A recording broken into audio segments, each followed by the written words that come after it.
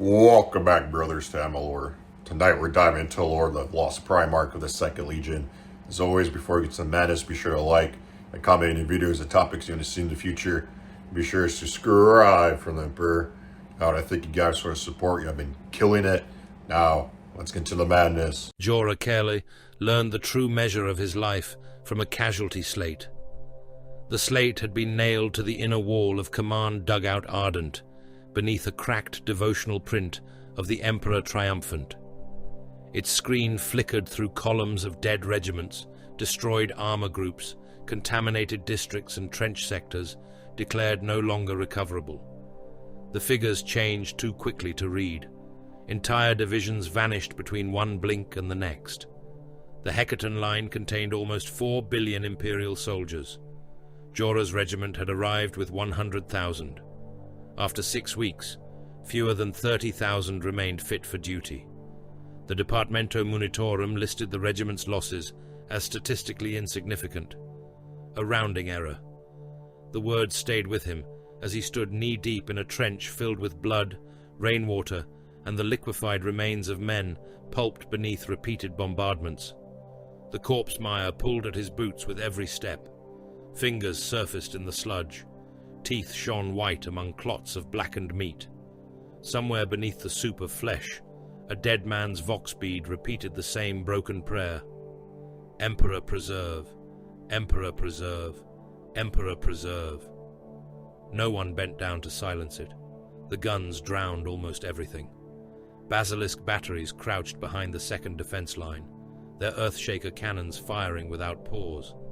Every discharge punched the air from Jorah's lungs and showered the trench with dirt. The barrels glowed a dull and dangerous red beneath the rain. Munitorum crews dragged fresh shells through the mud, while black-robed engine seers struck overheated breaches with incense burners and chanted Binharic absolutions. Beyond the parapet, Leman Russ squadrons ground forwards through the corpse fields. Their tracks churned men, mutants and wreckage into a paste thick enough to clog drive wheels. Battle cannons flashed in the dark.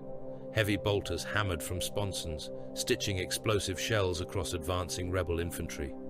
The enemy kept coming. Renegade regiments advanced behind shields of chained prisoners. Mutant levies crawled through shell holes on too many limbs, their mouths split wide by crude surgery. Penal battalions in flayed Imperial uniforms charged beneath banners made from stitched human skin. Behind them came the terror cohorts, men who had surrendered their names and faces to the masters ruling from the darkness above the world. Jorah raised his lasgun over the firing step. "Range?" he asked. Sergeant Mel spat a thread of blood between broken teeth. "Close enough. That is not a range. Then ask the enemy." The sergeant leaned above the parapet and fired 3 controlled bursts. A mutant's head burst apart in a flash of cauterized bone.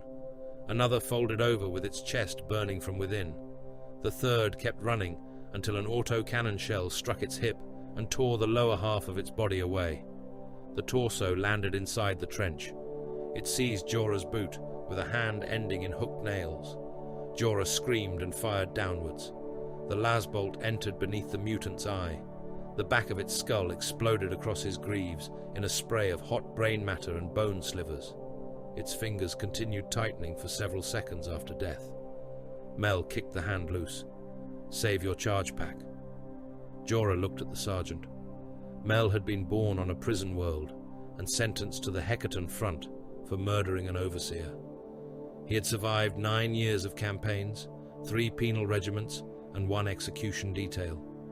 His face showed less concern than the faces carved upon the trench's devotional ammunition lockers. It had me. It was dead. It was moving.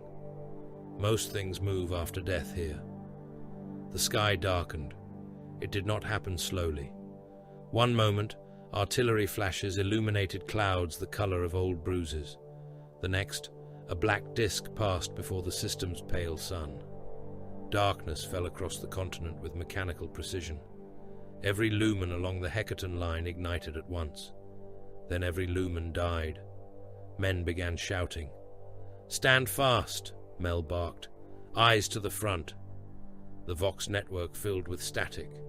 Jorah heard officers demanding reports, armor commanders requesting illumination rounds, artillery masters calling for corrected coordinates. Thousands of voices crowded every frequency until the channels became a wall of frightened sound. Then someone screamed. It was not the scream of a wounded man.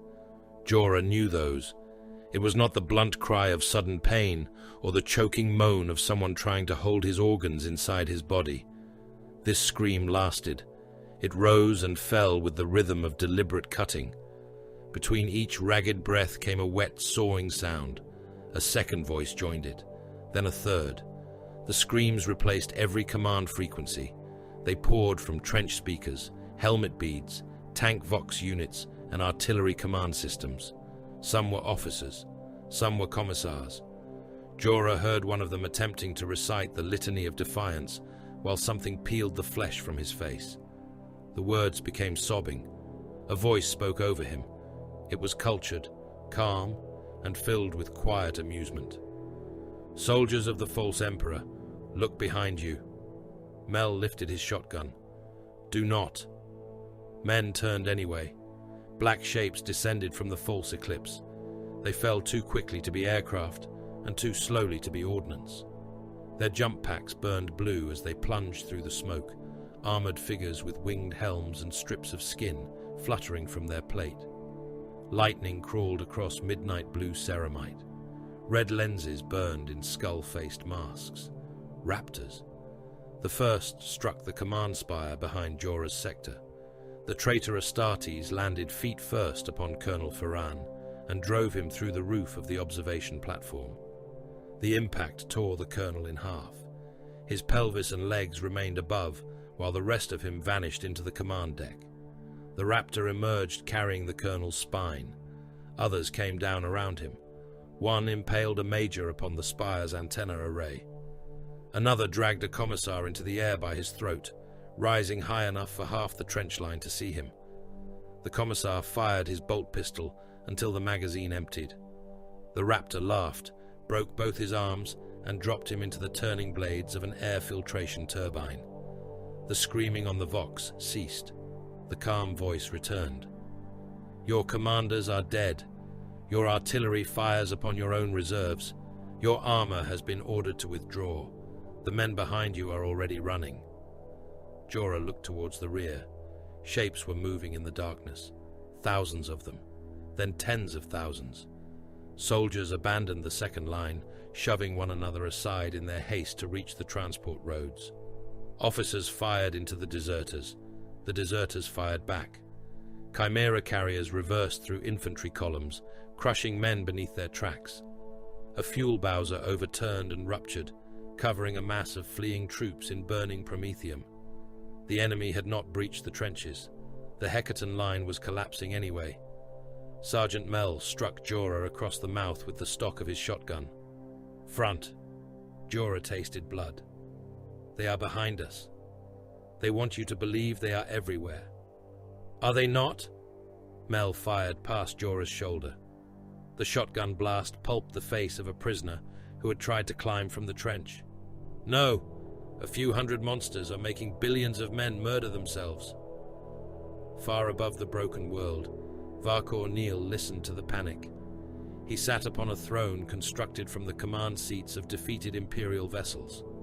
Servo cables entered the sockets along his spine. His gauntleted fingers rested upon armrests upholstered in cured human skin. The strategium of the strike cruiser, grief unending, was dark, except for tactical hololiths and the intermittent lightning flashing across Neil's armor. The images showed the Hecaton front collapsing in widening sections. Entire corps broke formation as false retreat orders spread through the Imperial network. Artillery regiments fired on friendly coordinates. Reserve armies abandoned fortified staging grounds because captured officers had announced that atomic demolition charges were about to be detonated beneath them. Nihil's warriors had taken no trenches. They had captured no fortresses. They had killed fewer than 1,000 officers. The Imperials were killing millions for them. A human adjutant knelt beside the throne. His eyelids had been removed so that he could never look away from the tactical display. "Master," the adjutant whispered, "the renegade armored reserves request permission to advance." "Denied. They claim the line is broken." "It is breaking. That is not the same thing." The adjutant hesitated. Neil turned his helm towards him. "Speak." "The commanders believe the Imperials are vulnerable. The commanders are correct. They are also fools." Niall rose. He wore the skull and ribcage of an Imperial general chained across his breastplate. The bones clicked softly as he moved. "Fear is not the herald of battle," he said. "Fear is the battle. Let them run. Let them exhaust themselves. Let them trample their wounded and shoot their officers. When daylight returns, they will see what they have done and understand that we accomplished it with whispers." A warning rune ignited across the primary hololith. The adjutant turned towards the sensorium station. Translation event.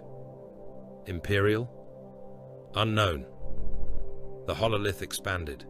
Warp distortions appeared beyond the outermost auger perimeter, far outside the expected translation corridors. They came without navigator beacons or astropathic warning. One vessel emerged, then another, then a fleet. Their hulls were dark, their emissions tightly controlled. They bore no crusade markings, no chapter colors recognizable to the captured Imperial cogitators, and no active identification codes. At the formation's heart came an ancient battle barge. Its prow was scarred by 10,000 years of impact wounds. Old repairs showed like ritual cuts across kilometers of armor. Weapon apertures opened along its flanks. Launch bays yawned behind reinforced blast doors. Its running lights remained dark. "Challenge them," Neil ordered. The Voxmaster transmitted in High Gothic, Battle Cant, and Legion-era encryption. No answer came. A second challenge was sent. The fleet continued inwards. Its escorts spread into attack formation with such unity that they seemed guided by one mind. Cruisers altered heading to shield the central battle barge. Torpedo tubes opened. Macro cannon batteries tracked towards the system's defense stations. Still no voice answered. Only when the unidentified ships crossed into effective weapons range did the battle barge transmit a single image. A pale predator coiled around a field of darkness. Its jaws were open. Niall stared at the exile sigil. Then he began to laugh. "The void has vomited up its dead."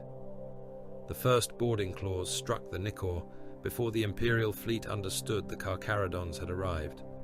Night Lord's assault craft burned through the outer hull and drove into the lower habitation decks. Explosive bolts fired. Breaching petals opened. Traitor legionaries poured into the ship, expecting mortal serfs, aging defense systems, and crewmen too frightened to resist. They found darkness. The corridor beyond the breach contained no atmosphere. No alarm sounded. No emergency lumen flickered. The Night Lords advanced through perfect blackness, their helm lenses shifting across spectral modes. Frost formed along the edges of their plate. Strips of human skin drifted behind them in the airless passage. Brother Cordus raised one fist. The squad halted. "No life signs," he voxed. "They have abandoned the deck," said another. Cordus studied the corridor.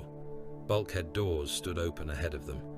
Every hatch beyond had also been opened, forming a straight passage towards the vessel's interior. An invitation. "No," Cordus said. "They prepared it." A sound traveled through the deck beneath their boots. Not footsteps. A chain mechanism engaging. Red warning runes flashed across their displays. Shapes appeared at both ends of the corridor. Terminators. They stood motionless in the dark, their armor the grey of drowned corpses. White exile markings covered ancient plates. Power fists, chain fists, and heavy weapons remained lowered. The Night Lords turned towards the larger figure waiting among them.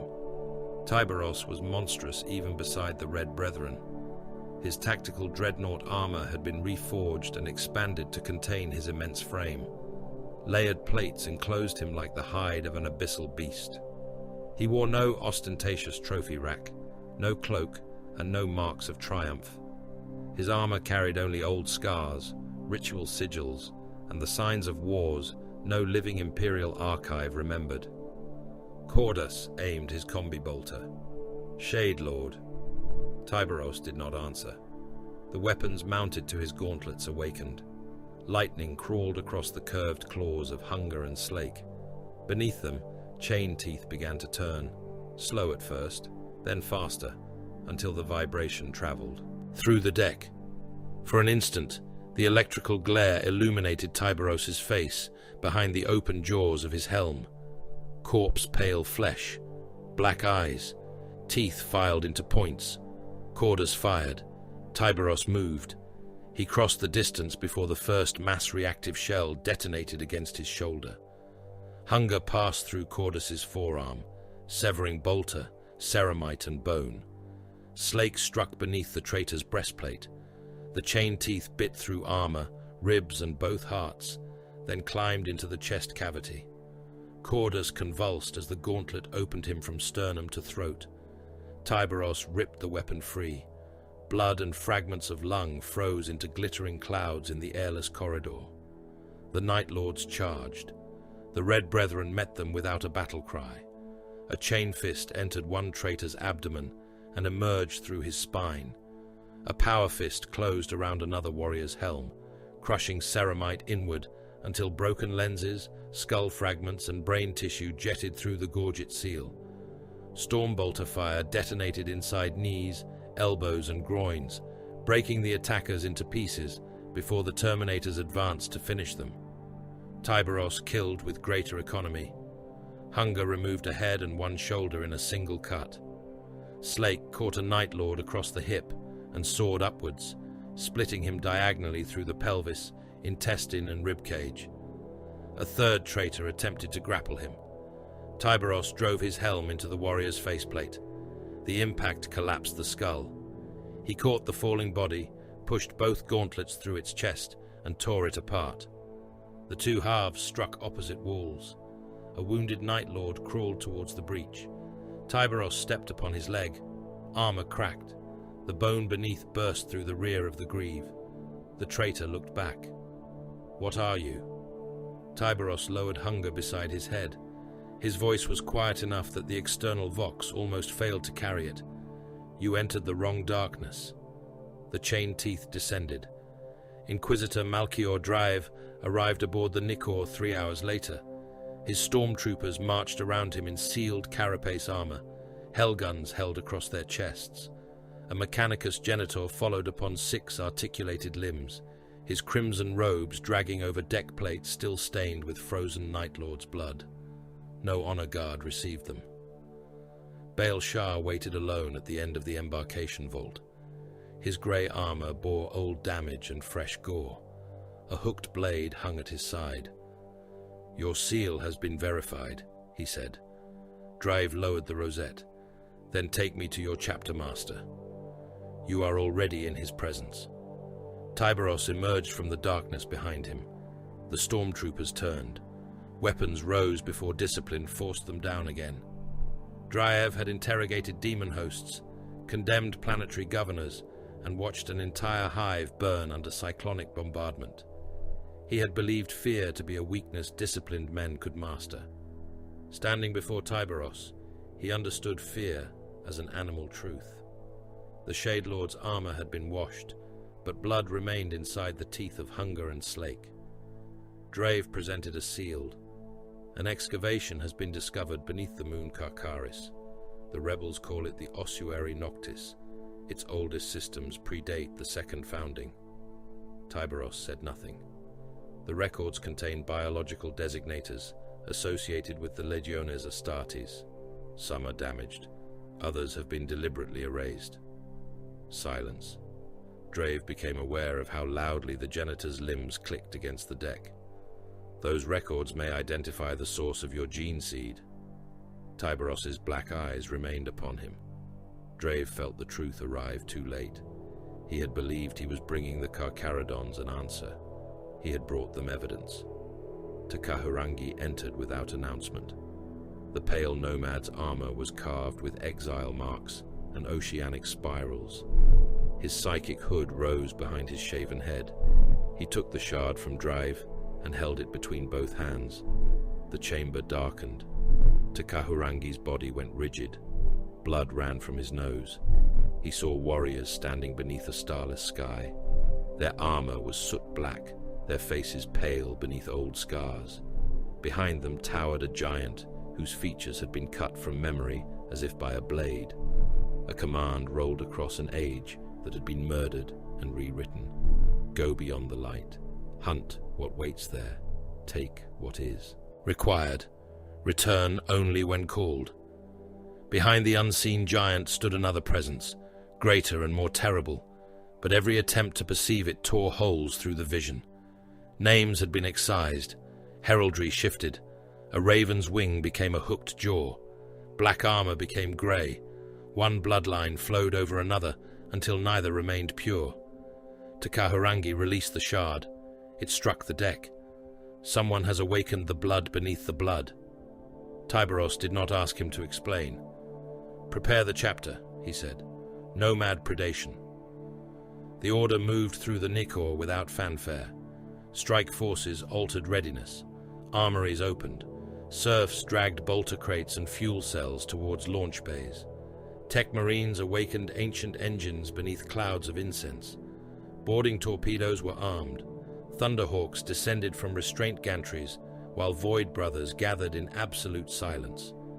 Lord Militant Auden Krail appeared upon the Strategium hololith before the preparations were complete. His image towered above the tactical table in dress armor, crowded with medals. You will provide your disposition, current strength and operational intentions, Krail demanded. Your chapter is hereby attached to Hecatan Command. Baal Shah stood before the projection. No. Krail's mouth tightened. You misunderstand your position. You misunderstand ours. The line is failing. Your warriors will reinforce the Western Continental Front and hold the Helican approaches. We will not. That is cowardice. Tyberos stepped into the hololith's light. Krail's expression changed. The Shade Lord spoke softly. How many worlds have you lost through courage? No one answered. 17 minutes after the first Carcharodon warrior entered the rebel fortress at Gathis, its command structure ceased to exist. Scouts came through corpse-processing tunnels beneath the foundations. They cut the throats of Vox operators, marked artillery cogitators, and replaced command codes with false directives. When the fortress turned its guns inward to contain them, Devourer squads descended through the smoke on jump packs. Boarding torpedoes followed. Fired from low orbit, they crossed the upper atmosphere and struck the fortress horizontally. Their armored prows penetrated command levels, bursting through offices, chapels, and armories.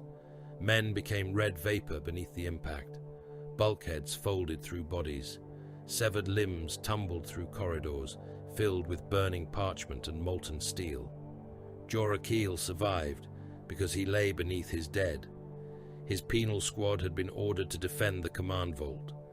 A torpedo had entered through the adjoining chamber and turned the corridor into a furnace. The men around him had been opened, crushed, and cooked inside their uniforms. Jorah remained motionless beneath them. Through a gap between two bodies, he watched a Carcharodon drag a traitor officer from a mound of steaming entrails. The officer screamed that he would speak. The Space Marine asked 3 words. "Where is Carcharis?" the officer answered. The Carcharodon removed his head. Jorah waited for rescue. Instead, grey-armoured warriors entered the chamber carrying branding irons. The exile sigil burned into the flesh of every surviving prisoner. Several thousand young men were chained into columns and driven towards waiting transports. The battle was not finished. The tithe had already begun. Across the system, every Vox channel opened. A voice spoke through static, older than the Imperium. To those cast beyond the light, the Forgotten One remembers. Every Carcharodon aboard the Nikor stopped moving. Tyberos looked down at Drives, recovered his blood-covered gauntlet closed around it. The shard cracked. Metal, crystal, and memory became powder between the claws of hunger. Karkaris, Tyberos said. The moon was defended by 2 billion soldiers and enough orbital artillery to cripple a crusade fleet. Take it intact. The Apothecarian had been built to preserve life and had acquired the appearance of a charnel vault through long practice. Its walls were white beneath centuries of smoke, blood, and chemical staining. Iron drainage channels crossed the deck beneath surgical thrones broad enough to hold an armored space marine. Dispenser lamps hovered above the operating plinths, casting a cold radiance over saws, rib spreaders, gene probes, and the hooked instruments used to harvest the organs of the dead. The air tasted of antiseptic, incense, and opened bodies. 3 red brethren lay upon separate slabs. They had survived the Night Lord's boarding action, though survival had become a technical distinction. One had lost both legs above the knee. His armor had been removed and his flesh sealed beneath clotted layers of synth skin, but blood continued to seep around the stump of his left thigh. Another breathed through a tube driven between his shattered teeth. Every exhalation filled the transparent line with red foam. The last warrior had been opened from hip to sternum. A stasis field held his divided organs in place, while the Apothecarian machinery argued with death. None of them made a sound. Tyberos stood at the foot of the central plinth. Baal Shah waited beside him, stripped to the waist. His skin was pale enough to resemble old wax. Ritual scars crossed his chest and abdomen, some shaped into hooked teeth, others into the angular marks of campaigns forgotten outside the chapter. Fresh blood ran from an incision beneath his lower ribs into a black stone basin. Tyberos had already given his portion. The blood of the Shade Lord sat in a second bowl, so dark beneath the lumen glare that it seemed almost black. Takahurangi entered wearing only the lower sections of his armor and the psychic hood fixed around his skull. Cables trailed from the hood into the ritual plinth. Its inner veins whispered as they sampled the electrical storms moving through his brain. Apothecary Tangata Manu watched him approach. "This is not reclamation," the apothecary said. Takahurangi stopped beside the bowls. "No. Nor is it communion. No." Tangata Manu's face had the stillness of carved bone. One eye was his own, black from edge to edge. The other was an augmetic surrounded by silver sutures. "Then name it correctly, pale nomad." "Trespass." The apothecary looked towards the 3 dying red brethren. "Their Omophagia have consumed the dead of 100 worlds. Their progenoid echoes have passed from host to host since before any surviving record. The memory will not be pure. Nothing carried through 10,000 years is pure. You may see inherited instinct and mistake it for history. You may see ritual fabrication made flesh by repetition. You may see the memories of enemies whose bodies were consumed in victory. I know. You may awaken what our fathers buried." Takahurangi looked at Tyberos. The Shade Lord remained motionless, his immense form enclosed in tactical dreadnought armor. Hunger and Slake rested at his sides. The weapons had been cleansed of visible gore, but red-brown residue remained deep between the underbite teeth.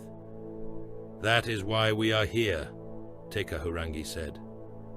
Inquisitor Malchior Drive stood beyond the outer circle of the Apothecarian, accompanied by the Mechanicus Genitor and 6 stormtroopers. His formal seal had gained him entry. It had not gained him trust. The Genitor's mechadendrites twitched behind him, sampling the chamber's atmosphere without permission. "The ritual must be recorded," Drive said. Tangata Manu turned his augmetic eye towards the Inquisitor. "No. The material under examination predates the second founding. By the authority of the Holy Ordos, all findings concerning unstable or disputed gene stock fall under my mandate." Baal Shah looked down at the blood flowing from his side. "You were permitted to witness. I was not given permission. I invoked jurisdiction. On our ship." Drave's stormtroopers shifted their weight. It was a small movement. boots adjusting upon iron, fingers settling closer to trigger guards. The Red Brethren did not move at all. The Inquisitor raised one hand. "There will be no misunderstanding." "There already is," Shah said. Tyberos turned his head. The motion silenced them. Drave lowered his hand. The stormtroopers became statues. No one noticed the recording device concealed within the Inquisitor's rosette. Its lens was no wider than a needlepoint. Its internal memory wafer had no active transmission signature. Drave had ordered it blessed, sealed, and rendered invisible to ordinary Auspex examination. He did not believe the resulting vision would be reliable. He believed unreliability could be evidence. Takahurangi knelt between the bowls. Tangata Manu connected the psychic hood to the dying warriors. Fine silver needles entered their necks, skulls, and exposed black carapace. The machinery awakened with a low Binharic murmur. Incense spilled from vents around the plinth, failing to cover the smell of blood. The pale nomad placed one hand into Tyberos's bowl and the other into Baal Shah's.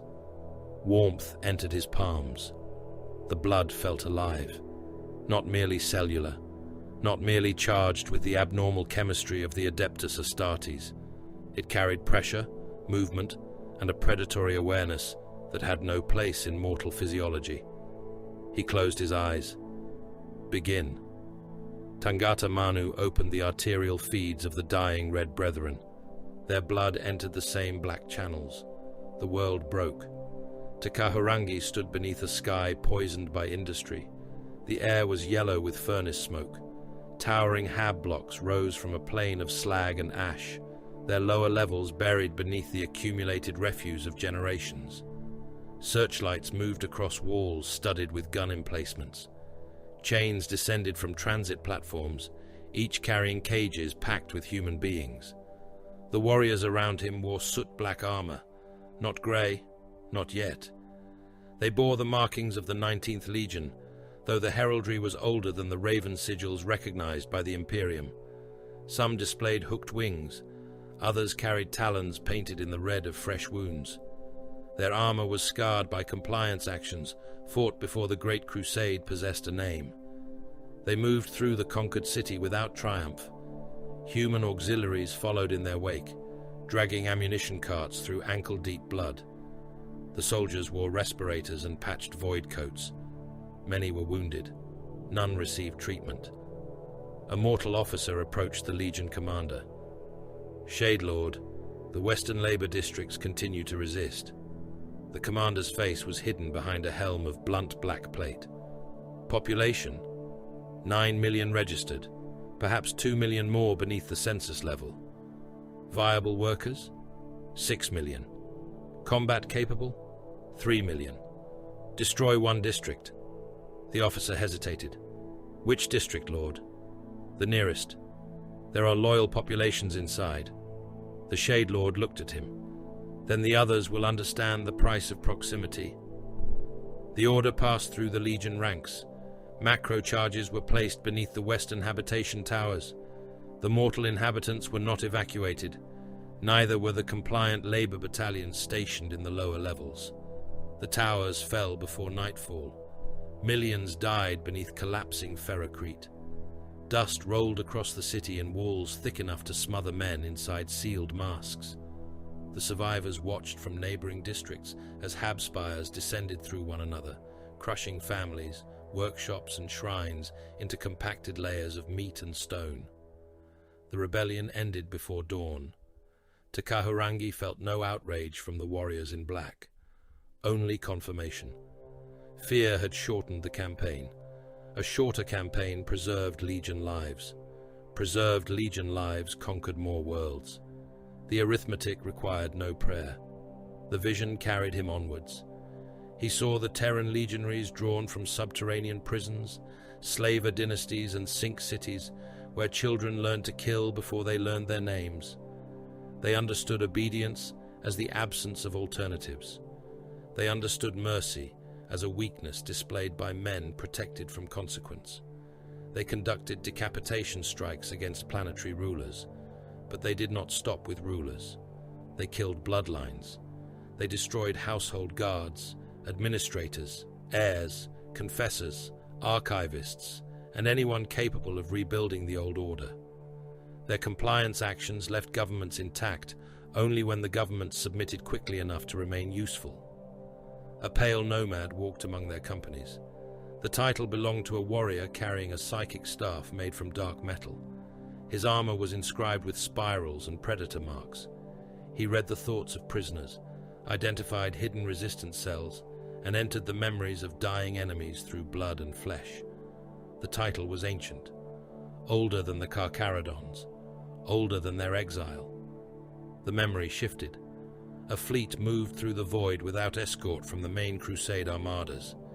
Its ships had been refitted so many times that no two sections shared the same pattern of construction. Legion vessels flew beside captured transports, converted ore haulers and munitions carriers stripped of all markings. They received no regular resupply. They expected none. On the bridge of the leading vessel stood Arcus Fal. Takahurangi knew him without seeing his face. The memory refused that face. Whenever he attempted to look directly upon the first Shade Lord, the vision tore. Features became white scars. The helm became a black absence. Even the shape of the body changed, growing immense in one heartbeat and diminishing in the next. Deliberate damage had been done here. Not the corrosion of time, not mutation. Someone had cut Arcus Fal from remembrance while leaving his title untouched. The Shade Lord pointed towards a system of red suns. There. An officer examined the star charts. No compliance designation exists. Then no compliance fleet will come. Estimated resistance? Irrelevant. Supply projection? We take what is required. That was the beginning. Not ceremony, not doctrine recorded beneath golden vaults. Necessity. The fleet entered systems beyond reliable imperial support and emerged carrying ammunition, fuel, laborers and children. Worlds that submitted were assessed. Worlds that resisted were broken. Suitable populations were separated by age, trade, and physical condition. The strongest young males disappeared into legion holds. Artificers, armorers, voidsmen, and medici workers were chained into labor cohorts. Everything else was left behind or rendered into provisions. The red tithe had not yet acquired its name. The grey tithe had not yet acquired its rights. Both already existed. Drave watched Takahurangi convulse upon the deck. The pale nomad's fingers tightened inside the bowls. Blood ran over their rims and collected in the drainage channels.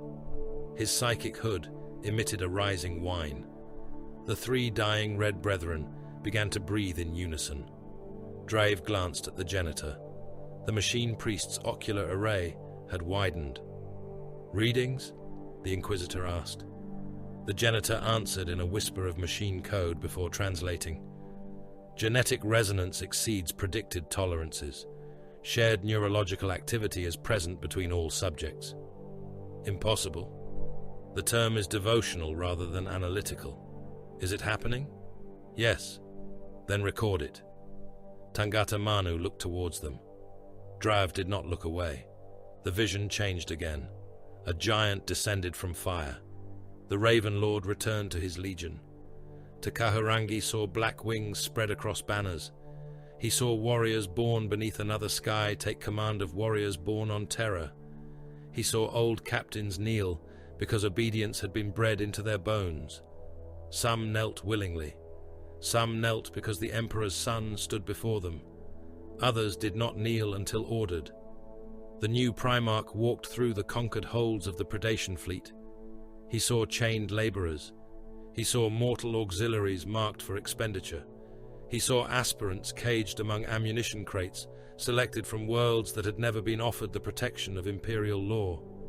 His anger was cold. These are not spoils.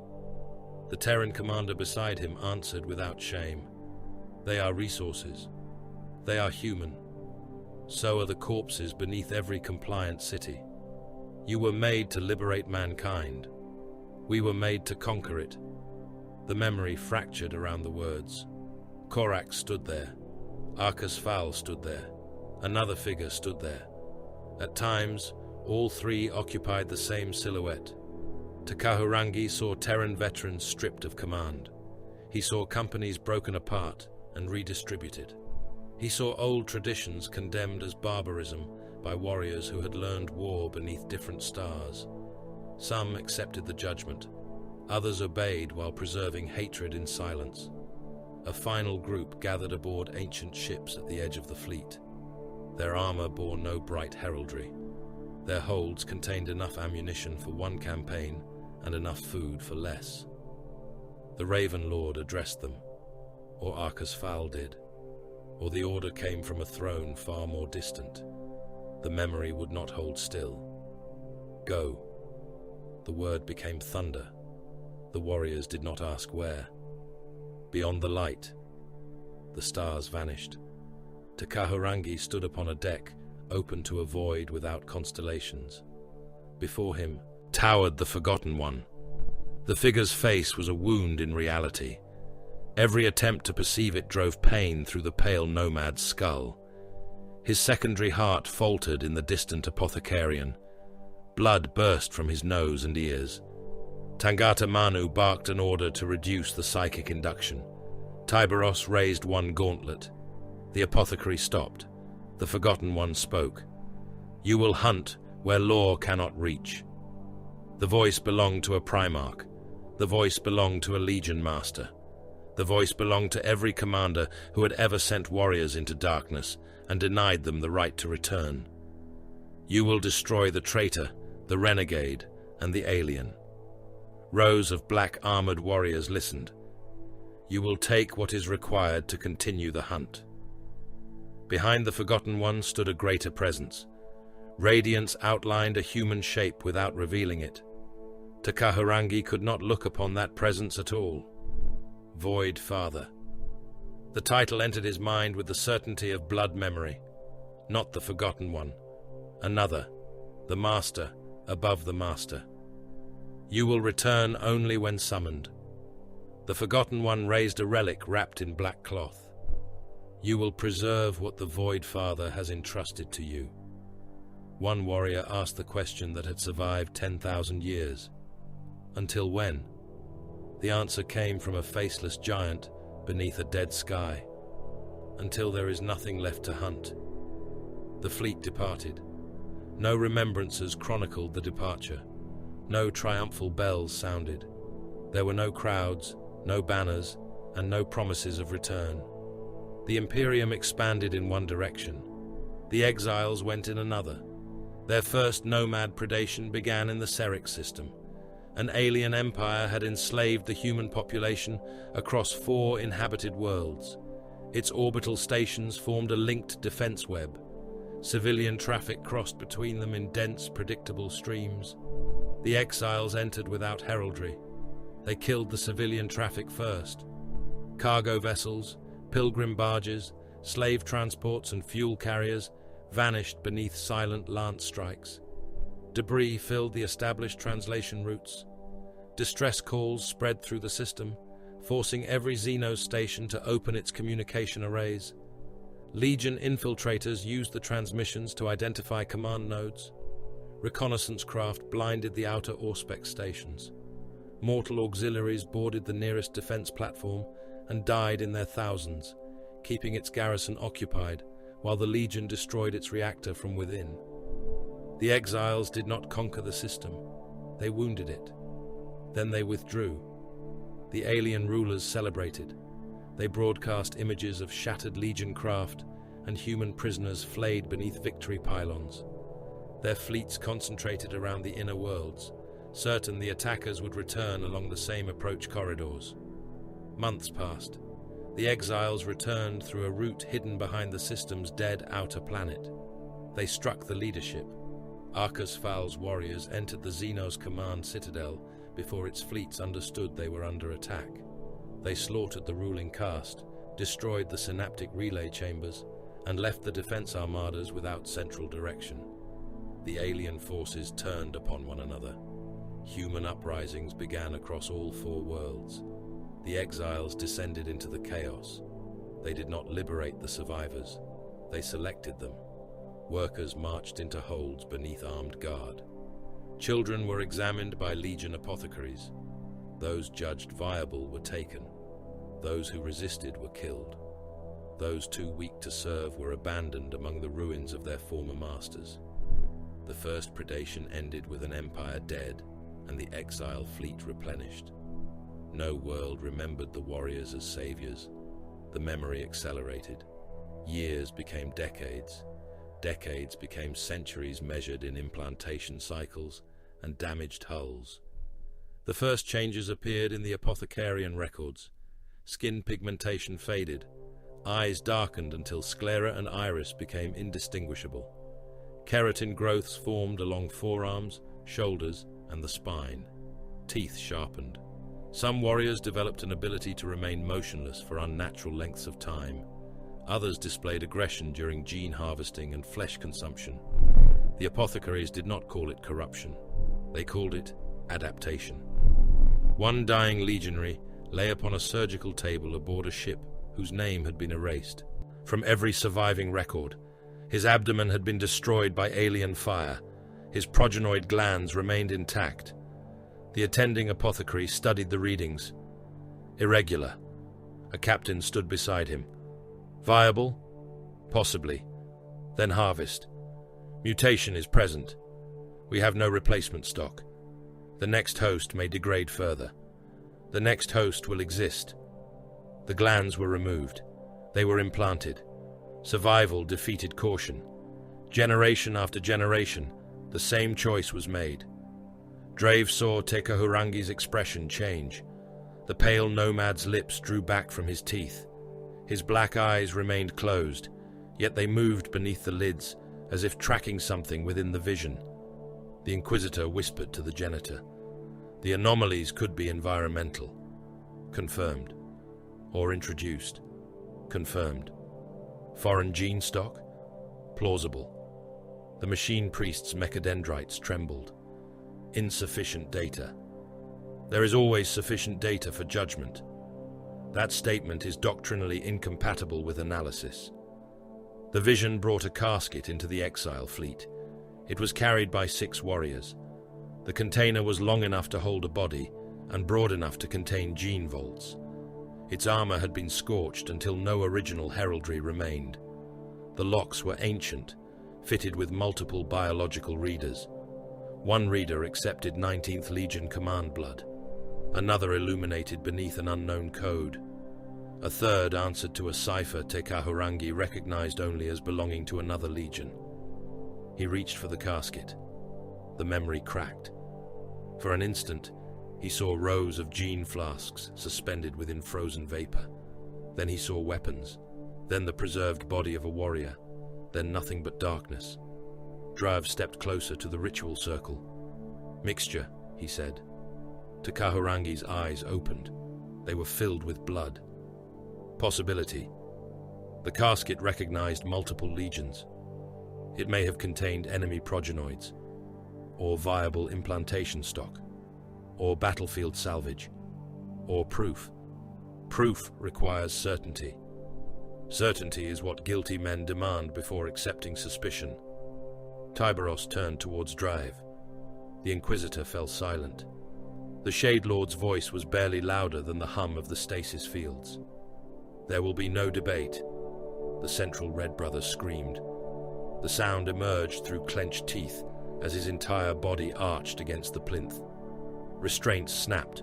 Surgical feeds tore free from his neck and chest, spraying blood across the apothecarian walls. Tangatamanu moved first. Seizure. The Red Brother's eyes opened. Black fluid poured from them. His teeth lengthened beneath his lips. Several broke through the flesh, splitting the mouth into a red, jagged ruin. He turned towards the nearest chapter serf and struck. The power fist was still attached to his armor. It crossed the space between them with enough force to pulp a mortal body. Tyberos caught it. His gauntlet closed around the Red Brother's wrist. The impact shook the deck. The maddened warrior roared and drove forwards. Muscles tore along his shoulders. Blood sprayed from his open torso.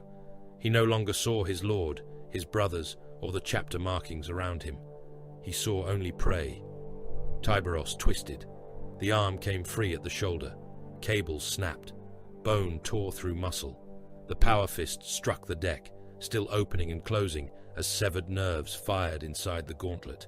The Red Brother lunged with his remaining hand. Tyberos seized him by the throat and drove his head against the ritual plinth.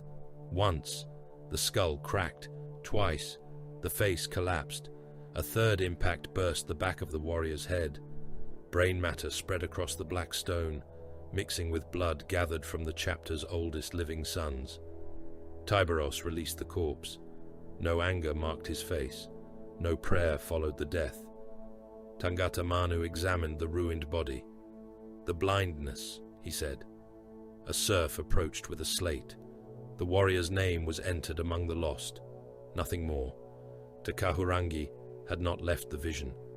He fell through the dying Red Brother's final memory and emerged inside a moon.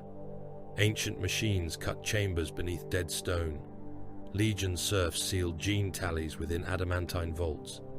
Remembrances without names copied the edicts of exile onto crystal wafers and memory coils. Biological archives were placed inside stasis crypts.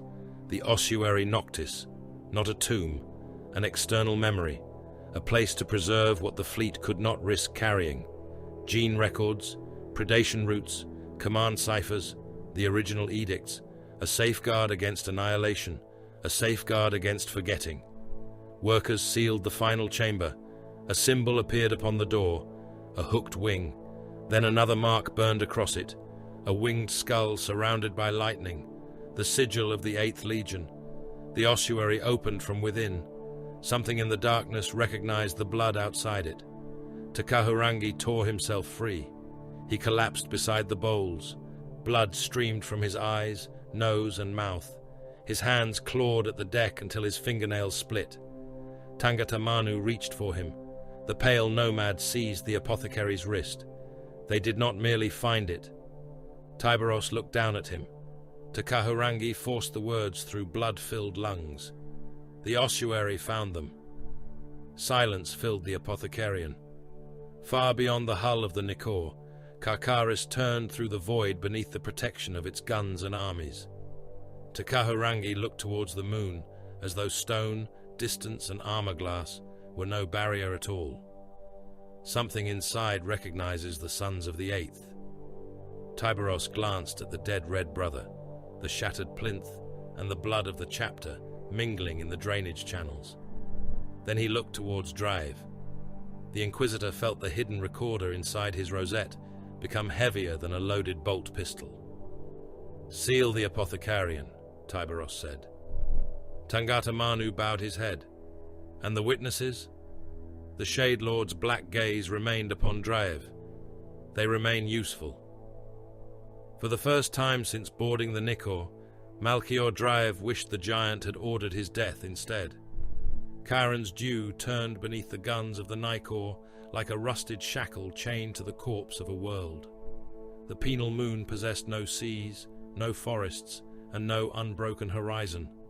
Its surface had been excavated, burned, paved over, and excavated again, until the original stone survived only beneath kilometers of prison foundations.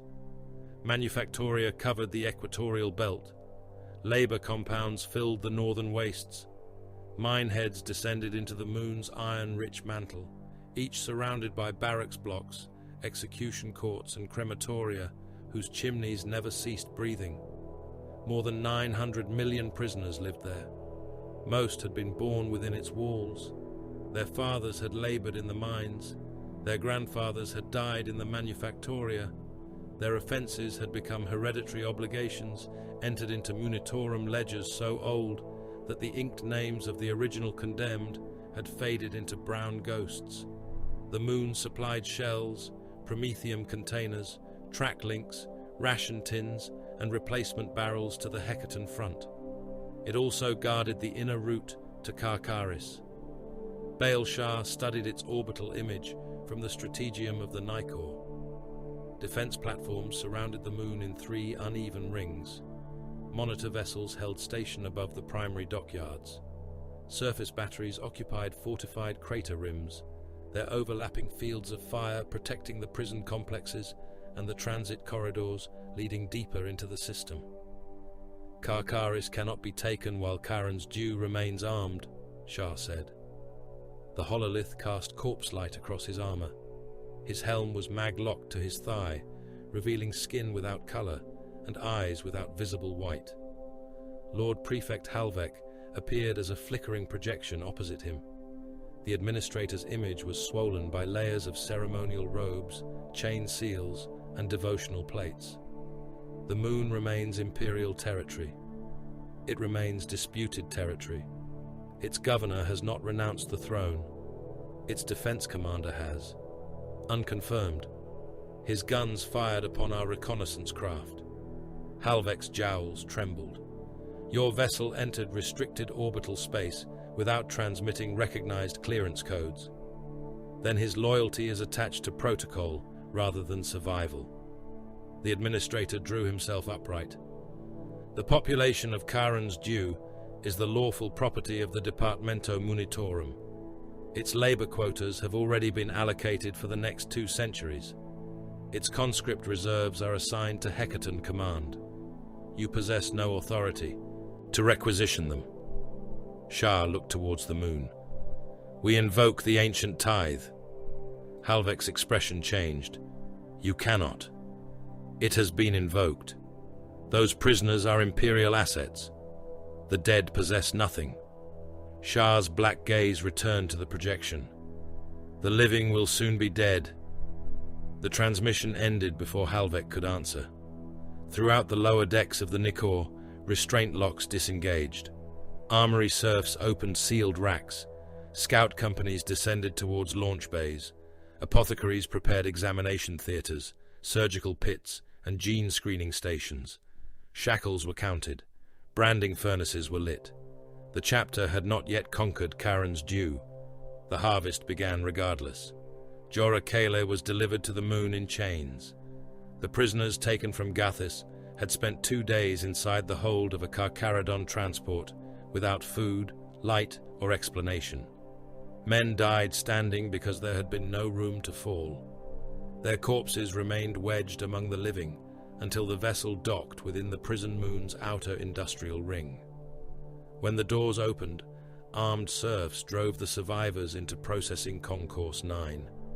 Jorah saw local prisoners already filling the enclosure. Thousands stood behind electrified fences, dressed in grey labor smocks, stamped with work numbers and execution classifications.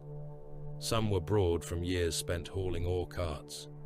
Others were thin enough for their ribs to press against their skin. Gang markings covered faces and hands. Men wore sharpened pieces of metal through their cheeks as status tokens. Several had replaced missing fingers with hooked tools. No one asked where the newcomers had come from. Questions implied that answers mattered. Jorah's chains were removed. A speaker grill crackled above the yard. Reach the white gates. That was all. At the far end of the concourse, 3 blast doors opened. White exile sigils had been painted across them, each shaped like the jaws of a predator rising from darkness. The prison fences unlocked. Weapon crates dropped from overhead cranes. They struck the yard hard enough to burst open. Knives, clubs, mining picks, short lengths of chain and crude autoguns spilled across the stained ferrocrete. The prisoners stared. Then the killing began. The strongest gangs reached the crates first. Men were beaten down and trampled before they could touch a weapon. One prisoner seized an autogun and emptied the magazine into the crowd, laughing until a mining pick entered the side of his skull. A second man dragged the weapon free, discovered it empty, and used the stock to crush the first man's teeth. Jorah did not move towards the crates. The men who did became targets. He stayed close to the wall as the yard dissolved into 100 separate battles. Blood spread across the ferrocrete in overlapping pools. A prisoner with devotional scars across his face strangled a younger man with chain, only to lose both eyes to another attacker's thumbs. 3 laborers worked together to pull down a gang leader twice their size, stabbing him repeatedly in the groin and throat. Above the yard, shapes watched from hidden galleries. Carcharodon scouts. Their armor was grey and close-fitted, stripped of ornament beyond pale predator markings. Some carried long-barreled bolters. Others held data slates connected to the magnocular arrays fixed over their eyes. They did not intervene. They recorded. A siren sounded. The white gates began to close. The violence intensified. Men who had hesitated now charged towards the exits. The armed gangs turned upon them, understanding that the gates represented something worth possessing. Bodies piled in the narrowing passages. Men climbed over one another, gouging, biting and stabbing for the chance to pass through. Jorah moved only when the tide shifted. He followed a group of unarmed prisoners towards the left gate, remaining several paces behind them. When a gang emerged from behind an overturned crate, the men in front absorbed the charge. Jorah turned aside. A prisoner lunged at him from the smoke. The man carried a sharpened length of human femur. One end had been ground into a white, greasy point. Dried sinew still clung to the other. Jorah stepped backwards. The man smiled. Gathis scum. Jorah threw a fistful of ash into his face. Industrial residue filled the prisoner's eyes and mouth. He staggered, gagging. Jorah caught his wrist, redirected the bone point, and drove the man shoulder first into the path of the pursuing gang. They fell upon him. The blinded prisoner screamed as mining picks opened his back. Jorah did not look behind him. He reached the gate while the gang stopped to kill a man who no longer mattered. A Carcharodon scout watched from above. The warrior touched one rune upon his slate. Acceptable. Jorah passed into the processing tunnel with 200 survivors. They expected safety. The far doors opened upon another yard. More weapons fell from the cranes. The speaker repeated its command. Reach the white gates. The second trial lasted longer. The third lasted less. By the fourth, Jorah understood. The grey giants were not choosing the strongest prisoners. The strongest died first, because strength made them visible. They were not choosing the bravest. Brave men charged armed opponents and bled out upon the ground. They were selecting those who watched, those who moved after others committed themselves, those who understood that survival belonged neither to the powerful nor the righteous, but to the predator who recognized the correct moment to strike. The prisoners understood something else. The Carcharodons were losing control of the moon. Gunfire sounded beyond the trial yards. Defense sirens blared through the prison blocks. Local garrison troops exchanged fire with infiltrators in the access tunnels. Explosions shook dust from the ceiling. The lights failed, returned in red, and failed again. No one stopped the selection. The white gates continued opening. The dead continued accumulating. Rumor spread through the yards that the moon's governor had ordered the prisoners executed before they could be taken. Another rumor claimed the grey space marines intended to eat the survivors. A third said the gates led directly into surgical chambers where men would be stripped for organs. Each rumor drove the prisoners into greater violence. In Concourse 12, fear became rebellion. More than 6,000 candidates turned away from the white gates and charged the observation galleries. Mining tools struck support columns. Autoguns fired into armor glass. Prisoners dragged down local guards and tore them apart, lifting severed limbs as banners. A man climbed onto an ammunition crate. "No more trials," he roared. "No more chains. Kill the pale bastards." Thousands answered him. The concourse blast doors opened. Tyberos entered alone. The riot faltered. He filled the doorway in archaic tactical dreadnought plate, his armor too immense for any ordinary warrior. Pale exile symbols curved across the old ceramite. Hunger and slake hung at his sides, their chain teeth still. The prisoner upon the crate pointed his autogun. "Bring him down!" The front ranks fired. Bullets hammered Tyberos's breastplate, helm and pauldrons. Sparks leapt from armor older than the prison moon. Flattened rounds fell around his boots like metallic rain. He continued walking. Men kept firing until magazines clicked empty. Tyberos reached the first rank. Hunger awakened. Lightning raced along its curved talons. The underbite chain blade screamed into motion. Tyberos struck once. 6 men came apart. The blow passed through torsos, arms and necks in a horizontal line. Bodies remained upright for a heartbeat before separating. Entrails fell in steaming ropes. A head struck the floor, rolled beneath the feet of the crowd, and disappeared under stampeding boots. Slake caught the 7th man across the abdomen. The chain teeth bit through his smock and buried themselves inside his body. He screamed as Tyberos lifted him from the ground. His pelvis shattered against the gauntlet. His intestines wound around the moving teeth before the weapon pulled him inward, reducing his torso to a wet cavity of broken spine and red pulp. Tyberos cast the remains aside. He did not charge. He did not roar.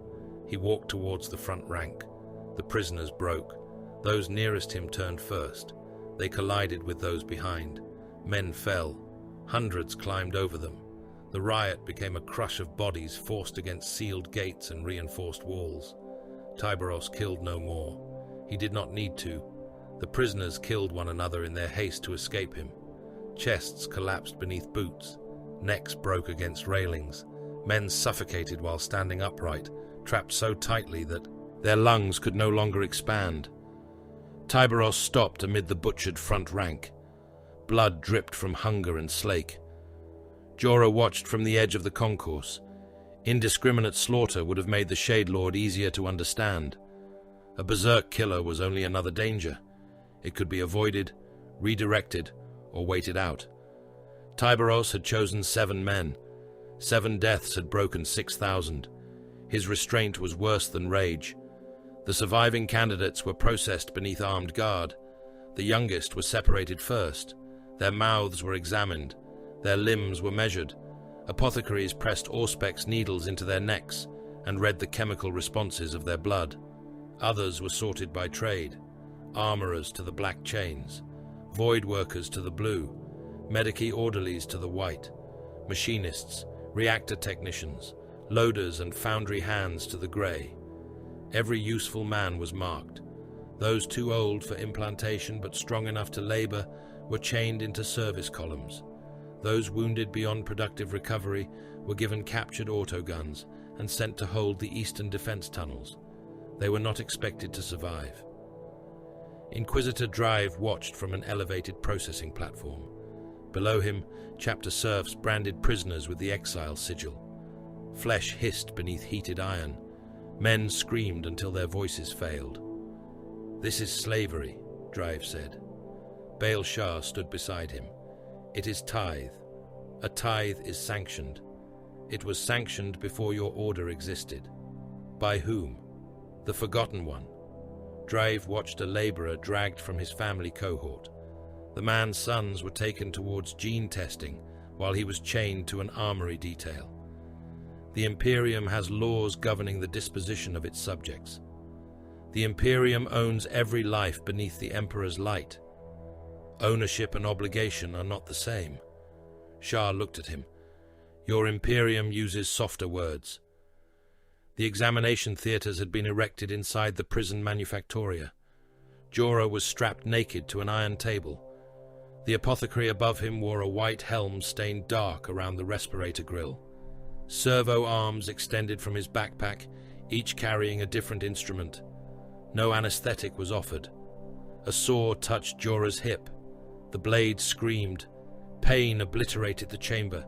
He arched against the restraints as the saw passed through skin and into the outer layer of bone. Blood ran into channels beneath the table. A servo claw widened the cut.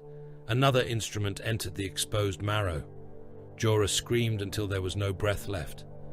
The apothecary studied the readings. Age. A serf checked the slate. 21 standard years. Too old. Jorah forced air into his lungs. For what? The saw stopped. The apothecary looked down at him. Ascension. A needle entered Jorah's chest between the ribs. He felt it pass through muscle and scrape bone. Pressure built behind his sternum as the probe sampled tissue close to the heart. Genetic stability acceptable, the apothecary said. Cardiac function within mortal tolerances. bone density above cohort mean, prior malnutrition, pulmonary scarring, no disqualifying mutation. Jorah's teeth chattered. What happens now? Service. As what? Whatever remains useful. The needle withdrew. A boy on the neighboring table did not survive the examination. His heart stopped while the apothecaries sampled his endocrine response. No one attempted resuscitation. The body was removed through one door. A living candidate entered through another. Those who failed were not returned to the prison population.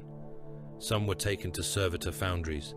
Their higher brain functions burned away, while their limbs were replaced with industrial tools. Others received explosive collars and were marched into suspected minefields. The dead entered the rendering works. By the end of the cycle, their flesh would be nutrient paste. Their bones would become furnace additives. Nothing was wasted. Drave entered the archive vault beneath Governor's Bastion with the Mechanicus Genitor and 4 stormtroopers. The chamber had survived beneath every prison structure erected above it. Its oldest stones were not imperial. They were black, dense, and fitted without visible mortar. The Genitor extended a cluster of mechadendrites. Substructure predates current settlement by approximately 10 millennia. Drave knelt beside the foundation block. A symbol had been carved into its underside. A hooked predator's jaw enclosed a broken wing. The wing resembled a raven's. Legion work, Drave said. Probable. Which Legion? The Genitor's ocular array focused. Encryption fragments within the surrounding data lattice correspond to 19th Legion command architecture. Drave traced the damaged glyph with one gloved finger. Names? Excised. Dates? Corrupted. Destinations? Multiple coordinates, most beyond the present boundary of mapped Imperial space. The Inquisitor rose. This moon had not been selected because the Carcharodons required fresh bodies. They had returned because their ancestors had come here before. The tithe was not opportunistic. It was an old path walked again. The first prisoner fell from the darkness, while Drave was still within the archive. The body struck the main processing hall hard enough to rupture. Skin had been removed from the man's chest, back and face. His arms ended at the elbows. His abdomen had been opened and emptied. He remained alive for 3 breaths after impact, making a bubbling sound through the hole where his mouth had been. More bodies followed. Some had been cut into pieces and chained together. Others hung from monofilament cords, swinging above the processing columns, while their blood rained upon the candidates below. The lights failed. Jump packs screamed through the rafters. Night Lord's raptors descended among the prisoners. One seized a candidate in each hand and carried them upwards. Their screams echoed through the hall. A moment later, pieces fell back down. A severed torso struck the branding line. A head landed inside the examination pit. Vox speakers awakened across Karen's Dew. Varkor Neal's voice rolled through every chamber. Sons of exile, shall we tell your cattle what waits inside them? Gunfire flashed in the dark. Will you place the Raven Lord's blood in their veins? Laughter followed. Or ours. Panic consumed the processing halls. Prisoners surged against their restraints. Serfs fired warning shots. Raptors moved through the darkness, killing just enough men to sustain terror without allowing the slaughter to end too quickly. They will carve you open, Neal whispered through the vox. They will fill your children with traitor blood and call the result loyal. Tyberos' voice answered over the chapter command channel. Extinguish all light. The emergency lumens died. The furnaces closed. Even the red glow of weapon runes vanished as Carcharodon systems shifted to internal displays. Complete darkness swallowed the moon. The Night Lords laughed at first. Then the Carcharodons began hunting. Scouts moved through maintenance galleries without sound. Their helms read vibration through walls and heat through smoke. Shotguns fired at distances too close for evasion, shredding armor seals and exposed cabling. Silenced bolters punched through eye lenses. Combat blades entered joints, armpits, and throats. The Red Brethren sealed the exits. Raptors fleeing the lower halls found Terminators waiting in the ventilation arteries. The slaughter became intimate. A Night Lord drove his chainsword through a scout's abdomen. The Carcharodon trapped the blade inside his own body, seized the traitor's helm with both hands, and forced a combat knife through the lens. The Night Lord spasmed as the blade entered his brain. Another raptor lost his jump pack to a shotgun blast. The damaged turbines ignited, driving him into the ceiling hard enough to break his spine. Carcharodon scouts dragged him down and cut through his throat seal while he cursed them as mongrels. "Whose sons are you?" a Night Lord demanded. No answer came. "Raven Carrion?" A knife entered beneath his chin. "Nostraman refuse." The blade emerged through the top of his skull. Tyberos moved through the central ventilation artery. Hunger and Slake were silent. He used their talons without activating the chain teeth, cutting limbs from raptors who attempted to retreat through the narrow ducts. One traitor fired a plasma pistol at point-blank range. The blast scorched Tyberos' breastplate and filled the passage with vaporized metal. Tyberos caught him before he could fire again. Hunger severed both legs above. The knees. Slake removed the left arm at the shoulder. The Night Lord fell against the duct wall, spraying blood across the metal. Tyberos took him alive. Takahurangi waited in the interrogation chamber. The prisoner had been bolted to an upright restraint frame. His remaining arm was locked above his head. Cables entered his black carapace, preventing him from losing consciousness. The Night Lord's exposed face was narrow and white, his eyes vast beneath the harsh lumen glare. He smiled when Tyberos entered. "Cousin." Tyberos did not respond. "Does the word offend you?" Silence. "Or frighten you?" Takahurangi approached with a ritual blade. The Night Lord looked towards him. "You want my memories?" "Yes." "Then eat well."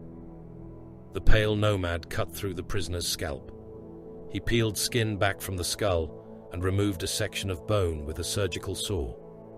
The Night Lord laughed until Takahurangi's fingers entered the exposed cavity. The laughter became a scream.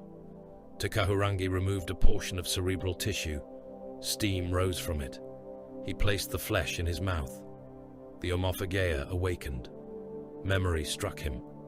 Axiom Knoll stood before the ossuary gene core, his body hidden beneath mechadendrites, surgical arms, and corroded crimson robes. Data streamed across crystal panels, older than the Imperium's present calendar. A black-armored Night Lord pressed one bleeding hand against the gene key. The mechanism answered. A second sample rested within the analyzer. Pale blood. Carcharodon blood. The key answered again. 19th Legion compatibility. 8th Legion compatibility. Axiom Knoll's machine voice filled the chamber. Dual recognition confirmed. Not proof, not certainty, but enough for heresy, enough for war. Takahurangi returned to himself with blood between his teeth. The gene key responds to both lines. Drave stood beyond the restraint frame. Then the chapter is chimeric. "No," Takahurangi said. "It proves only that the key recognizes both. You defend uncertainty because certainty condemns you." Tyberos looked at the captive Night Lord. "Burn him." The traitor smiled through his pain. "You cannot burn your blood away." A surf activated the incinerator. Promethium engulfed the restraint frame. The Night Lord's laughter became a shriek. His skin blackened. Fat ignited beneath it. One eye burst from the heat before flame entered his mouth and consumed the sound. Tyberos watched until only scorched armor and bone remained. "Destroy the archives," he said. Drive stepped forwards. "Those records belong to the Imperium. They belong to the dead. They may contain proof of your origin." Tyberos turned towards him. "Then they are a weapon." Melter charges were placed beneath Governor's Bastion. The ancient glyph disappeared in white fire. 19th Legion ciphers, predation routes and names erased 10,000 years earlier were reduced to molten glass. Every surviving witness was transferred to the Nicor. Prisoners, administrators, archive servitors, mechanicus adepts. Men who had seen too much were chained into transport holds, beside men selected for labor and implantation. From the embarkation ramp, Jorah watched Kharon's dew burn.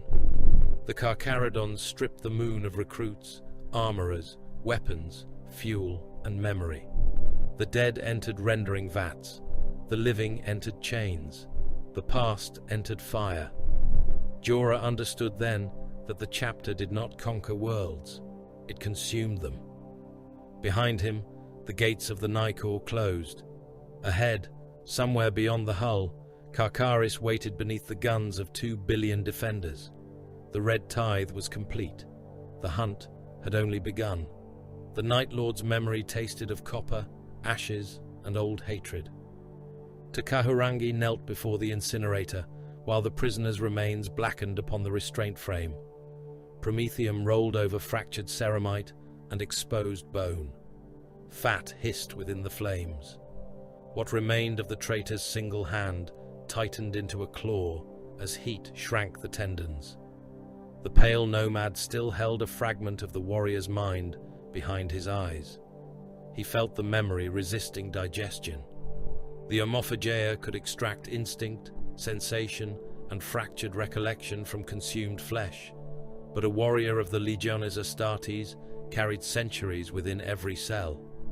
Hatreds became difficult to distinguish from facts. Pain masqueraded as prophecy. Lies repeated for 10,000 years grew roots strong enough to survive inside the blood. Takahurangi closed his eyes. The incinerator became a red sun. The chamber vanished. Atargatis Prime rose beneath him. The world turned within the outer darkness of the ghoul stars, hidden behind dust clouds, gravitational storms, and stellar phenomena that had swallowed Imperial expeditions whole. Its cities were built from black stone and the armored carcasses of ancient void ships. Mountains had been hollowed into defense citadels.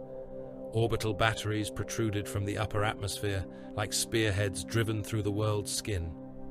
The Ashen Claws had made a kingdom there. They had also made a fortress. The Nicor hung beyond the nearest moon, with its weapons active and its shields raised. Ashen Claw warships surrounded the ancient Grand Cruiser at a distance that allowed every captain to pretend he was not preparing an execution. Tyberos descended alone. His gunship entered the atmosphere beneath the gaze of defense lasers, powerful enough to strip cities from continents. No escort flew beside it. No herald proclaimed his titles.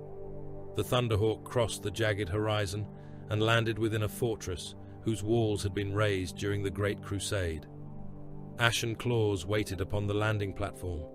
Their armor was blackened silver, dark grey, and the faded sable of the old 19th Legion.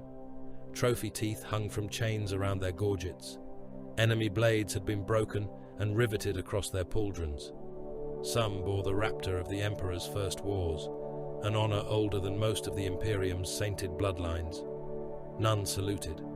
An Ashen Claw captain removed his helm. His face was weathered rather than pale, his eyes human in color and contemptuous in expression. The mongrel lord comes begging. Tyberos crossed the platform. We require gene seed. The captain laughed. You require much. Ammunition, reactor components, teleportation coils, gene seed. And what will the Imperium's faithful carrion eaters offer? Weapons. Stolen from whom? Those who no longer need them. The Ashen Claw stepped into Tyberos's path. He was large by the measure of the Adeptus Astartes. Before Tyberos, he appeared diminished. You return to the same hand whenever hunger overcomes pride, the captain said. Yet you still wear the chains of terror. 10,000 years cast into the abyss, and you continue serving the throne that forgot you. Tyberos's voice emerged as a whisper through the grill of his helm. Stand aside. Or what? Tyberos kept walking. The captain moved. Not far, only enough. The armory beneath Atargatis had survived since the Great Crusade. Its vaults contained Volkite weapons, plasma coils, artificer plate, and blades forged before Mars had finished cataloguing the technologies it would later claim as sacred. Ancient war banners hung from iron arches. Their heraldry had faded into indistinct shadows. Nehat-Nev waited within the deepest chamber. The Lord of the Ashen Claws wore cataphracti plate marked by 1,000 years of repair. A ragged cloak of scaled Xenos hide hung from his shoulders. One hand rested upon the pommel of a broad power sword. Dozens of his warriors surrounded him. Tyberos entered without escort. Nev looked him over. The Red Wake. Nehat-Nev. No title? You abandoned the authority from which titles descend. Several Ashen Claws growled. Nev smiled, and you kept crawling back to it. Between them stood an armory reliquary, its containment field disengaged at Nev's gesture. Frost rolled from the opened cabinet, revealing 2 immense gauntlets mounted upon suspension arms. Their ceramite was black beneath old bloodstaining. Curved power talons extended from each fist. Beneath the claws, mechanized chain blades formed toothed underbites, their adamantium fangs arranged to draw whatever they caught deeper into the weapon's maws. Tyberos regarded them in silence. You know them, Nev said. Yes. They belong to our forebears. They belong to the first exile fleets. Our exile fleets. The edicts do not name you as their sole inheritor. Nev stepped down from the armory dais. The edicts, always the edicts. You pale beasts carry dead words like collars around your throats. Dead words do not command obedience. Yet you obey. They are not dead. Nev stopped within striking distance. Hunger and Slake were taken by conquest. They crossed the darkness with the 18th chapter. They remained with us when your mongrel bloodline first came scavenging at our borders. They are relics of the Shade Lord. You call yourself Shade Lord. Yes. Nev's smile disappeared. Then you claim them. I do. The chamber filled with the soft mechanical sound of bolters disengaging their safeties. An Ashen Claw emerged from the surrounding ranks. He carried a relic power axe with a crescent blade as broad as a mortal man's torso. Kill markings covered its haft. Dried blood filled the runes etched along the weapon's edge. The champion removed his helm. One side of his face had been replaced with metal after some ancient wound. His remaining eye burned with the eagerness of a man offered the right to kill what others feared. Vile Cord, Nev said, master of the Black Talon. He disputes your claim. Tyberos looked at the champion. Does he speak? Cord bared iron teeth. I speak with this. The power axe awakened. Blue fire crawled across its blade. Tyberos made no move towards the weapons in the reliquary. He carried no sword, axe or bolter. His gauntlets were those of his Terminator armor, heavy enough to pulverize stone, but lacking the relics that would one day make his name synonymous with mutilation. Cord advanced. Kneel, mongrel. Tyberos remained still. The champion struck. The axe descended with enough force to breach a tank's glacis plate. Its power field met Tyberos's left pauldron and detonated in a burst of ionized light. Ceramite split. The blade bit through the outer plate, severed fiber bundles, and lodged against the adamantium reinforcement beneath. Blood ran through the broken seam. The Ashen Claws roared approval. Tyberos looked at the axe buried in his shoulder. Then he looked at Cord. The champion wrenched the weapon free and swung again. Tyberos stepped inside the arc. His fist struck Cord's elbow. The joint reversed. Armor tore open. Bones speared through the inner seal. The power axe fell from fingers that no longer obeyed their owner. Cord attempted to bring his other hand up. Tyberos seized it. He closed his grip until the gauntlet collapsed around the champion's fist. Metal folded through flesh. Fingers burst between the knuckle plates in wet red strips. Cord snarled and drove his helm into Tyberos's faceplate. Tyberos did not move. He struck Cord beneath the chin. The champion's teeth exploded from his mouth. His head snapped backwards, but Tyberos caught him by the gorget before he could fall. He drove one armored knee into Cord's thigh. The femur shattered.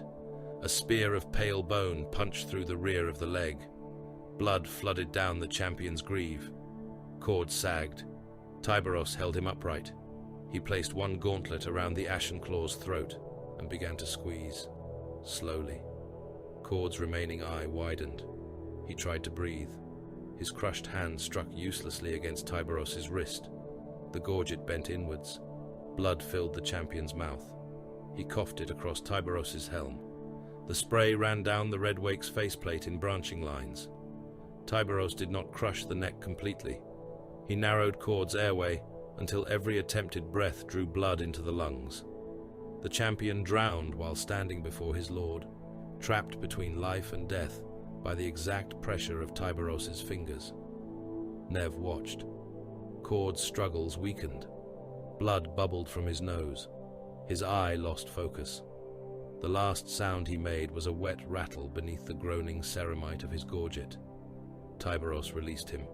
The champion fell beside his axe. "The dispute is ended," Tyberos said.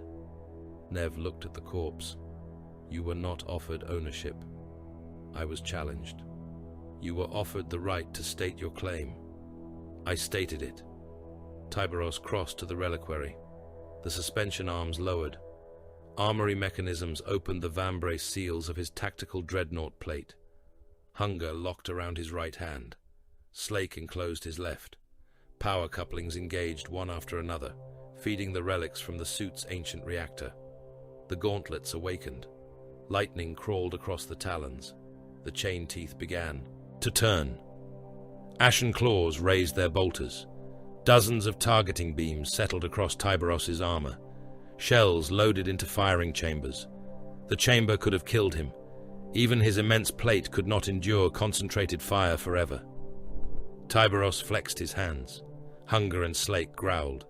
Nev's sword cleared its scabbard by a hand's breadth. "You believe your fleet will avenge you?" "No." Tyberos faced him. "It will destroy Atargatis. Your fleet will die." "Yes." Nev's warriors shifted. Tyberos spoke with the quiet certainty of an execution order.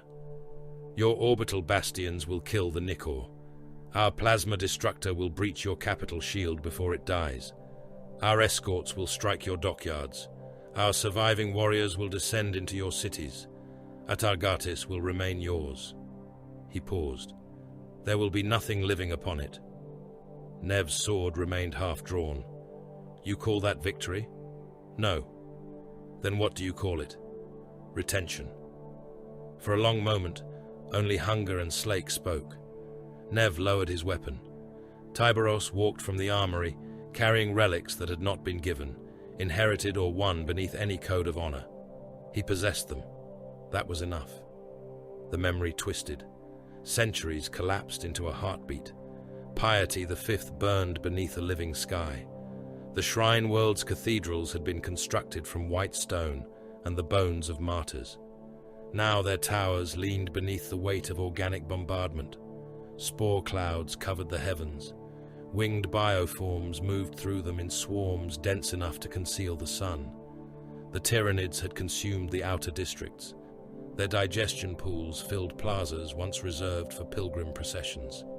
Men dissolved alive within lakes of steaming enzymes, their armor, flesh and bones, separating into greasy layers before feeder organisms drank them through tubular mouths. Shrine city avenues had vanished beneath mountains of chitin.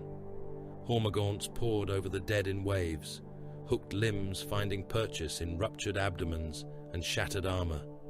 Termagant broods spat beetle-like organisms that burrowed into living flesh and ate towards the heart. Larger beasts advanced behind them, their armored bodies crowned with cannons formed from fused bone and muscle. Bioartillery fired from beyond the horizon. Living shells descended with screaming mouths. One struck a fortress wall and burst into corrosive fluid. Stone, armor, and human bodies sagged into bubbling paste. Another released clouds of flesh-eating organisms that entered respirator filters and consumed defenders from inside their lungs. Carcharodons held the western necropolis. Ashen claws held the orbital line. Tyberos had placed Nev's fleet between the hive tendril and piety. An anvil. The Nicor and the remaining Carcharodon vessels withdrew beyond the moon, allowing the Ashen claws to receive the swarm's full impact. Bioships closed around the renegade fleet. Living torpedoes penetrated hulls and disgorged broods into gun decks. Void ships dating to the Great Crusade disappeared beneath organisms large enough to wrap themselves around cruisers and bite through armor. Nev's voice crossed the command channel. "You spend our blood freely, mongrel." Tyberos stood within the teleportarium of the Nicor. Red Brethren surrounded him. "Hold them." "For how long?" "Until they commit the synaptic vessels. And if we break, do not." The Ashen claws did not break. Their battleships burned. Their crews fought boarding organisms through corridors flooded with vacuum and acidic blood. They held until the Hive Fleet's largest command organisms entered the engagement. Then the Carcharodons returned. The Nicor emerged from behind the moon and fired its plasma destructor at a range that turned the void white. A synaptic bioship split along its abdomen. Incandescent organs spilled into space, freezing around clouds of boiling ichor. Teleport flares ignited across the Tyrannid vessels. Tyberos appeared inside living flesh. Hunger and Slake opened arteries broad enough for tanks to pass through. Red Brethren fought through chambers that contracted around them, cutting nerve bundles, destroying node beasts, and feeding melter charges into pulsing organs. When the synaptic creatures died, the swarm convulsed. Upon the planet, Tyrannids turned upon one another. Gaunts clawed at their larger kin. Bioartillery fired without direction. A hierodule crushed entire broods beneath its limbs, while acid blood poured from wounds opened by Carcharodon heavy weapons. The victory almost became extinction. The dying Hive Fleet closed around the Nicor. Damaged bioships hurled themselves against its void shields. The Carcharodon fleet lost engines, escorts, and thousands of mortal crew. The Ashen claws returned for them. Nev's surviving vessels tore a path through the swarm, dragging the Sons of Exile from an encirclement they could not have broken alone. Piety survived. Barely. Afterwards, Tyberos and Nev met upon a field covered in Xeno's corpses. The bodies rose above them in black, glistening ridges. Digestion fluid flowed through the trenches. Ashen claw serfs used flamers to burn organisms still moving beneath the dead. Nev's armor was split across the chest. One eye lens had gone dark. Tyrannid blood steamed upon his sword. "The pale nomad promised their return," he said. Takahurangi stood behind Tyberos. He did not deny it. Nev pointed towards Hunger and Slake. "The relics. That was the price of our fleet." Tyberos's gauntlets dripped alien gore. "They remain mine. Your witch pledged them. He pledged what was not his." Nev stepped closer. Around them, Ashen claws and Carcharodons raised weapons. Brothers for one battle, enemies before and after it. "We saved your chapter," Nev said. "Yes. Without us, your bones would be dissolving inside the void beasts. Yes. And still you deny the debt. I acknowledge it. Then pay." "No." Nev's sword came free. Hunger's chainblade awakened. The two lords stood amid the dead of an alien species that had nearly consumed them both. Neither moved. They had too few warriors left, too few ships, too much blood already spent. Nev lowered his sword first. "One day," he said, "I will cut them from your corpse." Tyberos deactivated Hunger. "Try." The memory ended without reconciliation. No apology passed between them. No oath of restored brotherhood was spoken. Hatred changed nothing. Hatred was not ammunition, armor, gene seed, or time. Tyberos had never required forgiveness from those he used. Takahurangi returned to the present as the dark Mechanicum breach engine reached the Imperial defense line. It came through the bombardment like a mobile cathedral dragged from the nightmares of a dying Forge world. Its lower body had been constructed from hundreds of tank hulls welded around a central drilling mechanism. Tracks the height of hab blocks, crushed trenches, bunkers, and armored vehicles beneath them. Gun towers rose from its back, each shaped from fused ribs and artillery barrels. Human nervous systems covered its flanks in glistening cables, harvested from bodies stretched across iron frames. The drilling head rotated at its prow. Adamantine teeth chewed through rockcrete and corpses alike, drawing men into grinding machinery. Blood poured from drainage vents in pressurized streams. Captive psychers hung around the engine's upper spires. Their skulls had been opened. Copper rods entered their brains. Every firing cycle forced them to scream warp energy through mouths sealed with iron staples. The breach engine crossed 3 kilometers of battlefield without slowing. Lehman Russ shells burst against its armor. Basilisk fire shattered towers and exposed chambers filled with bound crew, but the wounds closed beneath crawling machine flesh. Lasbolts became red rain against its hull. Tyberos watched from a Thunderhawk's assault bay. Approach vector failing, the pilot voxed. Enemy flak concentration exceeds projected limits. The gunship shuddered. A shell passed through the starboard wing. Warning runes filled the bay. Maintain course, Tyberos said. The Thunderhawk descended through tracer fire. Its Lascannons cut across the breach engine's upper armor. A turret exploded. Bound bodies fell from the wreckage, trailing cables and intestines. The assault ramp opened.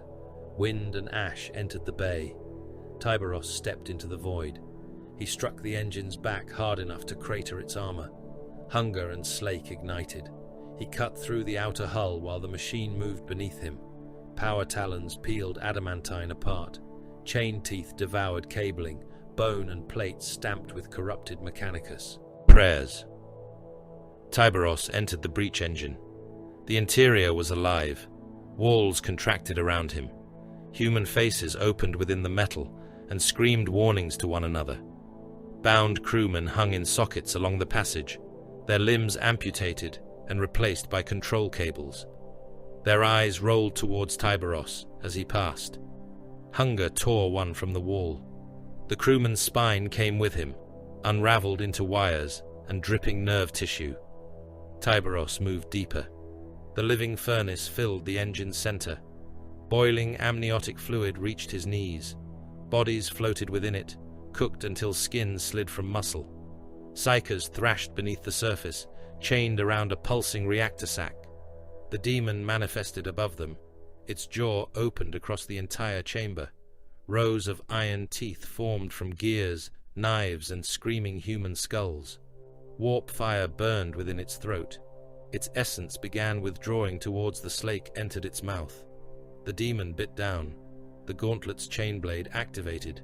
Adamantium teeth met warp flesh. The chamber filled with a sound like a manufactorum grinding through a million bones. Slake dragged the demon forwards. Its jaw split. Molten gears, broken skulls, and incandescent black matter sprayed across Tyberos's armor. The demon attempted to scream. Hunger closed around its upper skull. Tyberos pulled. The manifested head separated from the breach engine died. Its tracks locked. Momentum carried its cathedral bulk forwards as the lower structure collapsed. Gun towers fell across the battlefield. The drilling prow overturned and plowed through trenches, armor columns, and retreating infantry. Hundreds of thousands vanished beneath it. Rebels, guardsmen, tank crews, wounded men trapped in field hospitals. The wreckage spread across 3 kilometers, crushing everything below into alternating layers of metal, soil, and flesh. Tyberos emerged from the burning carcass.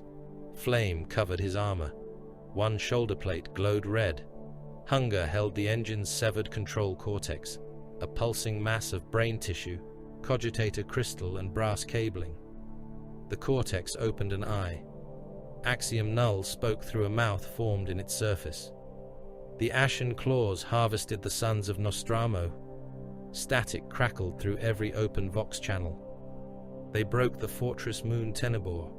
They cut progenoid glands from the dead of the 8th Legion. They carried those glands into the ghoul stars. Drave heard the transmission from the Imperial command bunker. So did the surviving guardsmen around the wreck. They traded with the Pale Exiles, Axiom Null continued. Arms, armor, blood. The cortex laughed through wet mechanical lungs. How much Night Lord gene seed entered your vaults, Redwake? How many starving apothecaries chose survival over purity? Tyberos crushed the mouth.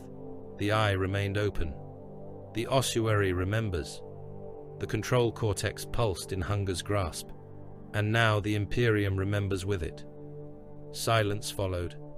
Then Tyberos opened the Carcharodon command channel. All Imperial forces within transmission range are compromised. Baal Shah answered from the western line. A pause separated the order from its acknowledgement. Less than a heartbeat. More than Tyberos usually permitted. Confirmed. Silence them. Shah changed frequency. Void brothers. Cull pattern. No survivors. Carcharodon bolters turned upon the Imperial lines. Mass reactive shells entered backs and burst through chests. Guardsmen fell in rows, torsos opening in red explosions. Tank commanders died within their cupolas. Vox operators were shot first. Officers raised swords and shouted accusations of treachery until bolt fire removed their heads. Men who had survived the breach engine ran from their rescuers. They did not run far. Drave watched grey-armoured warriors advance through the Allied positions, firing with the same calm precision they had shown against the rebels. The Inquisitor understood. Tyberos was not protecting the ossuary from destruction. He was protecting its secrets from witnesses. The Red Wake stood upon the wreckage, while the battlefield died around him. Fire reflected in his black eyes. He closed hunger around the control cortex. Brain matter, crystal and metal burst between the relic's claws. Erase the field, Tyberos whispered, and the Carcharodons obeyed. Malchior Drive found the dead war. Inside a coffin of lead. The archive casket had been hidden beneath the chapel of Charon's Dew, sealed into a cavity behind the stone effigy of an unnamed imperial saint. Melter charges had reduced the upper archives to molten ruin, but the chapel foundations had endured. The fire had blackened the saint's face and melted both uplifted hands into shapeless clubs. Drave's stormtroopers dragged the casket from the debris before the Carcharodons completed their final sweep. The object was longer than a man and heavy enough to bow the suspension poles carrying it. Seals covered every surface. The oldest bore the rayed sigil of the Senatorum Imperialis. Later editions displayed the closed eye of the Ordo Astartes, the broken aquila of Traitoris Perdita judgment, and warnings written in High Gothic so archaic that the translation engine refused to render them without doctrinal verification. Drave verified them himself. He stood within an unused ammunition vault aboard the Nicor, while the Mechanicus Genitor cut through the exterior locks. 4 stormtroopers guarded the doors. Their hellguns were ready, though every man present understood that readiness would mean nothing if the chapter discovered them. The Genitor's cutting beam passed through the final seal. Black smoke escaped the casket. Drave smelled old incense, machine oil, and the dry rot of ancient parchment. "No active transmission," he ordered. The Genitor answered in a whisper of Binharik. All external emissions suppressed, internal cogitation isolated. And the recording device? Operating within acceptable secrecy parameters. The casket opened. Inside lay a human skull, enclosed in a framework of silver wire. Optical cables entered both eye sockets. The lower jaw had been replaced by a brass Vox grille, stamped with the sigil of the Holy Ordos. Beneath the skull rested 11 pieces of black stone. Each bore the remnant of a chapter badge that had been chiseled away. Drave stared at them. Identification. The Genitor extended a probe into the skull's cranial port. Archive classification identified. Ordo Astartes sealed chronicle. Conflict designation. War of the False Primarch. The words darkened the vault. The Inquisitor had encountered references before. Most were censored fragments buried inside chapter censure records, High Lord Conclave minutes and execution orders stripped of context.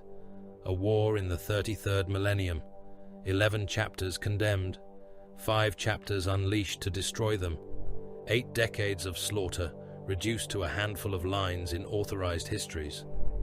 "Open it," Drave said. The skull's eye sockets ignited. "Gene authorization required."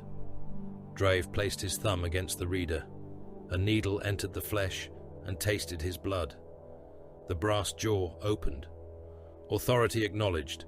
Witness understands that unauthorized retention constitutes genetic sedition, doctrinal contagion, and treason against the continuity of the human species."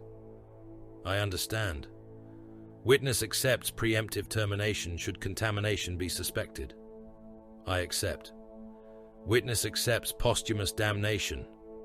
Drave's mouth hardened. "I accept." The skull screamed, not through the Vox grill, inside his head. The ammunition vault disappeared beneath a storm of static, censored imagery, and psychic residue. Drave felt the recording enter him through his eyes. He saw ships burning above a red star. He smelled worlds whose atmospheres had become crematoria smoke. A voice spoke from nowhere. "By authority of the High Lords of Terra, 11 chapters of the Adeptus Astartes are declared traitoris perdita." Names attempted to follow. Each had been cut from the chronicle. The absence hurt more than sound. Their gene lines are condemned. Their fortresses are forfeit. Their oaths are null. Their progenoids are blasphemy. Their memory is death. The words genetic blasphemy appeared across Drave's vision. Every accompanying explanation had been burned away. The war began again. 5 fleets entered the contested dominion from different directions. The Red Talons came beneath banners of iron and blood. The Flesh-Eaters came with their holds chained shut, and their warriors already half-mad from thirst. The Charnel Guard emerged from stasis, like corpses awakening inside their tombs. The Death Eagles advanced in perfect silence. The Carcharodons came. From beyond the mapped approaches, their vessels almost invisible against the starless void. Together, they were named the Pentarchy of Blood. They did not gather for counsel. They did not exchange heralds, swear brotherhood, or divide the coming glory. The High Lords had not selected them for unity. They had selected them because all 5 understood extermination. An ancestral Shade Lord stood upon the command deck of a vessel Drave first mistook for the Nicor. Its architecture was older, but the resemblance was unmistakable. Predator sigils marked the bulkheads. Chapter serfs knelt at their stations with chains around their throats. Red Brethren waited in the darkness beyond the Strategium Lumen. The Shade Lord's name had been removed. His face remained concealed behind a helm fashioned into the open jaws of an abyssal beast. Before him, the 11 condemned dominions burned upon the hololith. An Astartes empire. Fortress worlds, recruiting planets, forged satellites and mortal protectorates spread across hundreds of systems. The condemned chapters had woven their territories together through pacts of gene brotherhood, mutual defense, and shared hatred of Terra's distant rule. A chapter master advised a direct assault. The Shade Lord answered without looking at him. "No. They are gathered. Therefore they are strong. The Pentarchy has numerical superiority. For one battle."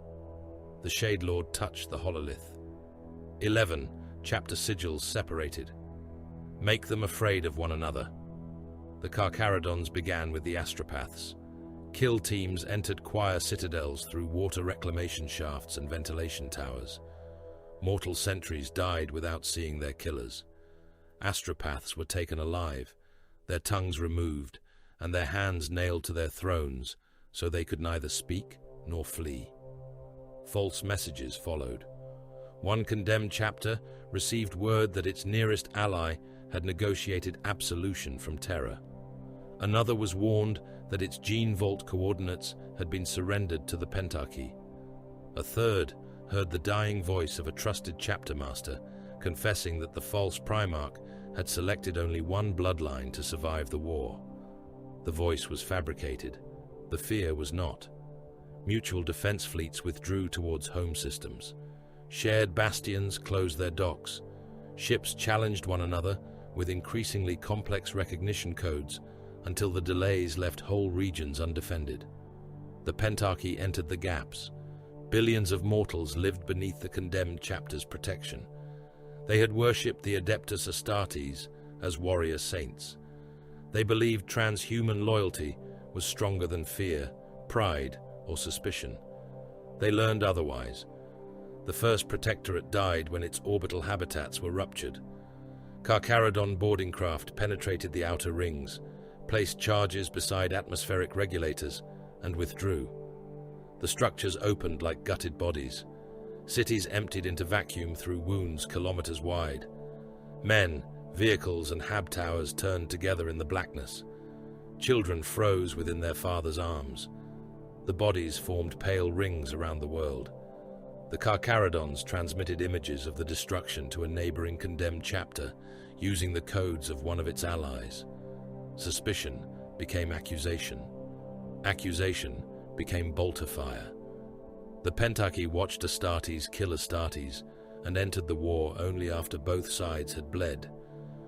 "They are our subjects," one condemned chapter master roared across an open channel.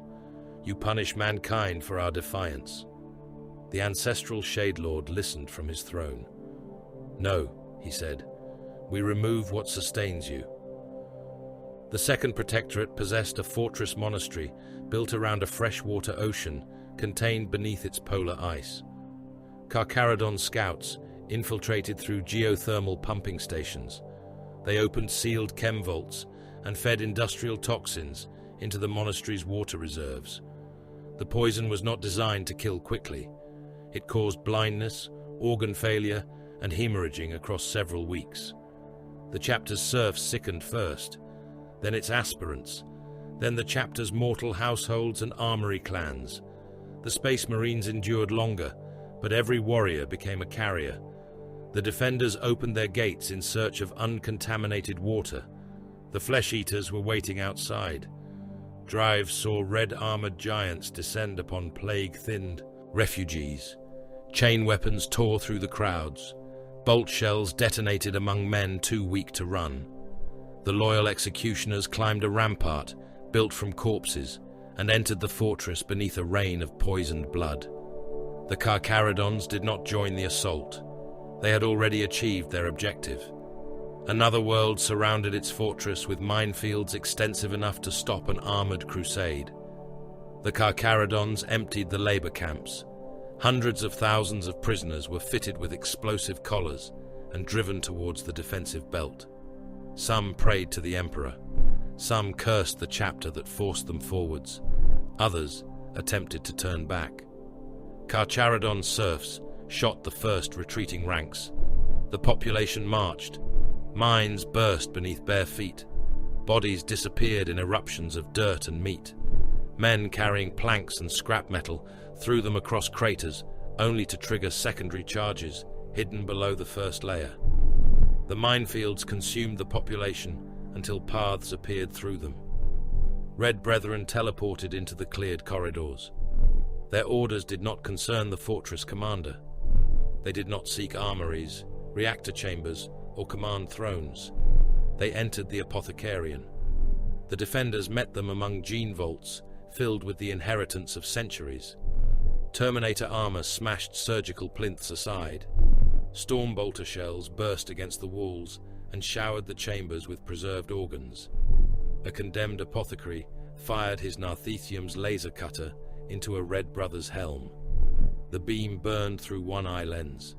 The Carcharodon seized him, pushed a power fist into his abdomen, and lifted him until the apothecary's spine broke. His organs tore loose under their own weight.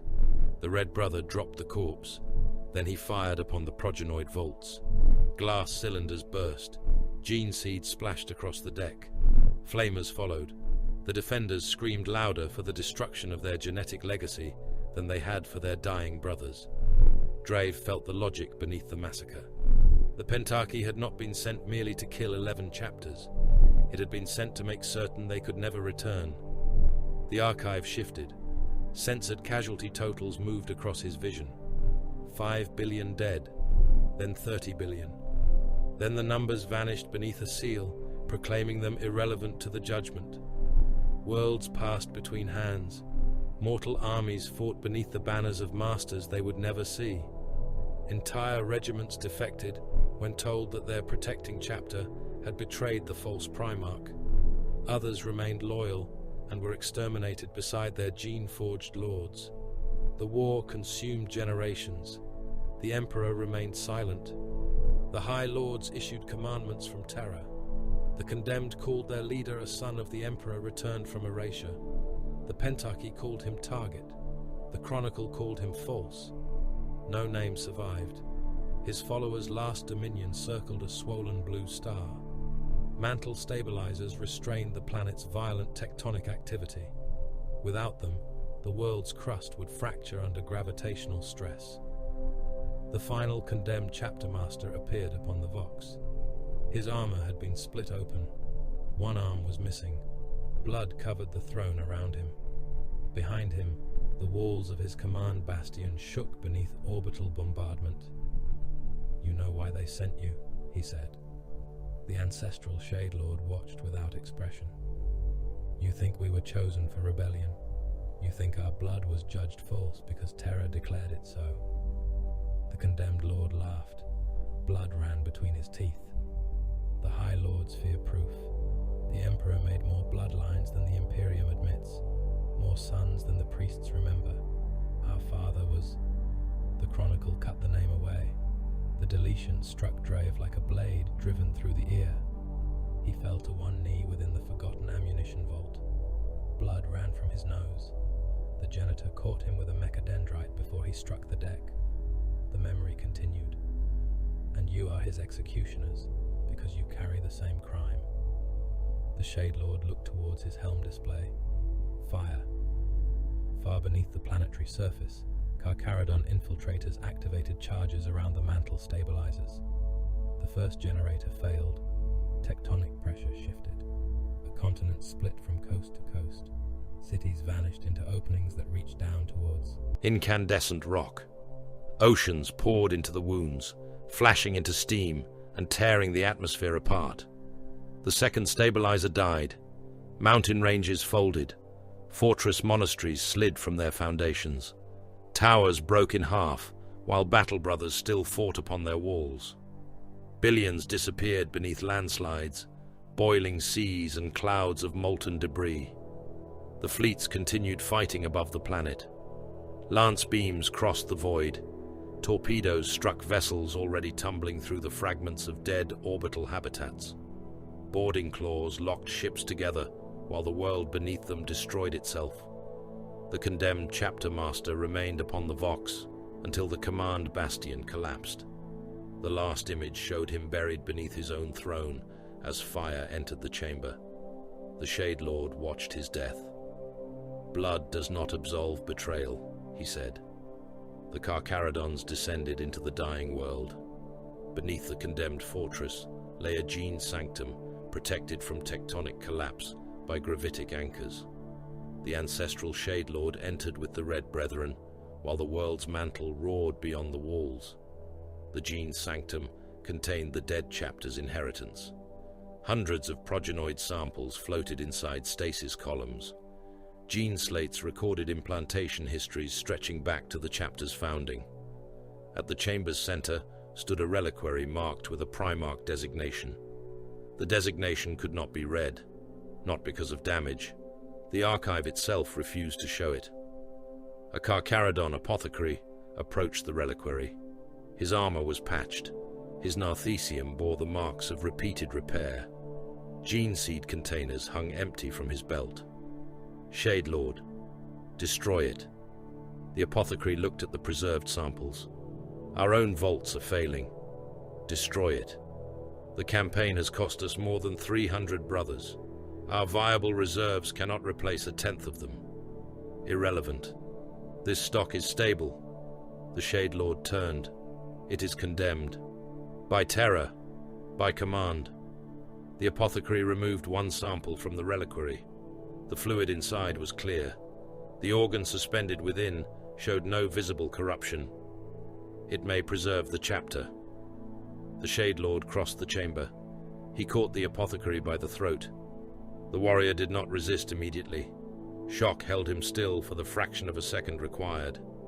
The Shade Lord drove him face first against the reliquary. The glass held. The second impact cracked it. The third drove the apothecary's helm through the stasis panel. Preservative fluid washed across both warriors. Alarms filled the sanctum.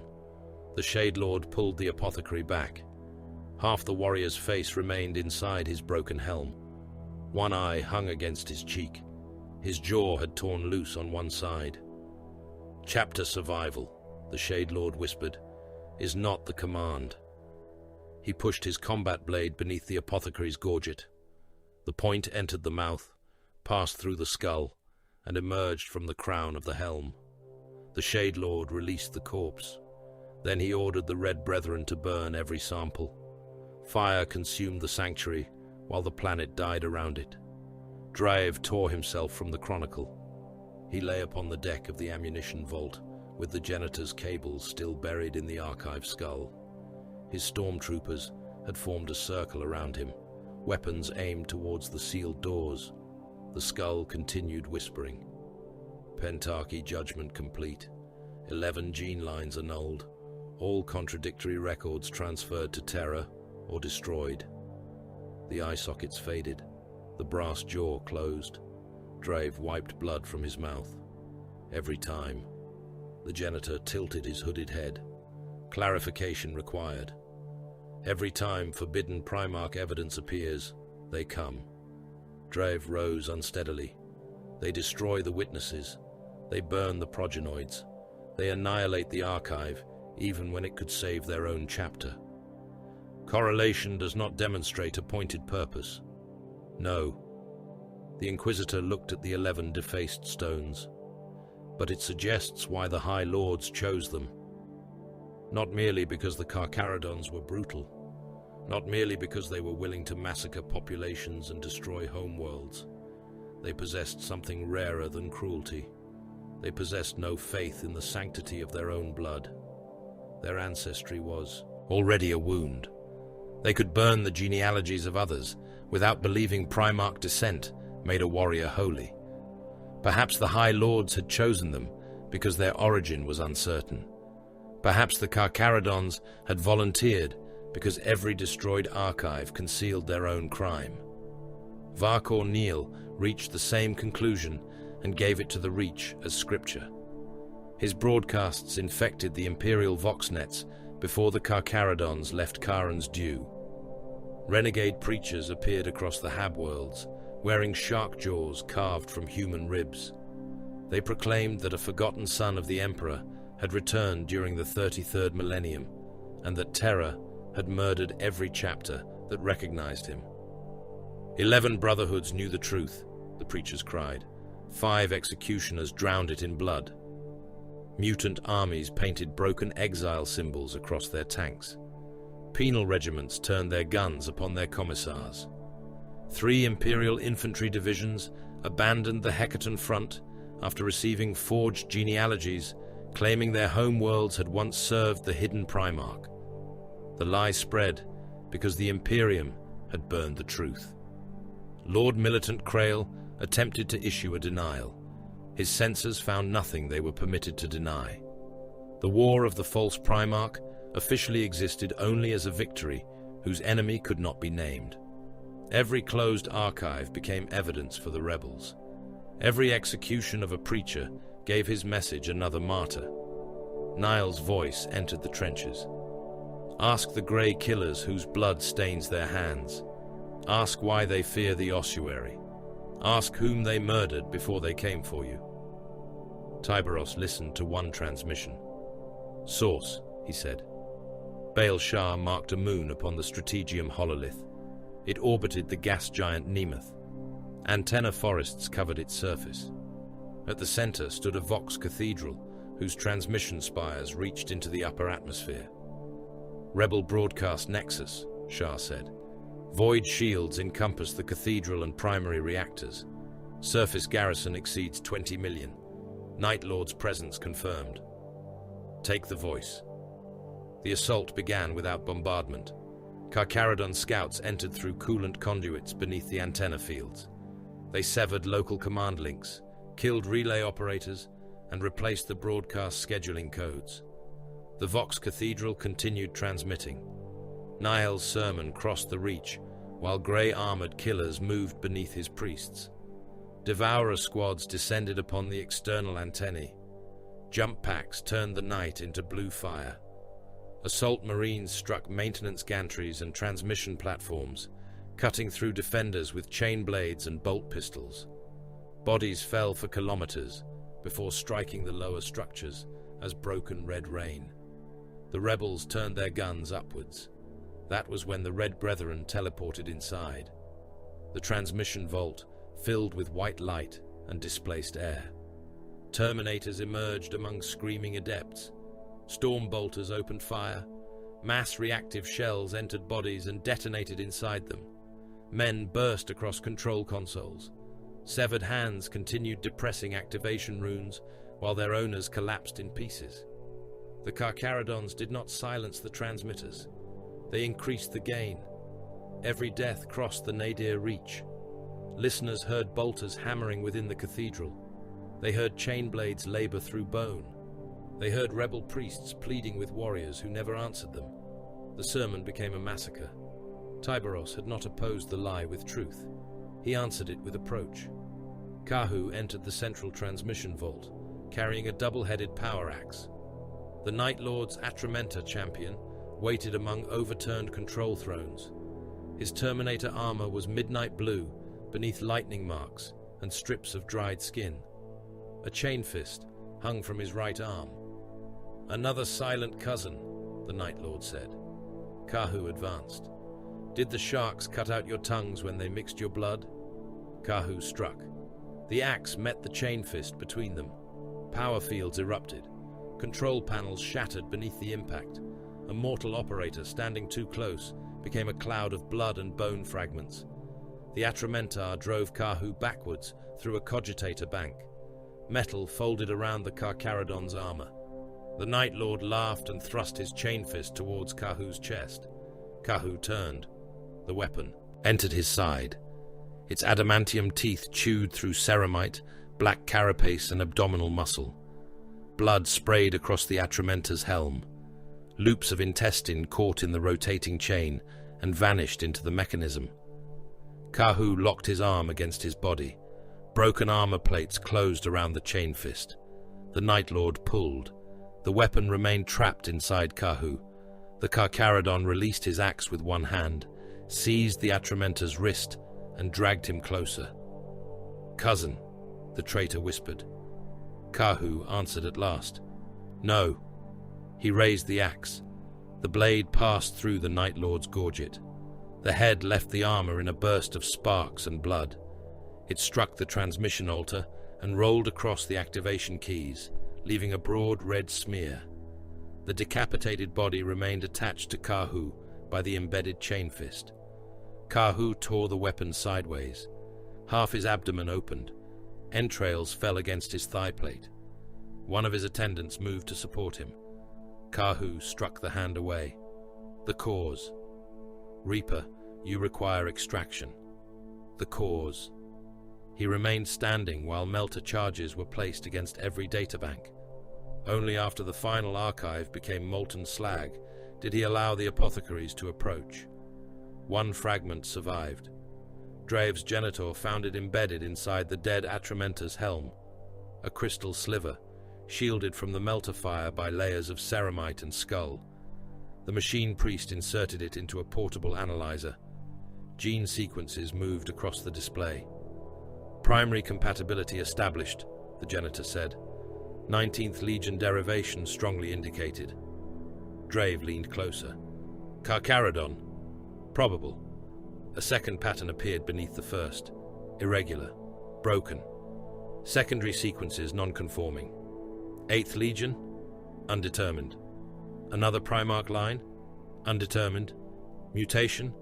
Possible. Implantation degradation? Possible. Chimeric material? Possible. Continue. The analyzer began a deeper comparison. A shadow covered the screen. Tyberos stood behind the janitor. No one had heard him enter.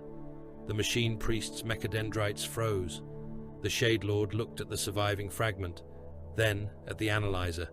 His voice was almost lost beneath the crackling fires consuming the Vox Cathedral. "Why is that machine still functioning?"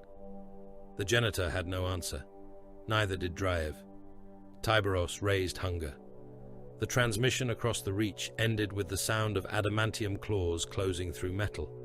The surviving fragment died beneath hunger, but not before its final sequence entered Tyberos's helm.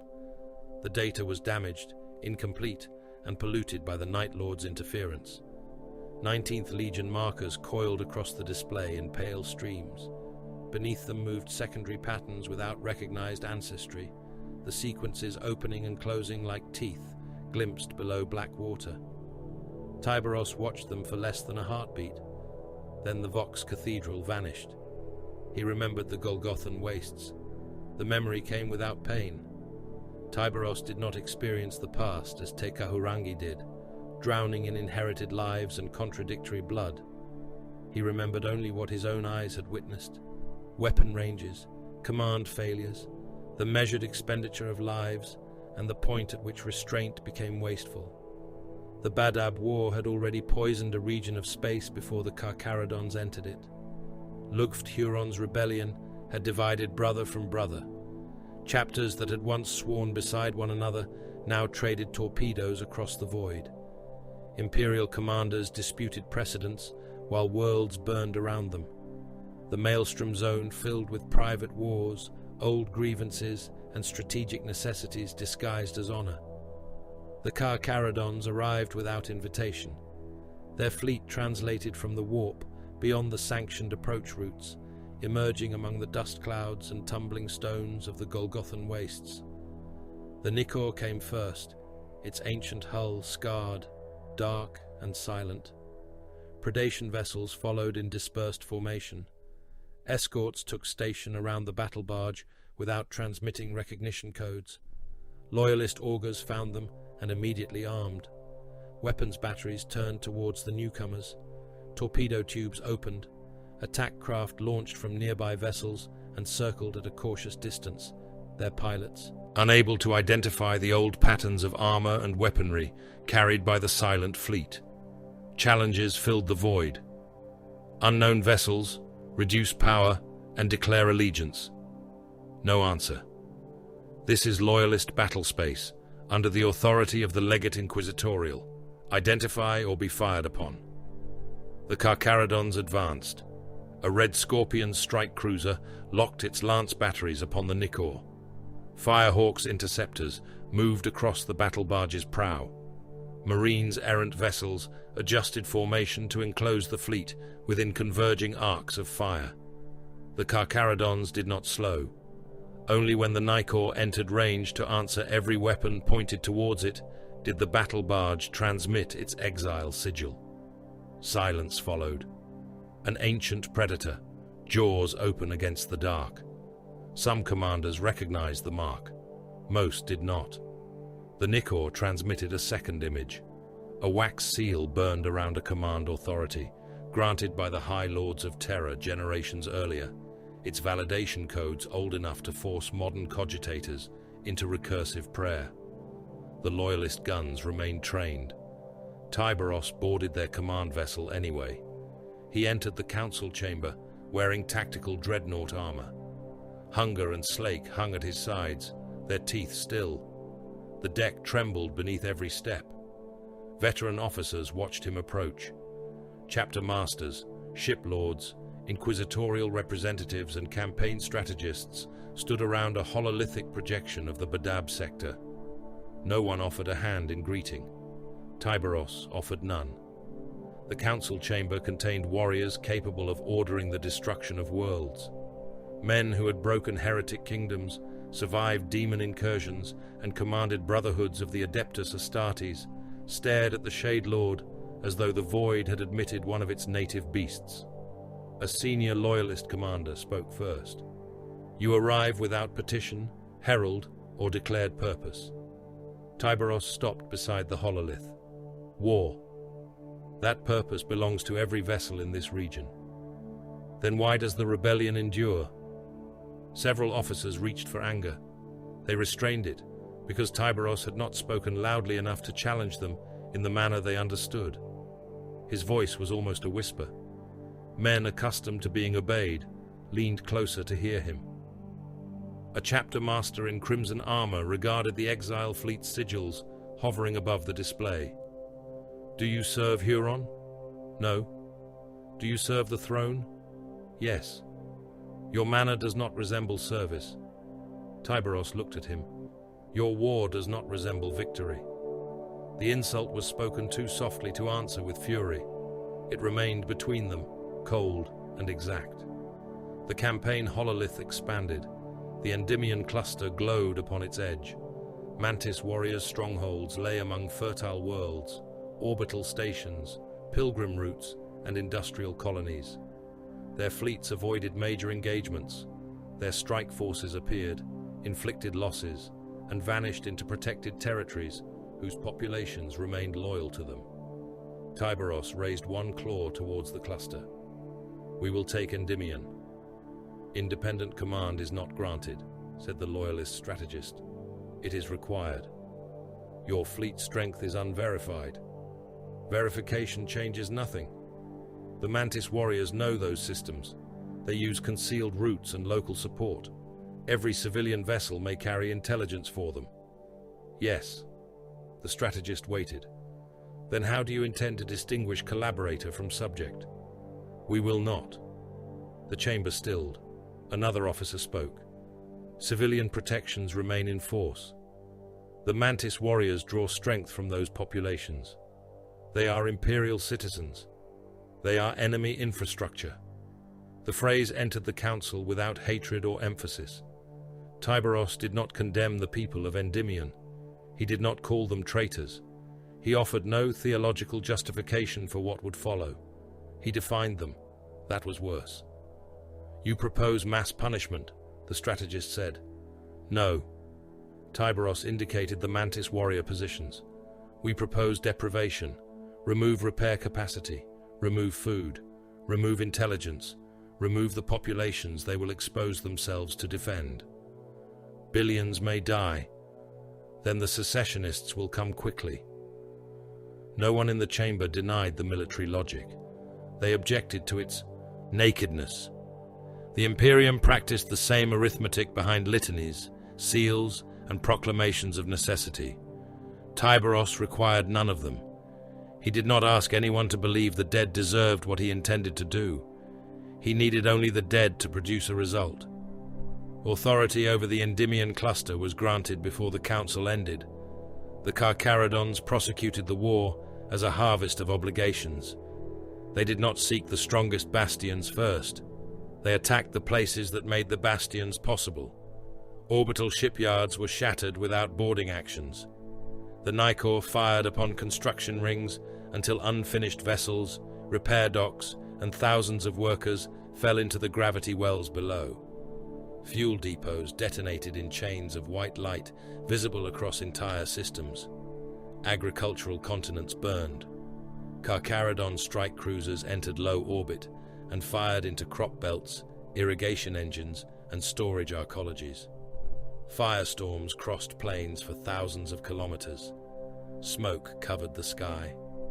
Harvest servitors continued working until their flesh cooked beneath their work robes and their metal limbs sank into burning soil. Hive transit systems collapsed while still full.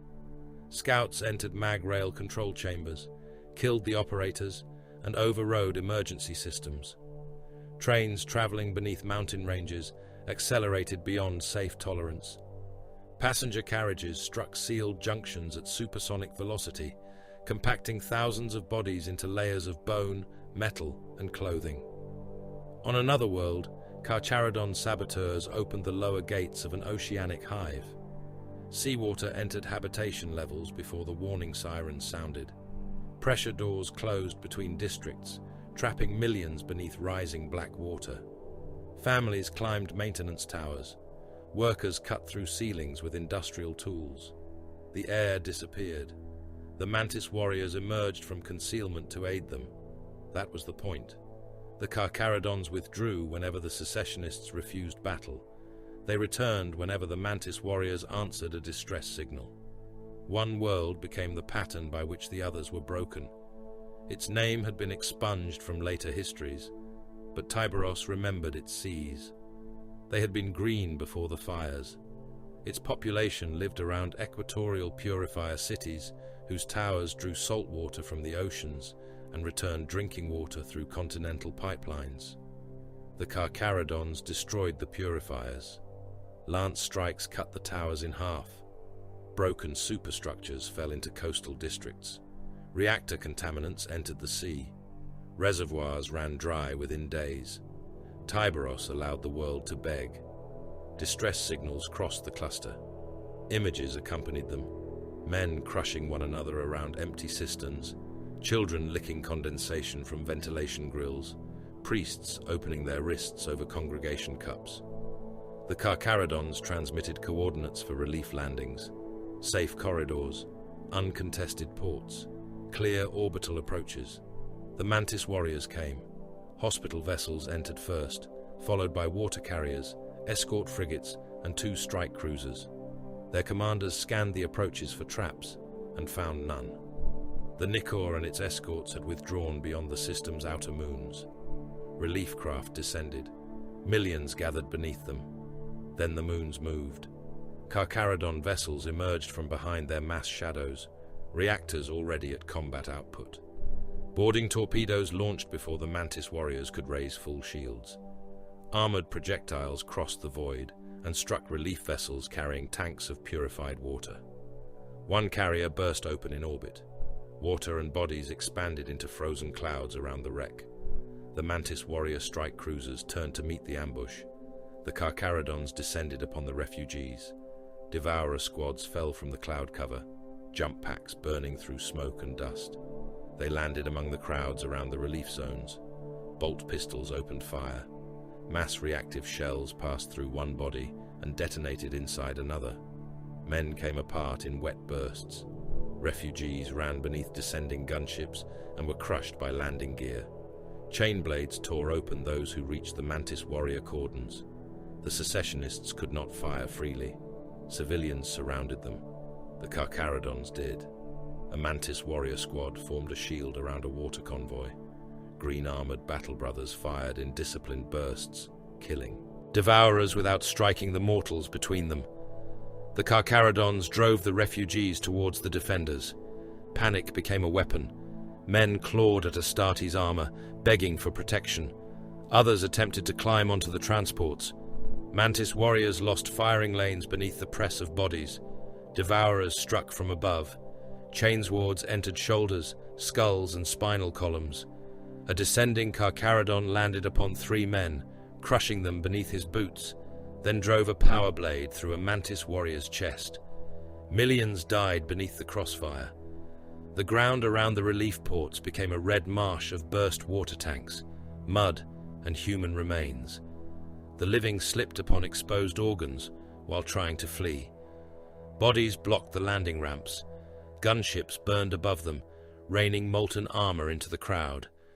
The Mantis warriors committed their fleet. Tyberos boarded the first strike cruiser.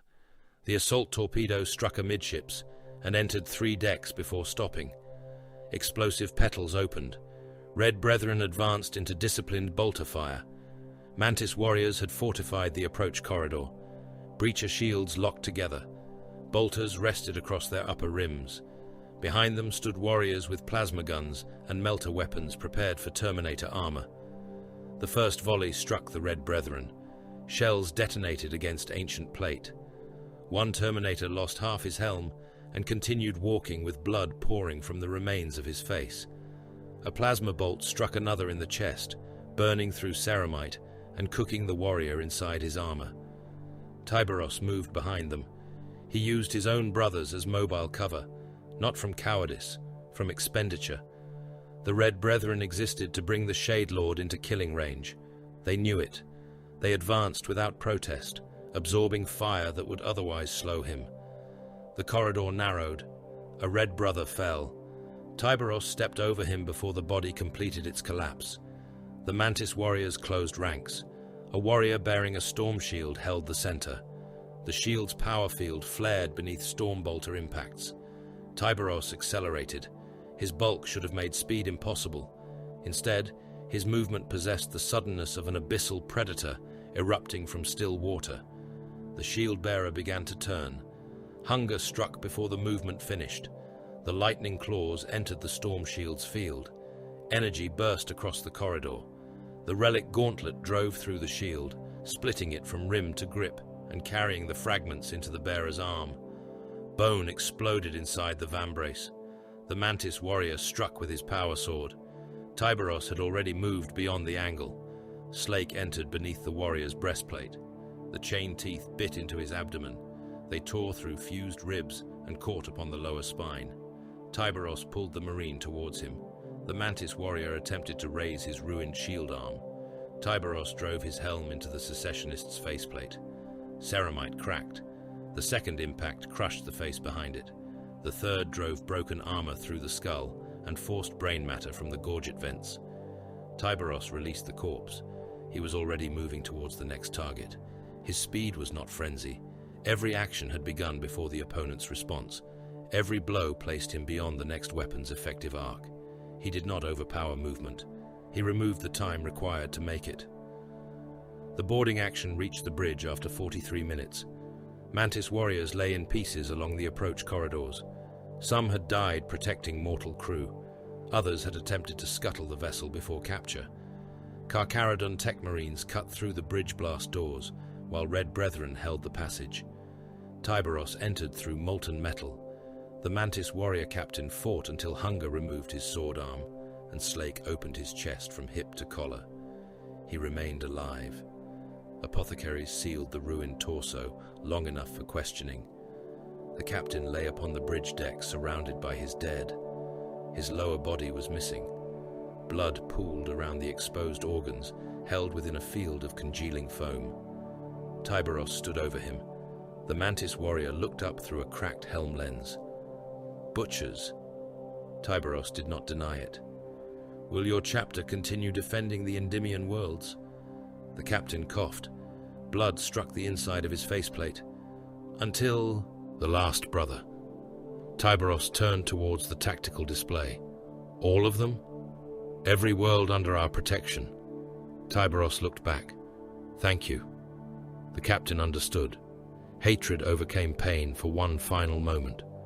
You knew. Now I know. Tyberos addressed the waiting apothecary. Harvest him. The Mantis warrior reached for a weapon that was no longer there. The Narthesium entered his neck. A drill passed through armor and vertebrae. The captain convulsed as the apothecary opened his back and removed the progenoid glands before death could degrade them. Tyberos watched the tactical display. Every Endymion world had become bait. The memory ended. The present returned in the burning reflection of the Nikor's strategium. 3 worlds glowed beneath Tyberos's claws. Silex Secundus, Moritat's Rest, Val Tertius. All 3 supported the rebellion around Carcharis. Their populations fed Varkor Neil's mortal armies. Their manufactoria repaired tanks and produced artillery shells. Their orbital stations served as reserve anchorages for the Night Lord's controlled fleets. Carcharis itself remained surrounded by gun platforms, mine belts, and defense worlds. Lord Militant Krail expected a direct attack. Tyberos chose the populations. Strike all 3, he said. Baal Shah studied the projection. Simultaneously? Yes. Carcharis will remain untouched. Yes. Drave stood beyond the command dais. He understood before the Imperial officers did. You are repeating Endymion. Tyberos gave no answer. The attacks began. Carcharodon cruisers entered the Silex system and destroyed its orbital granaries. Devourer squads struck Moritat's Rest, butchered its planetary command staff, and withdrew before rebel reinforcements arrived. At Val Tertius, the chapter bombarded reactor sites, but left the manufactoriate intact, creating a prize too valuable for Neil to abandon. The Night Lords responded, not from compassion. The world supplied their armies. Their loss would starve the Hecaton rebellion of fuel, shells, and bodies. Neil divided his fleet. Reserve squadrons left the Carcharis approaches. Mortal armies boarded transports. Raptor cults abandoned their terror campaigns to reinforce threatened worlds. The Carcharodons retreated. Each time resistance concentrated, they vanished. Each withdrawal encouraged pursuit. Enemy vessels moved farther from Carcharis. Defense formations stretched. Communication delays multiplied. A gap appeared between the dead moon's outer defense ring and the fleets protecting the supply worlds. Narrow, temporary, enough. Lord Militant Krail saw something else. The Imperial armies defending the abandoned sectors had not been warned. 2 billion guardsmen remained in trenches the Carcharodons never intended to hold. Rebel forces descended upon them after the chapter's withdrawal. Artillery erased army groups. Chemical storms drowned entire fronts. Armored columns broke through positions stripped of air support and orbital protection. Their deaths fixed the enemy reserves. While billions died, the exile fleet repositioned. Krail's image appeared above the strategium table, shaking with fury. "You abandoned designated defensive zones," Shah answered. "We vacated them. 2 billion soldiers were still deployed. Yes. They are being exterminated. Yes. You used them. Yes." Krail stared at him, as if repetition might eventually produce shame. "By my authority as Lord Militant, Tyberos of the Carcharodons is relieved of command. His fleet will power down and submit to inspection. His person will be taken into custody pending trial for treason and mass murder." Drave looked around the Imperial command vessel from which the transmission originated. Naval armsmen stood behind Krail. Tempestus scions guarded the strategium doors. Officers waited with hands near weapons they believed might matter. "Lord Militant," Drave said, "do not attempt this." Krail turned upon him. "You are an inquisitor. Arrest him." "No." "Then condemn him." No force aboard this vessel could enact either judgment. "You defend these animals?" Drave looked towards Tyberos. "Recognition is not defense." Krail began another order. Tyberos terminated the transmission. Takahurangi stood beside the darkened hololith. "He believes loyalty is protection," the pale nomad said. Drave glanced at him. "Is it not?" "No." "Then define it." Takahurangi looked towards the worlds dying across the system. "The chapter does not defend every man. It does not preserve every regiment. It does not save every world bearing the Aquila. You call yourselves loyal while abandoning billions." Remember, don't forget to like, comment, and subscribe. Support helps. "We serve mankind. Those soldiers were mankind. They were part of it." Drave felt the old imperial arithmetic closing around the words. 1 billion dead to save 100 worlds, if required. And who decides what is required? Takahurangi's black eyes turned towards Tyberos, the one burdened with victory. There were no prayers in the answer, no claims that the Emperor had chosen the dead, no declarations that martyrdom redeemed them, no promise that their sacrifice would be remembered. The same logic governed crusades, exterminatus orders, penal levies, and the tithe fleets stripping worlds to sustain distant wars. The Imperium buried the equation beneath ceremony. The Carcharodons left it exposed. A warning sounded across the Nikkor. The Carcharis gap had opened. "Translation complete," a serf voxed. "Enemy outer fleet divided. Defense interval estimated at 11 minutes. Tyberos looked at the tactical projection. Orbital guns filled the approach. Lance batteries overlapped around the dead moon. Torpedo platforms tracked the Nikkor as the fleet altered course. "Advance!" The exile fleet accelerated. Enemy lances fired first. White beams crossed the void and struck the leading escort. Its shields collapsed. Armor peeled from its prow in molten sheets. The vessel rolled but remained on course, placing its dying hull between the Nicor and the next volley. Torpedoes came through the fire. 2 Carcharodon escorts altered heading without being ordered. They crossed the attack vectors and received the weapon's broadside. Warheads penetrated their hulls and detonated among engines, crew decks, and munitions vaults. One ship disappeared in an expanding sphere of plasma. The other broke in half. Bodies, armor, and fragments of ancient hull spread across the path to Carcharis. More vessels took their places. Ships that had crossed the outer dark for millennia died in seconds. Their captains transmitted no pleas. Their crews abandoned no stations. They exposed reactors, shields, and armor to every weapon that might have struck the Nicor. Tyberos watched. He showed no anger, no grief. The dead had performed their function. A lance beam struck the battle barge's forward shields. The strategium shook. Serfs fell from their stations. One was impaled upon a broken command rail. He remained alive, screaming while blood filled his lungs. No one looked away from the tactical display. "Range?" Tyberos asked. "Boarding solution in 9 minutes." Another escort died. Defense platforms acquiring. Maintain speed. The Nicor drove through overlapping fire. Its void shields burned like a second sun. Macro cannon batteries answered, turning orbital stations into fields of molten wreckage. The Grand Cruiser's ancient prow remained fixed upon Carcharis. 8 minutes. 7.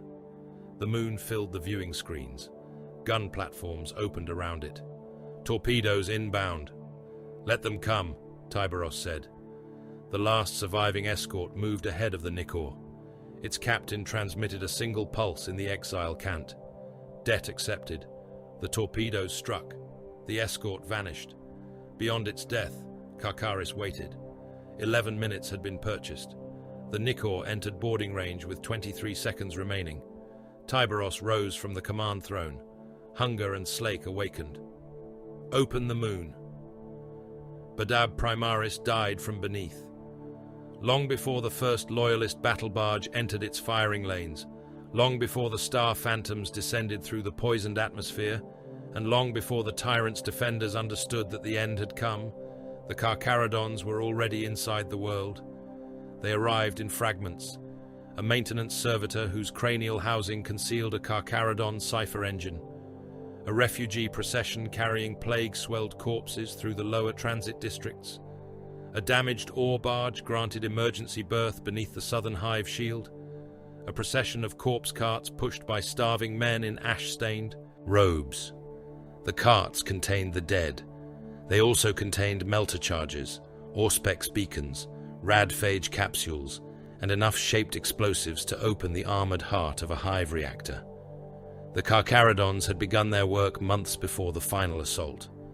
Their scouts entered the underworld through waste vents and abandoned cooling arteries.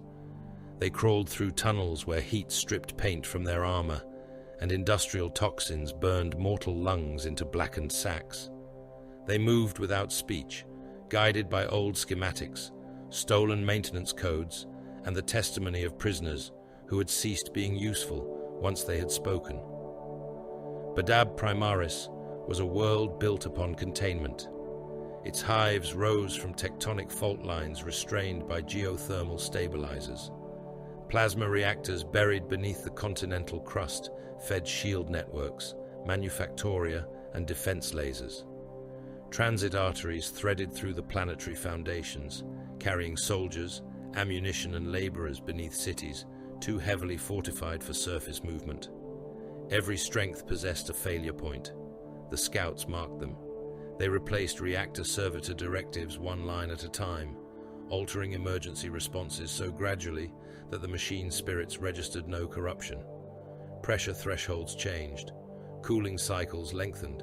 Safety interlocks were taught to recognize catastrophe as normal function. Chapter serfs performed the work that required human faces. They wore the clothes of refugees and the chains of penal laborers. Some had served the Nicor since childhood. Others had been taken during tithes from worlds that no longer appeared on imperial charts.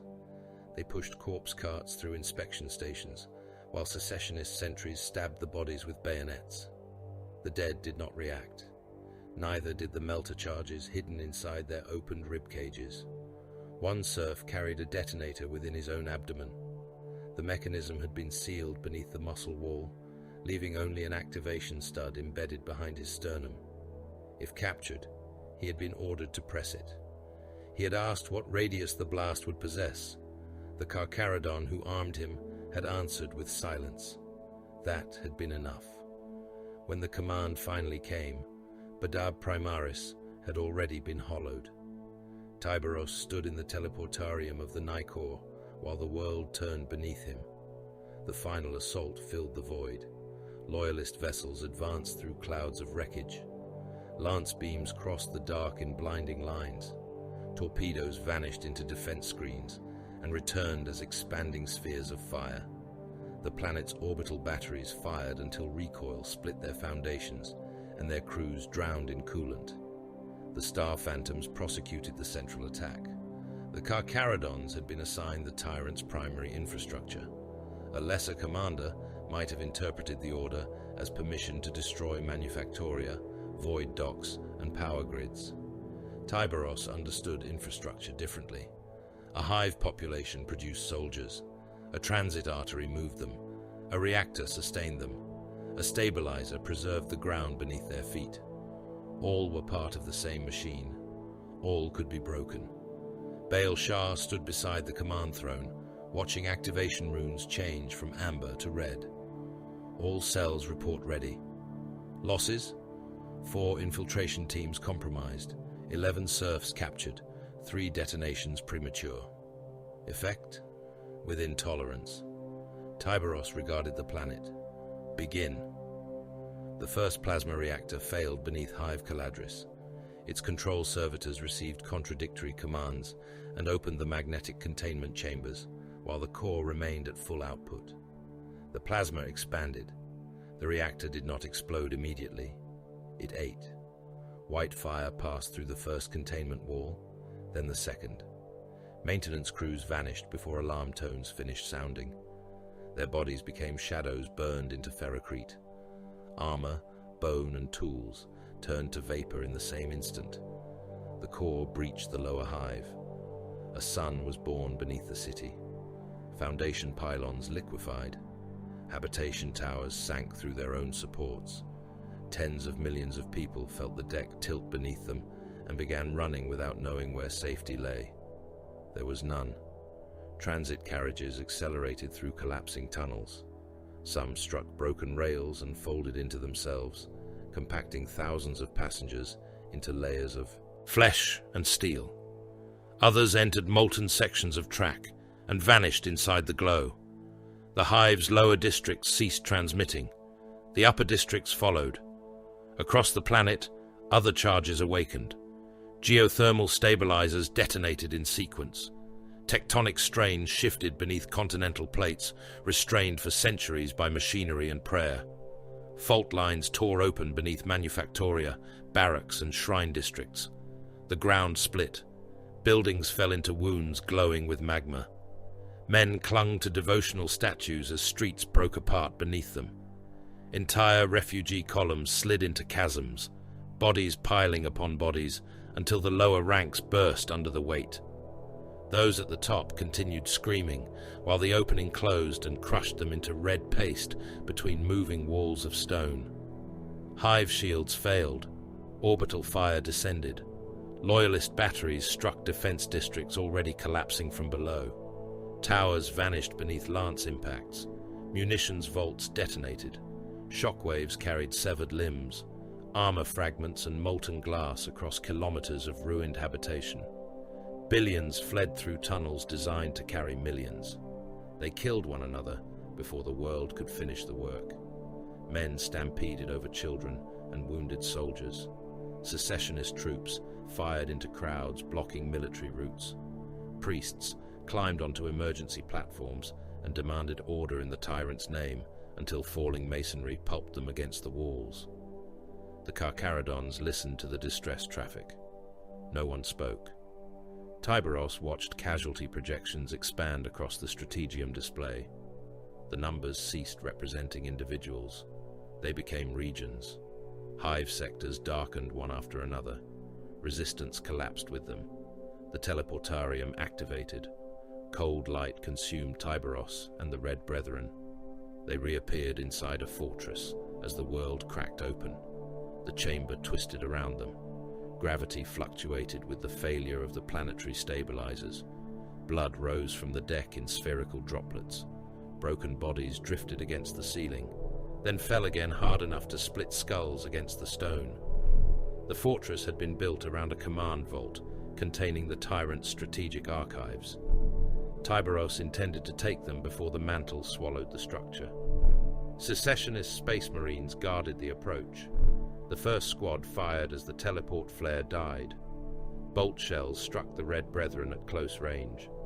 One Terminator lost half his pauldron. Another took a shell through the gorget. The detonation removed most of his throat, but his armor sealed around the wound and kept him standing. The Carcharodons answered. Stormbolters filled the corridor with detonations. Secessionists came apart behind their barricades. One warrior lost both legs and continued firing from the ground until a power fist entered his chest and crushed the fused ribs around both hearts. The fortress lurched. A wall split open. Magma burst through the fracture in a pressurized stream. It crossed the corridor and swallowed defenders still trying to withdraw. Armor glowed, softened, and collapsed around them. Their screams lasted until molten rock entered their helms. Tyberos walked through the heat. Hunger and slake crackled within the red haze. The command vault lay 3 levels below. The stairwells no longer led down. Sections of the fortress had rotated as their foundations failed. Corridors became vertical shafts. Doors opened onto magma-lit emptiness.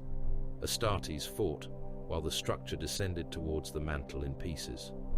The dreadnought waited at the final gate. It bore secessionist heraldry beneath layers of ash and impact damage. One arm ended in an assault cannon. The other carried a siege claw broad enough to crush a battle tank. Its sarcophagus grille opened.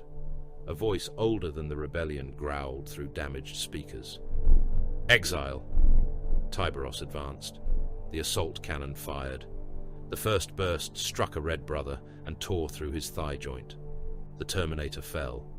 The second burst caught another across the breastplate, drilling explosive rounds through ceramite and detonating inside his torso.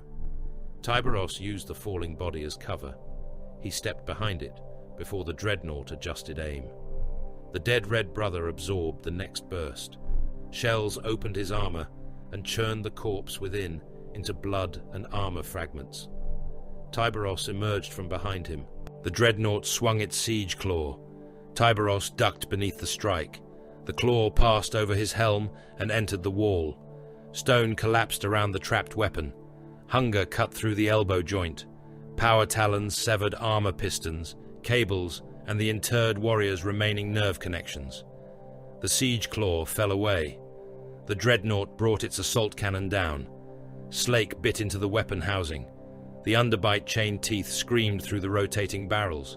Metal fragments filled the corridor. The cannon jammed, tore itself from its mount, and detonated inside the armored shoulder. The dreadnought staggered. Tyberos drove Hunger into the sarcophagus grille. The claws entered the armor seam and spread. The front plate bent open. Preservative fluid poured across Tyberos's gauntlets. The entombed warrior floated within the cavity, little more than a torso, skull and bundles of scarred organs sustained by machinery. His eyes opened inside the nutrient fluid. Tyberos climbed into the sarcophagus. The dreadnought attempted to crush him against the gate. Tyberos forced Slake through the life support core. The chain teeth entered tubes, lungs, and the withered body beneath them. Fluid became red foam. The warrior's remaining organs wrapped around the weapon as it chewed deeper. Tyberos pushed until Slake broke through the rear of the sarcophagus. The dreadnought went still. He tore the dead pilot from the cavity. Cables came with him. So did the spine. Tyberos discarded the wet remains and entered the command vault before the machine finished falling. The strategic archives survived. The fortress did not. Red Brethren carried data cores towards the teleport beacon, while the lower levels broke into the mantle. Molten stone rose through the corridors. Sections of ceiling collapsed into fire. One Terminator disappeared beneath falling masonry, his locator rune continuing to pulse after the structure crushed his armor into the descending rock. The teleportarium reclaimed the survivors seconds before the vault vanished. Badab Primaris burned beneath them. The Star Phantoms accused the Carcharodons before the first planetary rotation ended. Their commander appeared upon the Nikor's strategium display, his armor blackened by smoke and battle damage. Loyalist withdrawal corridors were still occupied. Tyberos stood before the hololith. The timetable was transmitted. Our forces were delayed. Yes. Thousands of our serfs and hundreds of our battle brothers remained inside the doomed sectors. Yes. You activated the reactors anyway. Delay would have allowed the Tyrant's command archives to be evacuated. The Star Phantom's voice hardened. You murdered Loyalist warriors. They remained beyond the withdrawal time. They were our brothers. They were late. Silence followed. The Star Phantoms had come expecting denial, justification, or defiance. Tyberos offered none. Their hatred entered his calculation beside ammunition expenditure, ship damage, and the number of warriors lost retrieving Huron's archives. It possessed no greater weight. Badab Primaris continued dying, its atmosphere filled with ash. Oceans boiled along broken coastlines. Continents shifted until maps became meaningless. What remained of the population fought over water, shelter, and passage off a world the Loyalists had already judged unsalvageable. The Carcharodons departed before the screaming ended. They returned to the Tranquility System. The Mantis warriors' hidden fortresses were opened one by one. Gene vaults were stripped, ammunition bunkers emptied. Relic armor disappeared into Carcharodon holds. Machine spirits that had served the Mantis warriors for centuries were chained to new masters and carried into the dark. Then, the Red Tithe began. An entire generation of young men vanished. Carcharodon transports descended upon settlements, labor colonies, and concealed recruiting worlds. Their serfs separated fathers from sons, brothers from brothers, and masters from apprentices. Some communities resisted. They were burned. Others surrendered their young in silence, hoping obedience would preserve those left behind. It did, when preservation remained useful. The captives entered transport holds converted into trial grounds. Weapons were scattered among them. Food was restricted. Water arrived through a single pipe guarded by those strong enough to seize it. The Carcharodons watched. Men formed gangs. Gangs became tribes. Tribes split under hunger and fear. The strongest candidates learned that strength made them targets. The most loyal learned that loyalty ended when rations failed. Those who survived did so by becoming what the chapter required: patient, watchful, ruthless. Jorah Keel watched the footage aboard the Nikor. The historical recordings played across the armory wall while he sorted bolt shells by caliber and machine blessing. He wore a grey labor smock and the newly burned exile sigil upon his chest. Badab captives fought across the screen. One boy killed his closest companion while the other slept, not from hatred, but because the dying man had been consuming too much water. Another allowed two gangs to destroy each other before taking control of the survivors. Jorah understood. Karen's due had not been an exception. It was continuity. The Carcharodons had not rescued him from penal service. They had transferred ownership. They had consumed him into a structure that crossed millennia by taking whatever it required from worlds left in its wake: bodies, labor, weapons, blood. An armory overseer approached. The man's lower jaw had been replaced with a vox grill. One eye was augmetic. "You understand the classifications?" Jorah looked down at the shells. Boarding loads, armor piercing, mass reactive standard, execution pattern. And the consequence of error? Death. Whose? Mine first. The overseer considered him. Acceptable. Jorah returned to work. Obedience had not become virtue, it had become survival. He wondered whether the first exiles had understood the difference. The Nicor shook beneath another lance strike. Karkaris filled the viewing bays. The gap remained open, but Lord Militant Krail's reserve fleets moved to close it. Imperial vessels crossed the Karkaradon's advance vector. Battleships trained weapons upon the Nicor. Escort squadrons formed a containment screen between the exile fleet and the moon. Krail's voice entered every command channel. Karkaradon vessels will reduce speed. Weapons will be rendered safe. Tyberos and his command staff will submit to detention. Baal Shah studied the closing formations. Interception in 4 minutes. Tyberos watched the tactical display. Delay? 13 minutes. The gap closes in 11. Drive stood beneath the strategium shadows. Krail means to force compliance. He means to spend time, Tyberos said. Will you fire on him? No. Drave looked towards the reserve armada. Then you will stop. Tyberos turned his helm towards the Inquisitor. No. A captured rebel transmitter had remained active since Karen's due. The Night Lords knew the channel. They had used it repeatedly to seed false orders and terror broadcasts through the Imperial network. The Karkaradons transmitted Krail's position across it. They included fleet disposition, shield harmonics, and the recognition codes required to approach the outer screen. Dryav saw the data leave. You have marked them. Yes. For Neil. Tyberos returned his attention to Karkaris. He requires bait. The Night Lords came quickly. Warp signatures opened behind Krail's reserve armada. Midnight blue strike cruisers emerged at attack range. Boarding claws launched before the Imperial vessels finished turning. The first claws struck troop transports. Armored penetrators tore through hull plates and opened into packed embarkation decks. Night Lords poured into corridors filled with guardsmen awaiting planetary deployment. The slaughter spread across open Vox. Men screamed as chain blades entered them. Officers tried to form firing lines in compartments too crowded for maneuver. Bolt shells detonated inside ranks packed shoulder to shoulder. Raptors reached the command decks. They impaled bridge crews upon control thrones and peeled skin from naval officers while their vessels continued transmitting. One captain remained conscious as the Night Lords removed his face and stretched it across the primary view screen. Capital ships attempted to escape. The formation collapsed. A cruiser reversed across the path of a troop carrier. Their void shields struck, failed, and fused both vessels together in a collision that opened thousands of compartments to space. Soldiers, crewmen, and vehicles poured from the breach. Another battleship turned broadside to the attackers and exposed its damaged engines to rebel torpedoes. The warheads entered the drive section. The ship broke across its spine. Krail's command vessel remained near the center of the dying armada. His image appeared upon the Nicor's hololith. Blood covered one side of his face.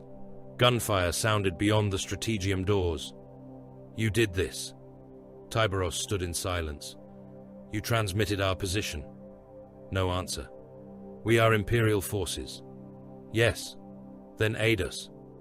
Tyberos looked towards the tactical display. Rebel reserve markers continued leaving Karkaris. Night Lords' vessels committed to the attack one by one. Not enough. He waited. Krail's guards fired behind him. Something struck the strategium doors hard enough to bend them inward. Shade Lord, the Lord Militant said. By the throne, answer me. Tyberos spoke softly. Hold. The word gave Krail hope. Dryav saw it happen. The Lord Militant believed he had received an instruction from an ally. He had received a command from a hunter, telling Bait not to struggle. The last Rebel Reserve Squadron entered the engagement. Tyberos lowered one claw. Fire! Karkaradon torpedo tubes opened.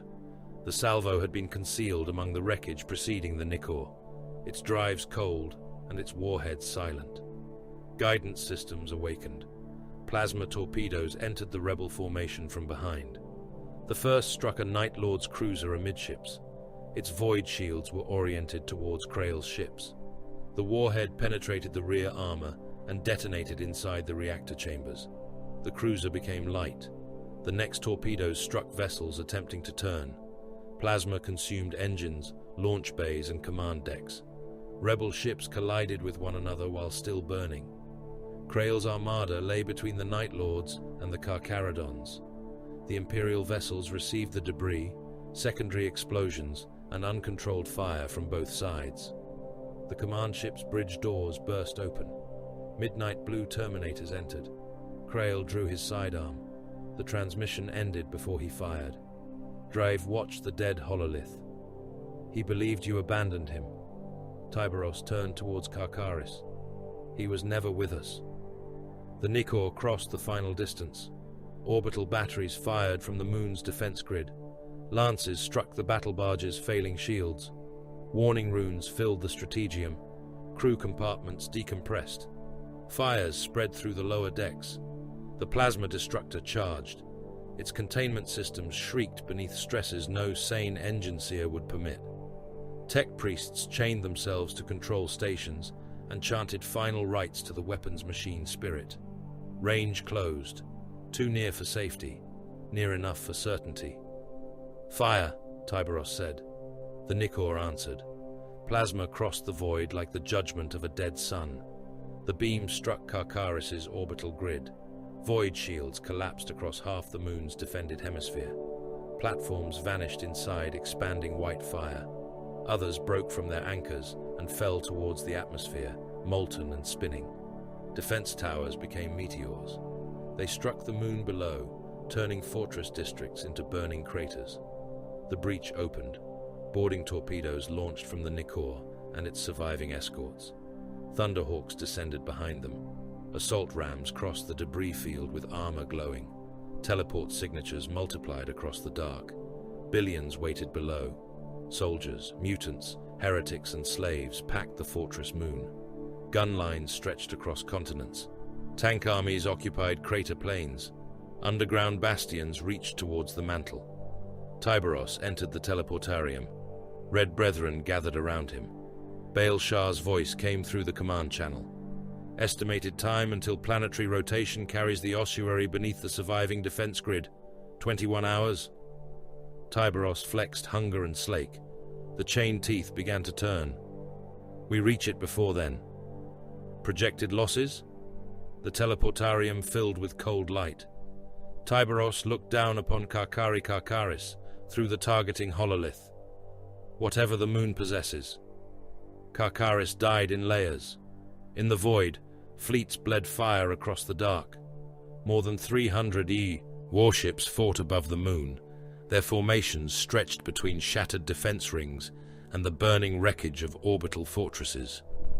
Lance beams crossed distances too vast for the human eye to comprehend and struck with the precision of execution blades. Void shields flared into brief artificial suns. Torpedo spreads moved between the battle lines like shoals of iron predators, their drives burning white before warheads entered hulls and turned decks full of men into expanding spheres of incandescent debris. Below them, billions went to war. Imperial troop carriers descended through smoke so thick that pilots navigated by auspex alone. Landers struck crater plains, opened their armored flanks, and disgorged regiments by the 100,000.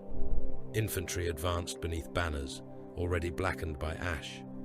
Tank columns formed around them, Lehman Russ engines coughing fumes as their tracks crushed trenches, wreckage, and the bodies of men who had landed seconds before them. Artillery spoke from beyond the horizon. Earthshaker shells passed overhead with the sound of worlds tearing open. Their impacts lifted fortifications into the air and returned them to the ground as burning stone, twisted steel, and fragments of those who had believed the walls would protect them. Titans walked through the storm. An Imperial warlord strode across the Varan crater, its void shields shimmering beneath sheets of incoming fire. Cathedral spires rose from its carapace, its volcano cannon discharged, and a traitor reaver disappeared from the waist upwards. The lower body continued walking for 3 steps, pouring molten metal and burning crew from the wound, before collapsing across an armored formation and crushing hundreds of tanks beneath it. Elsewhere, a corrupted warhound pack hunted through infantry concentrations. Vulcan megabolters turned entire regiments into drifting red vapor. Plasma fire melted trench systems until survivors drowned in liquefied rock and human fat. The armies were too large to see themselves. Generals moved symbols across hololithic maps, while actual divisions ceased to exist between one report and the next. 1 million soldiers advanced through a breach, only to discover that the maps had not accounted for the enemy fortress buried beneath it. The ground opened. Macro cannons fired upwards. The breach became a grave wide enough to swallow an army group. Yet the fate of Karkaris did not depend upon the billions fighting across its surface. It depended upon fewer than 1,000 Karkarodons descending beneath it. Baal Shah commanded the surface war from the turret of a predator executioner. The tank stood upon a ridge of compressed ash, while artillery detonations walked across the plain below. Its hull bore the grey of exile, darkened by soot and fresh blood. One sponson weapon had been torn away. The crew had sealed the wound with a slab of armor cut from a destroyed chimera. Shah watched the enemy react. Traitor armor formed beyond the broken outer defense line. Hundreds of battle tanks, siege engines, and weapon carriers gathered around shielded command vehicles. Mutant infantry moved between them in black swarms. Behind the formation, artillery pieces elevated their barrels towards the Karkarodon advance. A mortal commander might have ordered the attack before the concentration became complete. Shah waited. Scout markers appeared upon his helm display, one after another. Hidden command bunkers, shield relays, artillery cogitators, fuel reservoirs. The scouts had entered the enemy network before the first Imperial lander touched the surface. They moved through maintenance ducts, drainage channels, and tunnels carrying the runoff from corpse-rendering plants. Their work became visible only when it ended. A shield generator vanished beneath concentrated Lascanon fire. Devastator squads struck from concealed positions along the crater rim. Beams cut through armor and entered the machinery beneath. The generator ruptured, and the defensive field over the eastern plain collapsed. Karkarodon predators advanced through the opening. Their autocannons hammered the command vehicles. Armor-piercing shells entered crew compartments and turned the men within into sprays of flesh and pulverized bone. Heavy bolters scythed through mutant infantry, the mass-reactive ammunition exploding inside torsos and throwing dismembered bodies beneath the tracks of those still advancing. The traitor. Armor turned, exactly as Shah required. Enemy tank commanders saw the narrow thrust and committed their reserves. Engines roared. Hundreds of vehicles crossed the crater plain, pursuing the predators as the Karkarodons began to withdraw. The retreat was orderly. No tank turned faster than another. No vehicle abandoned the formation. Damaged predators laid smoke and reversed while firing, drawing the enemy deeper. A mortal colonel observing the withdrawal voxed Shah. Reaper Prime, the enemy is breaking your line. No, your armor is retreating. Yes, then commit your assault reserves. Shah watched the leading traitor tanks cross a row of markers invisible to anyone outside his command network. Not yet. The enemy formation compressed. Columns became masses. Command vehicles moved forward to maintain Vox cohesion. Artillery transports entered the crater bowl to keep pace. Shah lowered one hand. Now. Whirlwinds fired from behind the ridge. Missiles rose through the smoke, corrected their course, and descended almost vertically. The first barrage struck the rear of the enemy formation. Tanks vanished beneath explosions that lifted turrets into the air. The second barrage fell among the command vehicles. Vox masts disappeared. Officers burned inside sealed hulls. Thunderhawks came down after the missiles. They passed low enough for their engines to throw men from their feet. Heavy bolters opened along their wings. Assault cannons swept the crater floor. Lascannons cut through the largest siege tanks. The enemy formation attempted to disperse. Its rear was burning. Its front continued advancing. Its commanders were dead. Carcharodon predators stopped retreating. They turned together. The crater became an abattoir. Only when the traitor defense network began contradicting itself did Shah commit the chapter's close assault strength. Devourer squads descended behind the enemy armor. Jump packs burned blue through the smoke. Grey-armored warriors struck tank decks, ripped open hatches, and fired bolt pistols into the crews below. One Carcharodon drove a chainsword through a turret ring. The blade caught upon the gunner's spine and dragged the man halfway out of his station in a spray of blood, cables, and shredded uniform.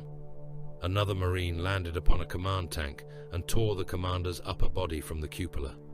The man's legs remained inside, kicking against the controls while his intestines spilled down the hull. Shah watched until resistance lost shape. Advance. The surface breakthrough began.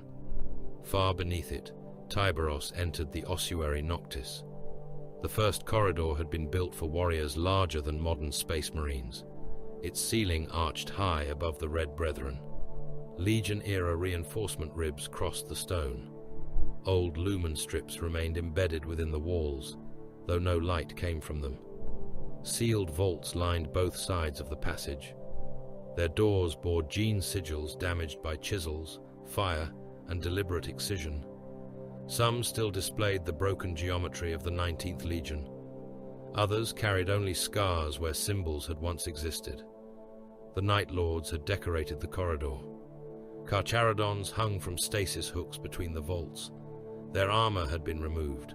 Their bodies had been opened from throat to groin. Ribs had been spread apart and fixed with surgical braces, exposing hearts, lungs, and organs that still moved beneath preservative fields. Several warriors remained conscious. Their eyes followed Tyberos as he passed. One had lost his lower jaw. Tubes entered the exposed throat and forced oxygen through ruined lungs. His twin hearts beat in the open air, each pulse sending blood through transparent lines into machines mounted above him. A Night Lord's rune had been carved into the living muscle of his chest. Another Carcharodon hung upside down, his spine exposed from neck to pelvis. Electrode clamps entered every vertebra. Each electrical pulse made his remaining limbs twitch. Tyberos did not stop. The Red Brethren followed him. None spoke. None offered mercy to the displayed brothers. The Carcharodons upon the hooks had ceased to be warriors and become markers. Each living corpse represented a debt. Each Red Brother selected one. Helm displays recorded wounds, identification marks, hook positions, and the Night Lord's sigils carved into the flesh. Enemies would be matched to them. Later, the chapter did not rage, it remembered. Takaharangi walked beside Tyberos, with blood drying beneath his eyes. Drive followed under guard, accompanied by the Genitor and the remaining stormtroopers. The Inquisitor looked upon the opened Carcharodons. They are alive. Yes, Tekahurangi said. Can they be recovered? No. Then end their suffering. The pale nomad did not turn. Their suffering has use. Drive stared at him. As what? Instruction. The deepest vault doors stood open. Beyond them lay the central laboratories. Axiom Null had transformed the ossuary into a breeding chamber. Amniotic columns filled the vast hall from floor to ceiling. Thousands of bodies floated within cloudy fluid. Some retained recognizably human proportions.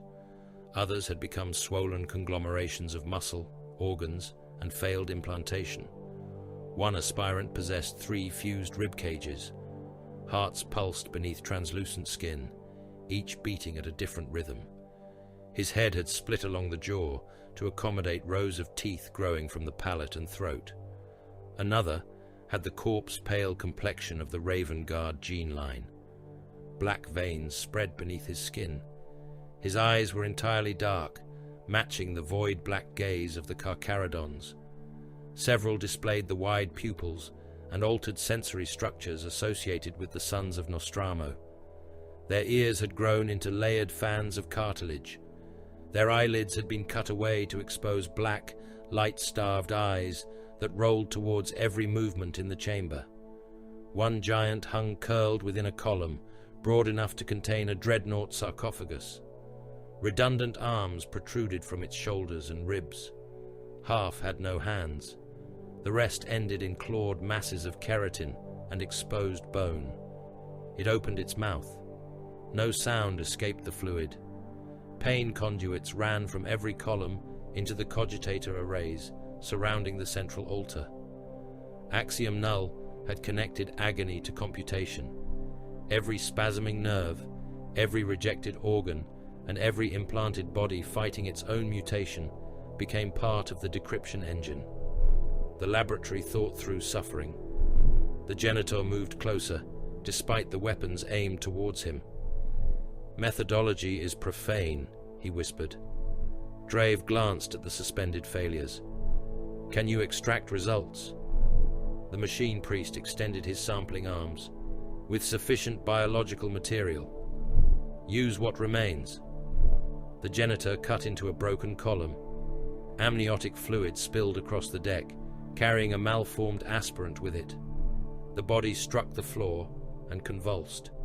Its chest opened along an old surgical line, revealing organs packed so tightly that several forced themselves through the wound. The Genitor ignored the creature's movements.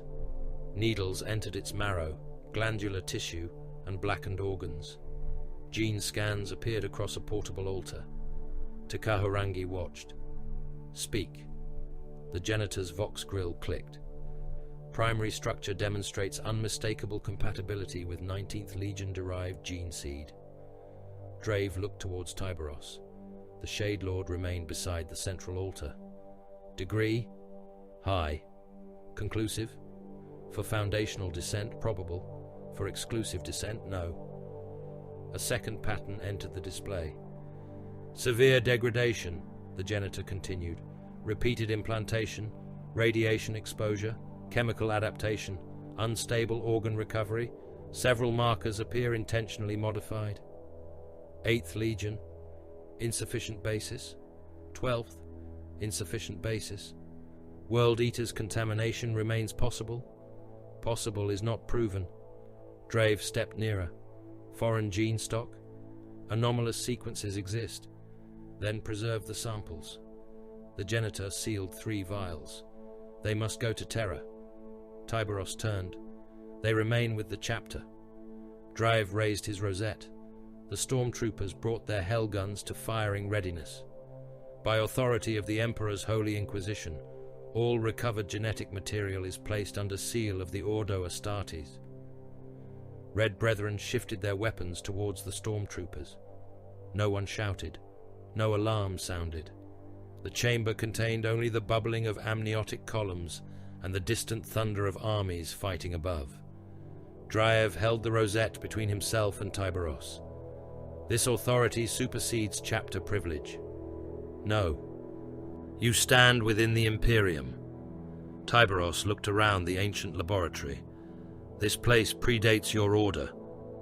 The Inquisition speaks with the Emperor's authority. The edicts were given before your first master drew breath." "By whom?" "The Forgotten One. A name without legal standing." Tyberos stepped closer. The Inquisitor's hand remained steady. His heartbeat did not. "The Codex Astartes defines the limits of chapter autonomy. This place predates the Codex. The Imperium defines your duty. This place may predate the Imperium as you understand it." Drave's stormtroopers aimed directly at Tyberos. The Red Brethren did the same. Tyberos's voice fell to a whisper. "Your seal does not command the dead." For a moment, nothing moved. Then the Genitor transmitted. The machine priest's mechadendrite had entered a data port beneath the altar. A signal burst from its concealed transmitter, compressed into a stream narrow enough to escape ordinary detection. Takaharangi sensed it first. His head turned. Tyberos moved. The stormtroopers fired. Hellgun beams struck his armor in red flashes. One burned across his gorget. Another scorched the exile markings upon his breastplate. Tyberos crossed the chamber before the next volley. Hunger entered the Genitor's torso. The lightning claws punched through robes, armor, and the preserved flesh beneath. The chain mechanism awakened while embedded inside him. The genitor screamed in two voices.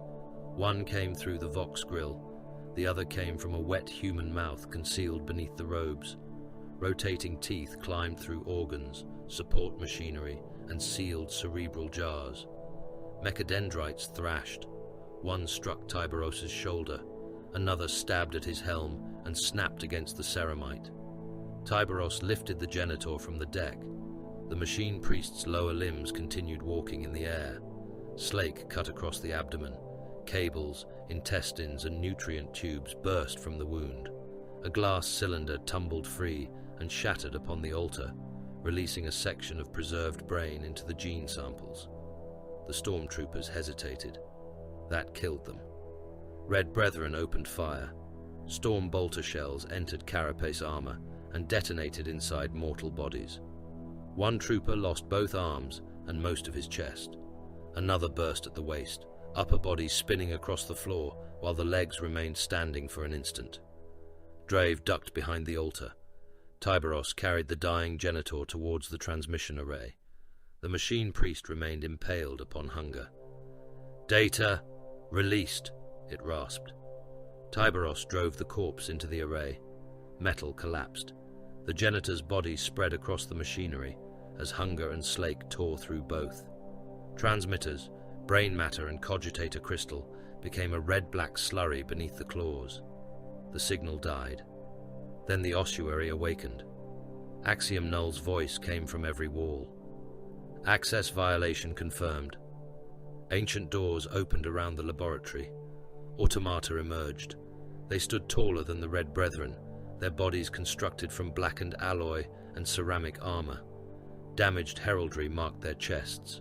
Hooked wings, broken numerals, the remnants of the 19th Legion's oldest symbols, their weapons activated. A Volkite beam struck the nearest stormtrooper. The man ignited from within. His skin blackened before his armor heated. Blood boiled in his veins. Flames burst from his eyes and mouth. He collapsed, burning so fiercely that the corpse beside him caught fire. Graviton projectors fired. A Red Brother slammed into the deck as local gravity multiplied. His Terminator plate folded inward. Knees shattered.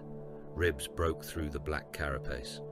The warrior attempted to rise until the next pulse flattened his torso and forced blood through every armor seal. Rad cleansers opened. Invisible death washed across the chamber. Drave's dosimeter screamed. The last stormtrooper staggered as radiation cooked him inside his armor. His gums bled. Skin peeled from his hands. He vomited dark tissue into his respirator and drowned within the mask. The automata did not distinguish intruder from guardian. Their orders had survived longer than their masters.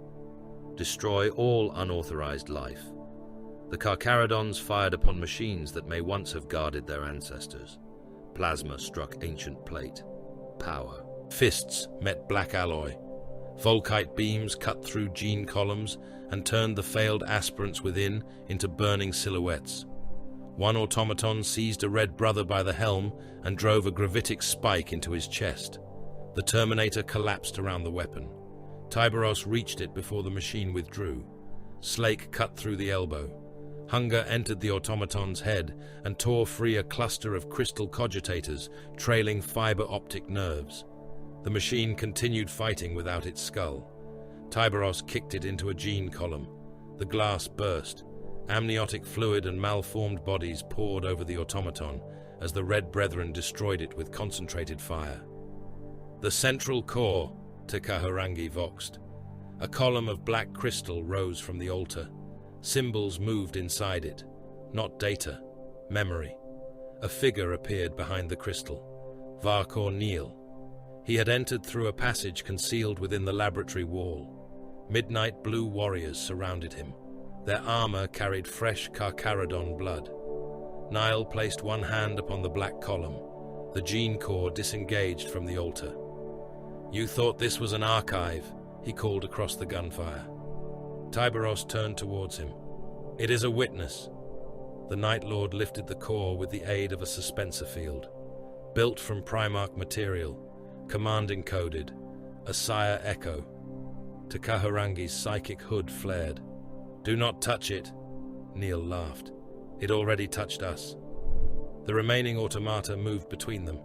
Volkite fire filled the chamber. Night Lords withdrew through the hidden passage, while the ancient guardians attacked everything they could perceive.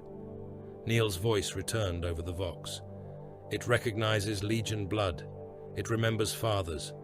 I will let the Reach hear what it calls you." Tyberos cut through another automaton. "Seal the exits." "Too late," Tekahurangi said.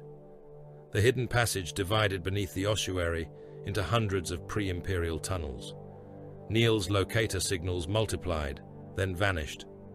Tyberos looked towards the gene vaults. "Destroy all of it." Tekahurangi faced him. "The Sire Echo may be our only surviving link to the Forgotten One. It is compromised. It may hold the original command. We know the command. It may hold his identity." Tyberos stepped through the burning remains of an automaton. "He gave us duty, and no name. A name is comfort." The pale nomad's eyes narrowed. "You would destroy 10,000 years of memory." "Yes, without knowing what we are." Tyberos looked upon the laboratories, the dead guardians, the ruptured gene columns, and the bodies created from incompatible blood. "We are what remained obedient." Melter charges entered the vaults. Carcharodon serfs moved through the ossuary under fire, placing explosives against gene columns, archive walls, and the ancient altar. The wounded Red Brethren held the defensive approaches, while Tekahurangi began burning psychic residue from the cogitator network. Then, the gene core activated. Far below the surface, Varkor Neil pressed his bleeding palm against the Sire Echo. The black crystal drank his blood. Every Carcharodon on Carcharis stopped. Baal Shah stood motionless amid the surface war, while artillery detonated around him. Devourers froze upon enemy tanks. Scouts halted within tunnels. The Red Brethren lowered their weapons without intending to. Tyberos heard the voice first. It did not enter through his helm. It rose from his marrow. Ancient, immense, familiar in a way no living memory could explain. The blood within every son of exile answered it. The voice spoke one word: return. The word did not fade. It remained inside the blood. Return. Across Carcharis, Carcharodons collapsed beneath memories that did not belong to them. Baal Shah stood upon the burning hull of a traitor command tank when the crater plane vanished. For one heartbeat, he saw terror before unity, its poisoned skies black above fortress cities ruled by tyrants whose names had not survived the Emperor's coming. Armies marched through fields of vitrified corpses. Thunder warriors broke human battalions beneath axes and fists. Pale children watched from the barred mouths of subterranean prisons, while armored recruiters selected those vicious enough to endure transformation. Then, terror became deliverance. A black-winged giant stood. Beneath a dead moon, his face noble and cold, his eyes carrying a judgment deeper than anger. Warriors in soot-dark armor knelt before him. Some lowered their heads willingly. Others bowed because obedience had been burned into their bones long before they knew the Primarch's name. The image tore. Deliverance became Nostramo. Rain fell upon towers without sunlight. Human bodies swung from bridges. Lightning illuminated flayed corpses nailed to walls, while something laughed from the rooftops. Shah saw his own hands covered in blood. They were not his hands. They were black gauntlets marked by a winged skull. The vision changed again.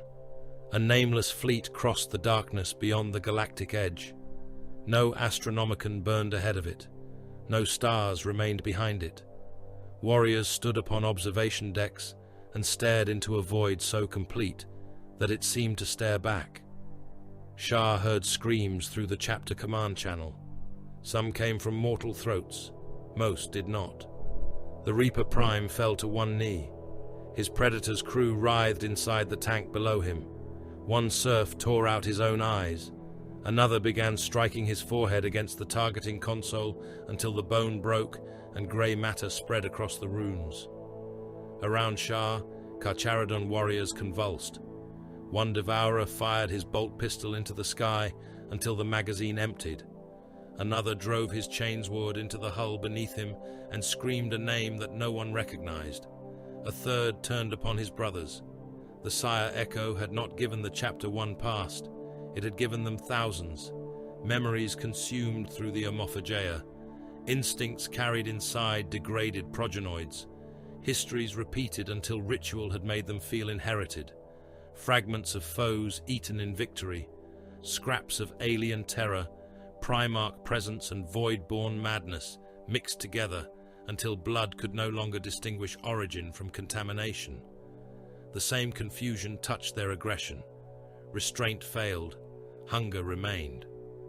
In the lower mustering hold beneath the ossuary, Squad Matua attacked its own serfs. The Void Brothers had been assigned to protect the demolition crews, preparing charges along the Gene Vault foundations. When the Sire Echo spoke, all 5 warriors froze. Their serfs waited. One of the Carcharodons removed his helm. His corpse-pale face ran with sweat.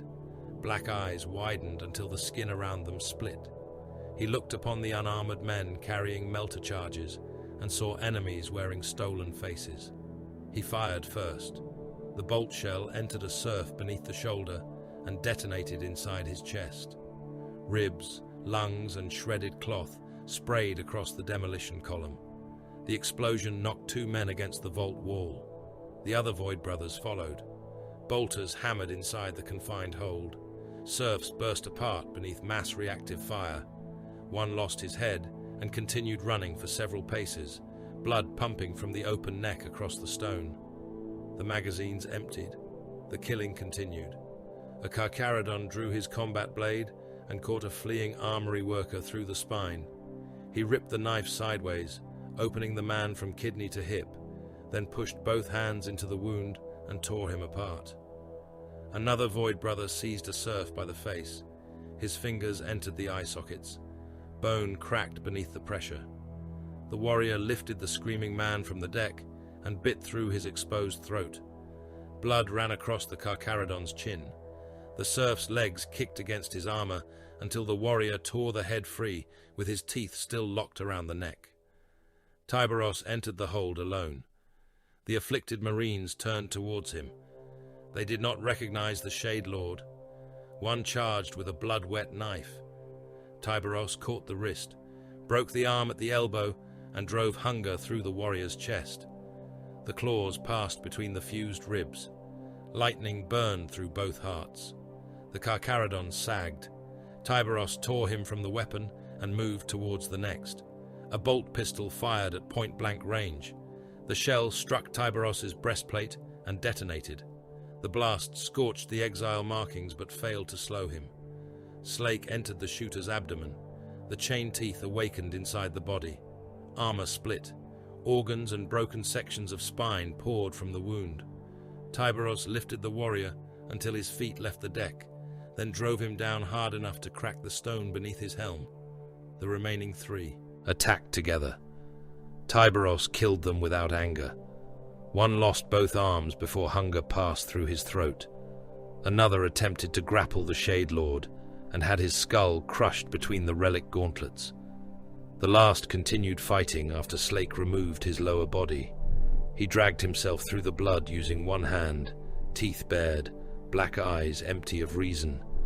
Tyberos placed one foot upon his back. The spine broke beneath the Terminator boot. The warrior still tried to crawl. Hunger descended through the rear of his skull. Silence returned. The hold contained no unbroken bodies. Tyberos looked upon the 5 dead Void Brothers. Their armor bore centuries of service. Together they had survived boarding actions, Xenos infestations, void exposure, and wars beyond Imperial record. He made no attempt to preserve them. A brother who could no longer distinguish prey from kin, no longer served the edicts. He had become another beast, requiring death. "Recover the progenoids," Tyberos said. Takaharangi's voice answered through the command channel. They may be contaminated. Then destroy them. Tyberos left the dead where they had fallen. The blindness spread through the underground advance. Kahu heard it coming in the breathing of the Red Brother beside him. The warrior's respirator grill released short, rapid bursts. His lightning claws remained extended, though no enemy stood within reach.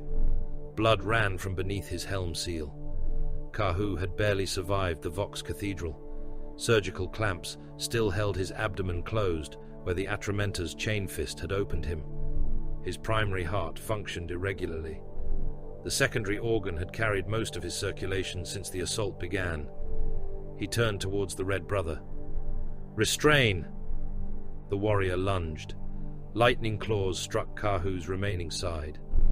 The talons passed through Terminator plate, sliced the black carapace, and spread the fused ribs beneath.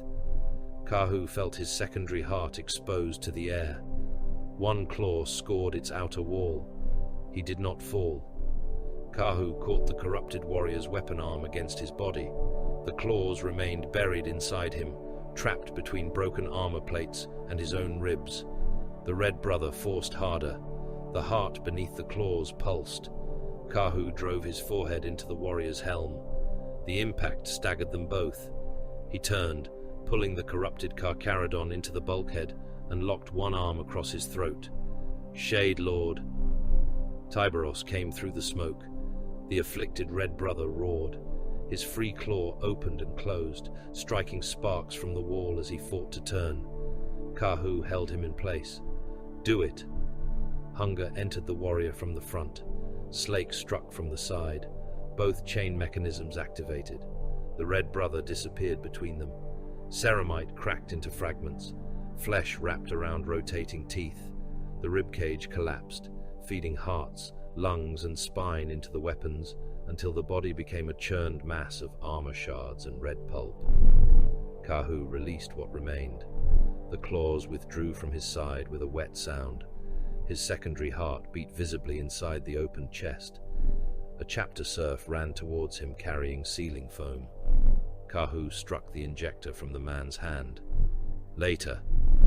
"Reaper, the organ is exposed. It remains functional." Kahu retrieved his power axe. "Advance."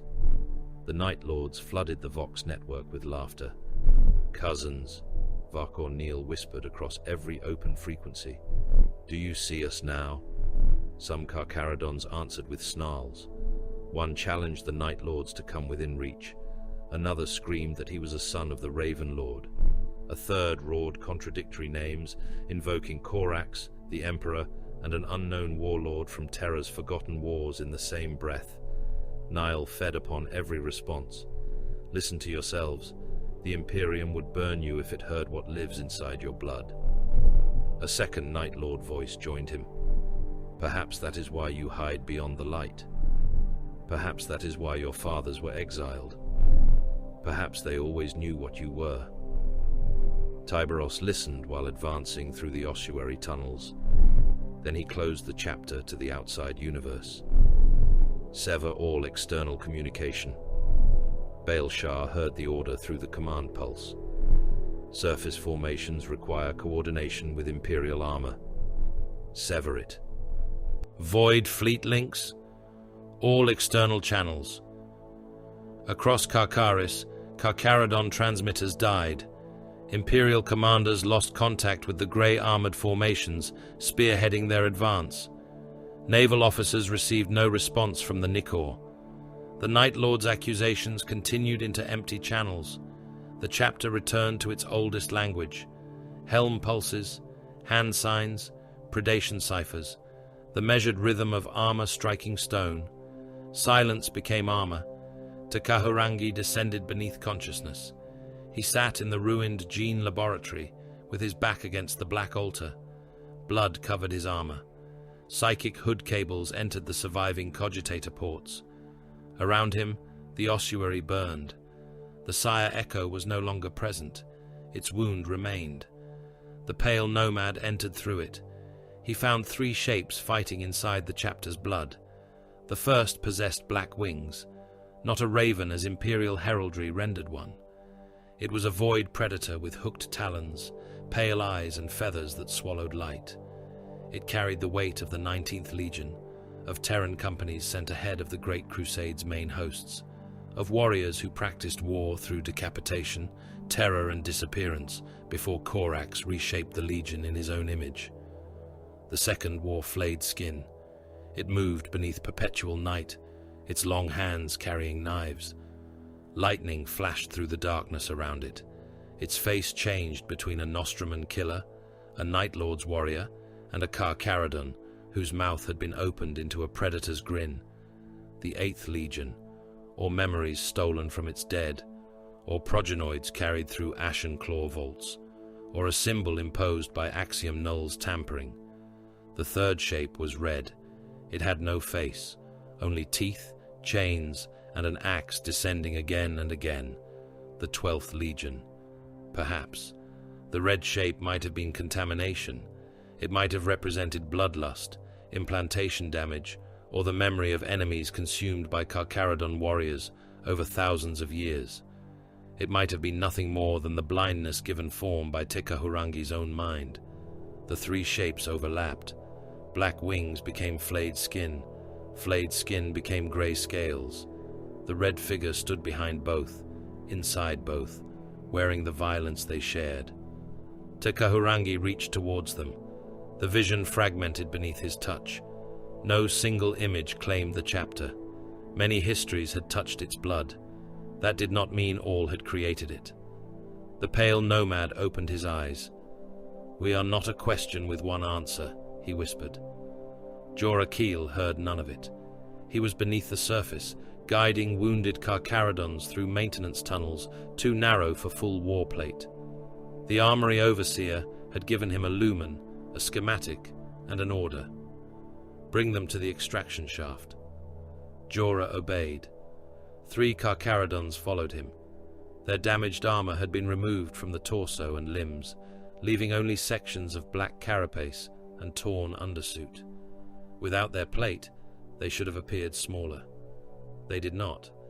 Their bodies were too broad, their bones too heavy, and their muscles built in shapes no natural man possessed. Their skin was corpse pale and covered in scars. Old devotional marks had been cut into shoulders, chests, and forearms. Black lines formed hooked teeth, waves and spirals representing oceans no Carcharodon had seen in generations. Hard growths covered parts of their bodies. Denticle-like ridges rose along spines and shoulders. Keratin patches roughened forearms. One warrior's teeth had grown through his lower lip. Another had lost an eye, leaving a black cavity that continued leaking blood. They looked less like the Emperor's angels than creatures dragged from a lightless sea and forced into human shape. Jorah led them through the tunnel. Gunfire sounded ahead. Night Lord serfs had entered through an access shaft and established a firing position over the route. Autogun rounds struck the walls. One hit Jorah's lumen and plunged the passage into darkness. The wounded Carcharodon behind him moved. His name was Raka. Half his ribcage had been rebuilt with surgical braces. One arm ended above the elbow. He placed himself between the serfs and the gunfire. Rounds entered his unarmored back. One passed through a lung. Another tore open his neck.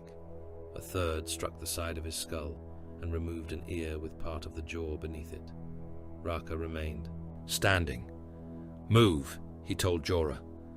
The mortal serfs crawled behind him, while bullets struck his body. The Carcharodon used himself as a shield until every man reached cover. Then he charged the firing position. He possessed one arm and no weapon. It was enough. Jorah heard bones breaking in the darkness. Men screamed. One begged. Another made a choking sound that ended abruptly. Raka returned carrying an autogun. His abdomen had opened. Intestine hung against his thigh. He handed the weapon to Jorah. "Lead. You are dying." "Yes." "Why protect us?" Raka looked at him with one black eye. "You are chapter property." The answer should have reduced the act to ownership. It did not. Raka walked until the extraction shaft came into view. Then he placed his body against the tunnel wall and remained upright while the serfs passed. His heart stopped before the last man reached the lift. He died standing between them and the enemy. Tyberos continued hearing the sire echo. The voice showed him the first exiles assembled beneath a sky without stars. An immense shadow stood above them. Its face had been removed. Its armor changed each time Tyberos attempted to perceive it. Corax's sable plate became the brutal war gear of a Terran legion master. A pale face became a helm without features. Behind both stood a radiance too powerful to approach. The command remained unchanged. Go beyond the light. Take what is required. Return only when summoned. Tyberos felt the blindness moving within him. It had always been there. A pressure behind restraint. A need to close his hands around living bodies and continue until nothing remained but blood between his claws. His control did not come from purity. It came from reduction. He was not a son seeking his father. He was not a relic seeking remembrance. He was not a victim of exile. He was obedience given flesh. The sire echo offered him 10,000 years of uncertainty. Tyberos answered with one command. Hunt. He entered the Night Lord's transit nexus alone. The chamber controlled the underground rail lines linking the ossuary to the surface fortresses. Traitor Marines guarded every approach. Heavy bolters covered the main passage. Havocs occupied firing balconies. Officers coordinated reinforcement movements from a raised command station. Tyberos stepped into view. The Night Lords opened fire. He allowed the blindness to rise. Hunger and Slake screamed. Tyberos crossed the chamber before the heavy weapons corrected their aim. Hunger passed through the first Night Lord's waist. The upper body spun away, spraying blood and intestine across the warrior beside him. Slake caught that second traitor beneath the arm and pulled him close. Tyberos seized the Night Lord's power pack with Hunger. He tore it free. The spine came with it. Vertebrae, nerve cables and sections of ribcage snapped from the back in a single wet column. Tyberos hurled the remains into the heavy bolter team. He struck them before the corpse landed. One Havoc's helm collapsed beneath his fist and disappeared into his torso. Another lost both legs to Slake, then had his head crushed beneath Tyberos's boot before his body touched the deck. A chain blade struck Tyberos's shoulder. He caught the attacker by the gorget and drove him face first into the wall. Once, twice. A third impact burst the skull inside the helm. Blood and brain matter sprayed from the eye lenses. Tyberos threw the corpse backwards. It struck an officer descending from the command station and broke him against the rail. The Shade Lord climbed after him. The chamber became red. Limbs fell from the platforms. Bodies opened beneath the relic gauntlets. Night Lords who had spent centuries teaching mortals to fear darkness attempted to flee through it. Tyberos killed the communication relays first. Hunger severed transmission pillars. Slake tore through the central Vox altar. Then he killed the heavy weapons. Then the officers. The violence appeared uncontrolled only to those unable to perceive its sequence. Every death served the next. Every movement removed a threat or opened a path. One Terror Trooper survived. Tyberos cut his left arm away and allowed him to reach the emergency tunnel. The Night Lord fled, leaving blood along the walls. He never felt the tracking barb Tyberos had driven beneath his rear armor seal. Baelshar entered the Nexus after the killing. Ended. Blood covered the walls, the ceiling, and the Shade Lord's armor. Sections of traitor Marines lay scattered across the chamber. Some bodies had been dismantled so completely that their Legion markings could no longer be identified. Shah looked towards the emergency tunnel. One escaped. Tyberos's black eyes had returned to stillness. Yes. The tracker moved through the underground routes. Shah understood. The Shade Lord had not fallen to the blindness. He had opened its cage, aimed it, and closed it again. The signal led away from Karkaris. The surviving Night Lord reached a hidden shuttle and fled the moon aboard a covert transport. Karkaradon augurs followed the tracking pulse through the system until it entered the wake of a larger vessel. Course projection appeared upon the Nikor's strategium. Acheron Rex, a shrine world at the heart of the rebellion's remaining mortal armies. 80 billion people inhabited the cathedral city, covering its primary continent. Billions more gathered in pilgrimage camps, manufactoria districts, and military assembly zones surrounding it. Takaharangi studied the intercepted data. Axiom Null is preparing a convergence ritual. Purpose? Shah asked. Mass sacrifice? Warp saturation? The Sire Echo will provide genetic and psychic structure. Drav stood beneath guard near the command dais. A Primarch? No, Takaharangi said. A thing shaped like one. Will it possess the Forgotten One's identity? It will possess whatever identity the dying believe they see. Karkaris continued fighting below them. Imperial armies had not secured the surface. Enemy batteries still controlled half the moon. The ossuary demolitions remained incomplete. Billions of soldiers fought across crater fields without knowing the Karkarodons had already changed objectives. Baal Shah looked towards Tyberos. Karkaris is unconquered. Yes. The gene vaults remain. Yes. Imperial forces cannot hold the moon without us. Tyberos regarded the course to Acheron Rex. Then they will not hold it. The Nikor began recalling its warriors. Thunderhawks lifted from the surface. Boarding craft disengaged from captured bastions. Karkarodon armor columns abandoned gains purchased with millions of Imperial lives. No explanation was transmitted. The exile fleet turned away from Karkaris, while the moon still burned. Behind it, billions continued dying for a victory that had ceased to matter.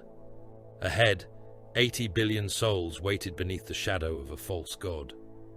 Tyberos stood before the strategium glass. Set course.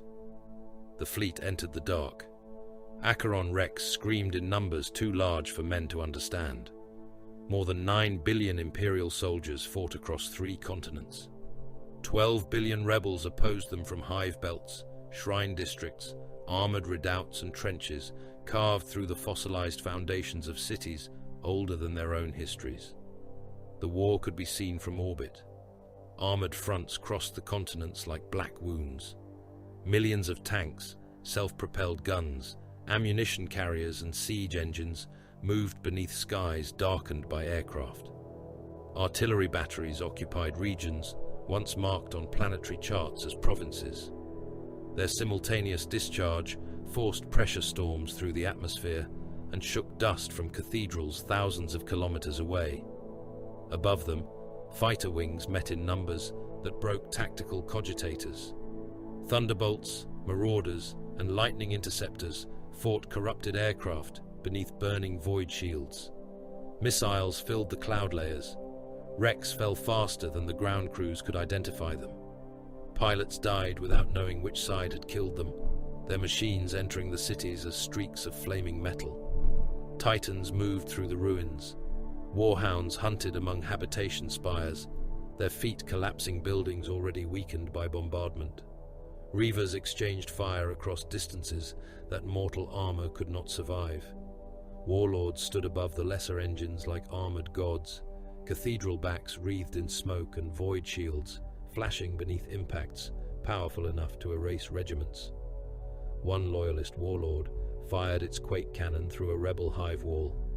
The shell penetrated 6 kilometers of fortification before detonating inside an evacuation district. The hive face expanded. Habitation blocks. Transit. Towers and several million human beings erupted into the open air in a cloud of stone, steel, and blood. The engine's princeps recorded the wall as breached.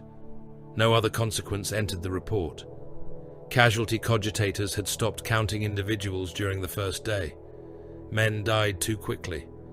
The machines divided Acheron Rex into grids and measured loss by the square kilometer. One district glowed amber when casualties exceeded acceptable military thresholds. It turned red when surviving population density no longer justified further calculation.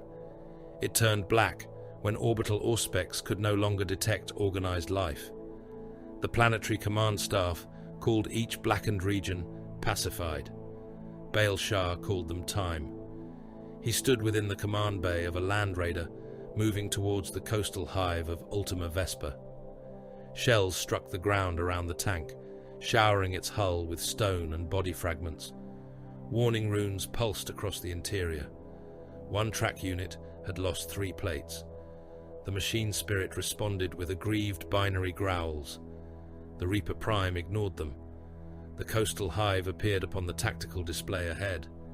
Its curtain walls were lined with artillery. Traitor armor waited beneath shielded bastions.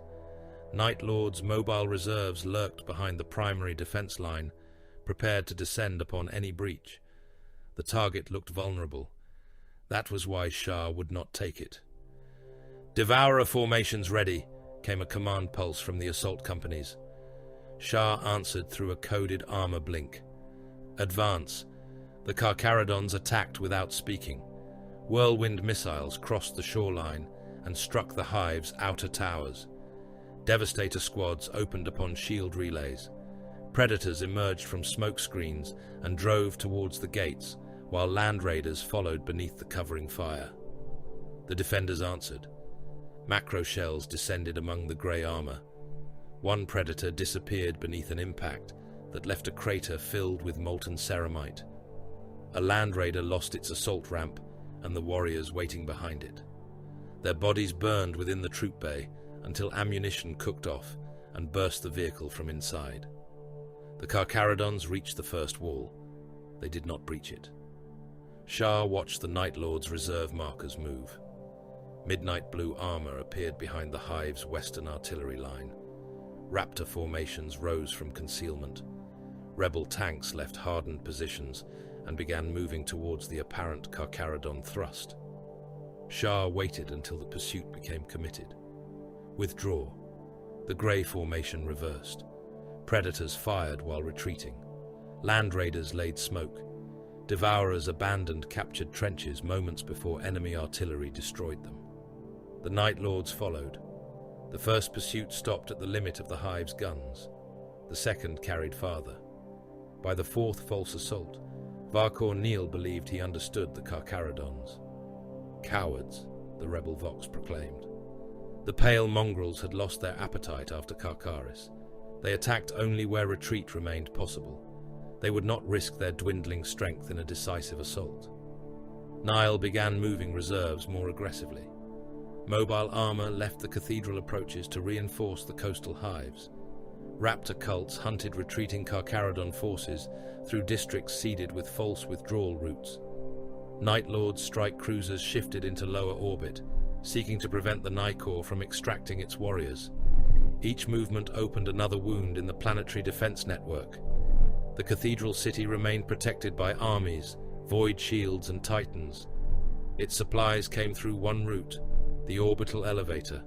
Thousands of kilometers of reinforced structure connected the city to a void station beyond the upper atmosphere. Cargo platforms carried ammunition, fuel, troops, and ritual captives down from orbit. Counterweights the size of lesser hives traveled along the elevator's outer spine. Defense platforms encircled its upper anchor. Tyberos watched it from the strategium of the Nicor. Around him, the Void War burned. Imperial ships attempted to form conventional battle lines. The Carcharodons ignored them. Their vessels closed to ranges that naval doctrine classified as suicidal. Macro cannon batteries fired broadside at distances where evasion became impossible. The Nicor shook with each discharge. Gun decks filled with smoke and blood. Loaders dragged shells into breaches, while overheating machinery cooked flesh beneath their work robes. Some died at their stations and were pushed aside before their bodies cooled. Enemy fire stripped armor from the Grand Cruiser. Void shields failed along the port flank. Lance beams entered exposed decks and turned compartments into furnaces. Thousands of serfs vanished in white fire. Others survived with skin burned from their bodies, crawling through smoke while damage control servitors sealed the corridors around them. No evacuation order came. The Nicor continued closing. Boarding torpedoes launched from its armored prow. They struck rebel command vessels at near-contact range. One entered the bridge of a traitor cruiser and opened directly behind the command throne. Carcharodon warriors emerged into a chamber still filled with air and screaming officers. Storm bolters fired. The bridge crew became pieces before the ship's captain finished rising. Tyberos stood motionless before the orbital display. The elevator's upper anchor crossed the targeting reticle. A naval serf spoke from the weapons pit. Plasma destructor at charge threshold.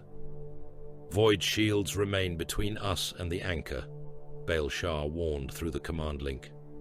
They will fail, Tyberos said. Enemy vessels crossing the firing solution. They will die. The Nikor drove into them. Its prow struck a rebel escort, attempting to block the approach. The smaller vessel folded around the battle barge's ram. Hull plates split. Crew decks opened. Men poured into the void among spinning fragments of armor and frozen blood. The escort remained impaled upon the Nikor. Tyberos did not order it removed. Fire! The plasma destructor discharged through the wreck. For an instant, the void became white. The impaled escort ceased to exist. Plasma crossed the remaining distance and struck the upper anchor of the orbital elevator. Void shields collapsed in overlapping waves. Defense platforms vaporized. The anchor's support ring glowed, bent, and broke apart. The orbital elevator did not fall immediately. Its vast structure remained standing above Acheron Rex, held upright by momentum, inertia, and machinery that no longer understood it was dead. Then the upper counterweight shifted. The elevator bowed. The first sections entered the atmosphere. Thousands of kilometers of adamantium, plasteel, cargo stations and transit lines began descending towards the planet. People looked up. Across the cathedral continent, daylight vanished behind a burning line that stretched from horizon to horizon. Cargo stations entered first. They struck the atmosphere like meteors. Their outer hulls ignited. Armor peeled away in incandescent sheets. Ammunition magazines detonated while still falling, spreading burning debris across entire provinces. One counterweight impacted north of the cathedral city. The ground rose. Defense zones, tank formations, and habitation districts disappeared beneath an expanding wall of rock and fire. The shockwave flattened cities beyond visual range. Towers fell in sequence. Millions died before hearing the impact. The elevator's central spine came down across the continent. It struck at an angle, carving through mountain ranges and hive belts. Ferrocrete walls burst beneath it. Oceans surged from their basins. The atmosphere filled with ash, pulverized stone and human remains. Hundreds of millions died within minutes. Some were crushed so completely that no biological trace remained. Others survived the first impact, only to be buried beneath burning ruins. Men trapped inside shelters suffocated as dust entered ventilation systems. Refugees reached open ground and were flayed by shockwaves carrying shards of glass, metal and bone. The cathedral city's void shields failed beneath the atmospheric disturbance. Its supply line vanished. The elevator's fall also opened the ground. Transit tunnels, buried rail lines and maintenance arteries were torn open beneath kilometers of shattered terrain. Tyberos had not destroyed the elevator merely to starve the city. He had created an entrance. Baal Shah struck through it. The decisive assault began while the continent was still moving. Land raiders advanced over mountains of wreckage, their tracks crushing bodies embedded within the debris. Predators fired through dust clouds too dense for mortal vision. Carcharodon Auspex systems marked targets by heat, vibration, and command emissions. Devourer squads descended behind the surviving rebel lines. Their jump packs burned through the ash. They landed among artillery crews disoriented by the shockwave. Chain blades opened backs and throats. Bolt pistols detonated inside crew shelters. One devourer tore an officer from a command vehicle and drove the man head first into its exhaust housing until the skull collapsed. Red Brethren teleported into hardened bunkers. The first bunker's defenders died before they understood the teleport flare was not a weapons malfunction. Terminator fists crushed gun crews against firing consoles. Storm bolters filled corridors with explosive shells. Bodies burst beneath the pressure of confined detonations, painting walls with blood and wet fragments. The Carcharodons spoke almost nothing. Orders passed through hand signs, helm pulses, and pre-arranged kill patterns. A brief flash marked an artillery position. 2 armor taps indicated an unconfirmed tunnel. A measured pause ordered withdrawal from a firing lane seconds before friendly bombardment struck it. The rebel channels contained panic. They are beneath the Western rail system. Negative. Western transit is collapsed. Armor in Sector 9. Sector 9 no longer exists. Night Lord's command, respond. No answer came. Niall's reserves were still returning from the coastal hives. They arrived piecemeal and died that way. Tyberos descended upon the cathedral approach. A warlord titan blocked it. The engine had once served a loyal legio. Corruption had remade it. Human bodies had been fused into its armor as devotional plating. Horned growths emerged from the command carapace. Chains carrying entire tanks hung from its weapon arms. Its name rolled across the Traitor Vox network. Dominus Profanus. The Titan fired its volcano cannon. A white beam crossed the battlefield. 3 Imperial armored brigades vanished. Tanks became molten depressions. Men outside the direct line of fire ignited from the heat. The warlord turned towards the Carcharodon advance. Tyberos did not order his warriors to attack from the ground. Thunderhawks. The gunships came through the storm. Their armor burned beneath anti-aircraft fire. One lost its tail and spun into an Imperial infantry corps, detonating with enough force to kill thousands. 2 more were destroyed before reaching the Titan. The remaining craft crossed above the warlord's void shields, while the barrier flickered under sustained Imperial fire. Assault ramps opened. Red Brethren jumped. Terminators struck the Titan's upper carapace. Some landed among defense turrets. Others fell short and vanished beneath the engine's feet. Tyberos landed beside the cathedral, rising from the warlord's back. Defense servitors turned towards him. Autocannons fired. Shells burst against his armor. Hunger and Slake awakened. He cut through the first turret and drove its crew into the weapon housing. Slake's underbite teeth caught a servitor by the abdomen and pulled him inside. The man's body disappeared beneath rotating machinery, spraying blood and shredded organs across the carapace. The Red Brethren reached the maintenance vents. Melter charges opened the armor. They entered the Titan's body. The interior was a vertical city of machinery, shrines, ammunition lifts, and control chambers. Demon-bound servitors crawled along the walls. Skitarii defenders descended through access ladders and opened fire. The Carcharodons moved downward. Gravitic shifts accompanied every step of the walking engine. Decks tilted. Machinery shook. Dead Skitarii fell through shafts in showers of augmetics and flesh. Tyberos passed through them. A demon servitor lunged from a maintenance alcove. Its lower body had been replaced with track units. 6 arms ended in blades and welding tools. Hunger removed the upper limbs. Slake cut through the torso. The machine screamed through a human face stitched across its chest. Tyberos pushed the remains into an ammunition lift and continued descending. The command throne lay within the Titan's skull. The princeps floated inside an amniotic cradle surrounded by cables. His body had swollen beyond human proportion, fed by chemicals and warp corruption. His eyes had become black pits. A crown of interface needles penetrated his skull. He sensed Tyberos entering. The Titans. Voice emerged through the princeps' mouth. "Little predator." Tyberos crossed the chamber. Skitarii fired from both sides. The Red Brethren absorbed the shots and killed them while the Shade Lord reached the cradle. The princeps attempted to move the warlord. The engine staggered. Buildings collapsed beneath its feet. Tyberos drove Hunger through the amniotic glass. Fluid poured over him. The princeps screamed as the claws entered his abdomen. Cables pulled taut behind him. Tyberos dragged him from the cradle. The interface crown tore free with sections of skull and brain attached. The princeps remained alive, hanging from Hunger, while his spinal connections snapped one after another. "You cannot command a god," he rasped. Tyberos cast him against the command throne. The body burst beneath the impact. "It is a weapon," Tyberos said. Carcharodon tech marines entered the command chamber. They drove override spikes into the control systems. Binharik Kant clashed with the Titan's corrupted machine spirit. For several moments, the warlord convulsed between commands. Then it turned. A second traitor engine advanced from the cathedral ruins.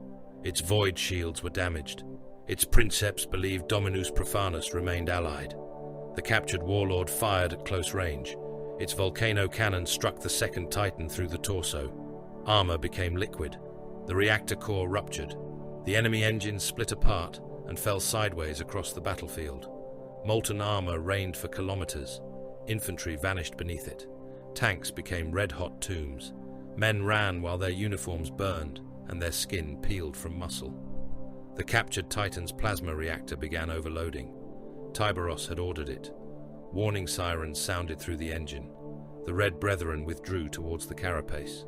Imperial formations continued advancing beneath the warlord's feet. They had received no warning. Millions of soldiers occupied the battlefield around it, pressing against rebel lines already collapsing under the Carcharodon breakthrough. The reactor crossed containment limits. Tyberos jumped from the Titan into the waiting Thunderhawk. The warlord detonated behind him. The blast consumed several million combatants. Rebels and Imperial soldiers disappeared together beneath expanding plasma. The shockwave threw Titans from their feet. The crater glowed through the dust like an open furnace. Baal Shah watched the casualty grids turn black. "Route open," he said. No one acknowledged the cost. The cathedral city stood ahead. Its towers rose through the ash, covered in statues of saints whose faces had been replaced with those of forgotten primarchs. 80 billion inhabitants filled its districts, although millions were already dead beneath the falling elevator. Takahurangi stood within a captured transit shrine and watched the warp gather above it. The Sire echo pulsed beneath the cathedral. He felt billions of minds pressing against it. Fear, faith, hatred, expectation. Axiom Null had never intended to restore a Primarch. The heretic could not create what the Emperor's genius had forged. He intended to create belief with flesh. "It will not possess one face," Takahurangi said. Drive stood beside him, wrists restrained beneath the gaze of two Carcharodons. "Explain. Every observer will see the father he expects. Korax. Some. Cursor. Some. The Forgotten One. Some will see the Emperor. Some will see Huron. Some will see nothing but a giant shaped from their fear." Drave looked towards the cathedral. "And Neil will claim it. He will claim whatever the survivors believe. Then the truth will become irrelevant." Takahurangi's expression remained still. Truth has always been vulnerable to witnesses. Tyberos reached the cathedral gates. The main approach had collapsed beneath wreckage. A passage remained open through the foundation, narrow and descending. The Red Brethren gathered behind him. Kahu stood among them, his wounded abdomen sealed beneath emergency plate. Baal Shah approached from the surface assault, armor black with soot and blood. "Honor guard ready," Shah said. "No. Resistance remains below. The passage is narrow. Then we proceed in file." Tyberos looked into the darkness. "The decision belongs to the Shade Lord." Kahu lowered his axe. "We hold the entrance." Tyberos entered alone. Behind him, Acheron Rex burned beneath a sky filled with falling ships. Titans died among collapsing cities. Billions fought over ground already rendered worthless. Ahead, the Sire Echo awakened. Its voice moved through the cathedral foundations. It sounded like a Primarch speaking across 10,000 years. It sounded like the Emperor issuing judgment from a throne of light. It sounded like Tyberos whispering from inside his own skull. "Come home." The cathedral had been turned into an organ large enough for a god to inhabit. Tyberos entered through a fissure beneath the western transept, descending into darkness, while Acheron Rex died above him. The stone shook with every distant Titan fall. Dust streamed from the vaulted ceiling. Through cracks in the foundation came the white glare of burning districts and the concussive thunder of artillery batteries firing themselves to ruin. The passage opened upon the nave. Millions of bodies filled it. They had not been piled without purpose. Every corpse had been arranged as part of a biological circuit.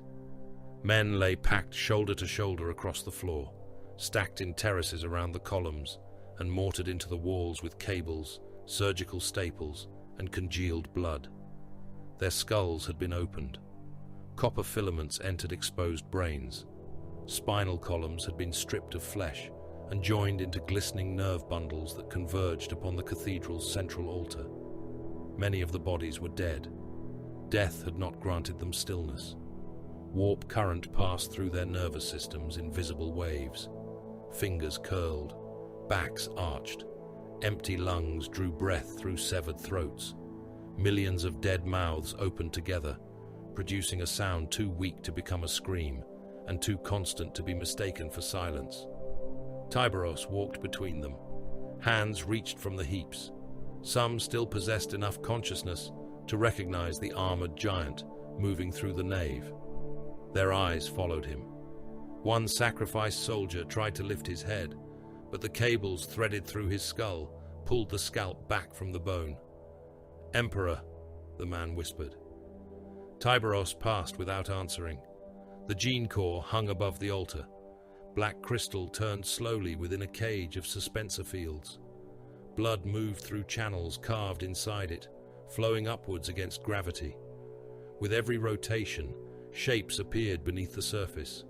A wing, a claw, a pale face, a helm bearing lightning. None remained long enough to become truth. Axiom Null stood beneath it. The heretic no longer possessed a form that could be called human. Apothecarian machinery surrounded the remains of his torso. Narthesium arms rose from his shoulders. Dark mechanicum engines replaced his lower body with a mass of jointed limbs and tracked assemblies. Stolen Legion artifacts had been bolted into the machine around him. Gene readers, command ciphers, fragments of black carapace, broken armor plates and reliquaries containing preserved organs. A ribcage of brass protected several brains, suspended within nutrient jars. All of them were awake. Mechadendrites entered the body wall covering the altar. Each twitch of the cathedral's dead passed through the heretic's frame. "Shade Lord," Axiom Null said. The voice came from the machine. It also came from the millions of mouths surrounding Tyberos. "You arrive at the hour of revelation." Tyberos looked towards the figure waiting beside the altar. Varkor Neal wore no helm. The Night Lord's face was narrow and corpse-white, its features marked by ritual cuts and old burns. Black hair hung around his shoulders in blood-wet strands. His armor was midnight blue beneath branching lightning, though large sections had been stripped away to accommodate the paired chain blades maglocked along his forearms. A jump pack rose behind him. Human faces had been stretched across its turbines. Their mouths opened whenever the engines breathed. Niall smiled. "Welcome home, cousin." Tyberos entered the nave. His boots crushed twitching hands beneath them.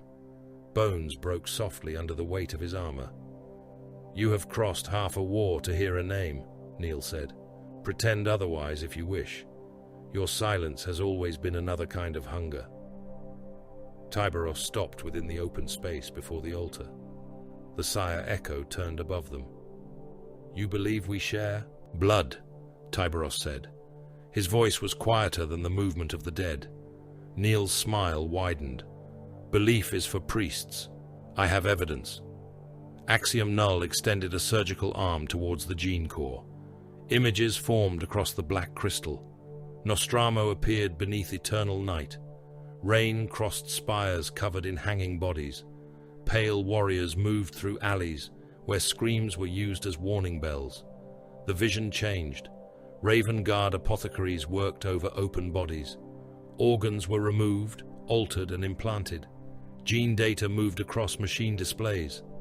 19th Legion markers enclosed darker sequences, burying them beneath stable tissue and altered identifiers. The first Carcharodons were sons of Nostramo, Neil said, changed with raven blood so Terra would not recognize what they were. Tyberos watched without movement. Your eyes are ours. Your skin is ours. You seek darkness as we do. You use terror because it is written into your organs. You slaughter civilians because they are easier to break than warriors. You flee when battle ceases to favor you, then return when the prey is weak. Neil spread his arms. The chain blades mounted beneath them began turning. You are the 8th Legion stripped of honesty. Tyberos looked upon the sacrificed millions. Predators resemble one another, because they share a sire, because prey permits few efficient ways to kill it.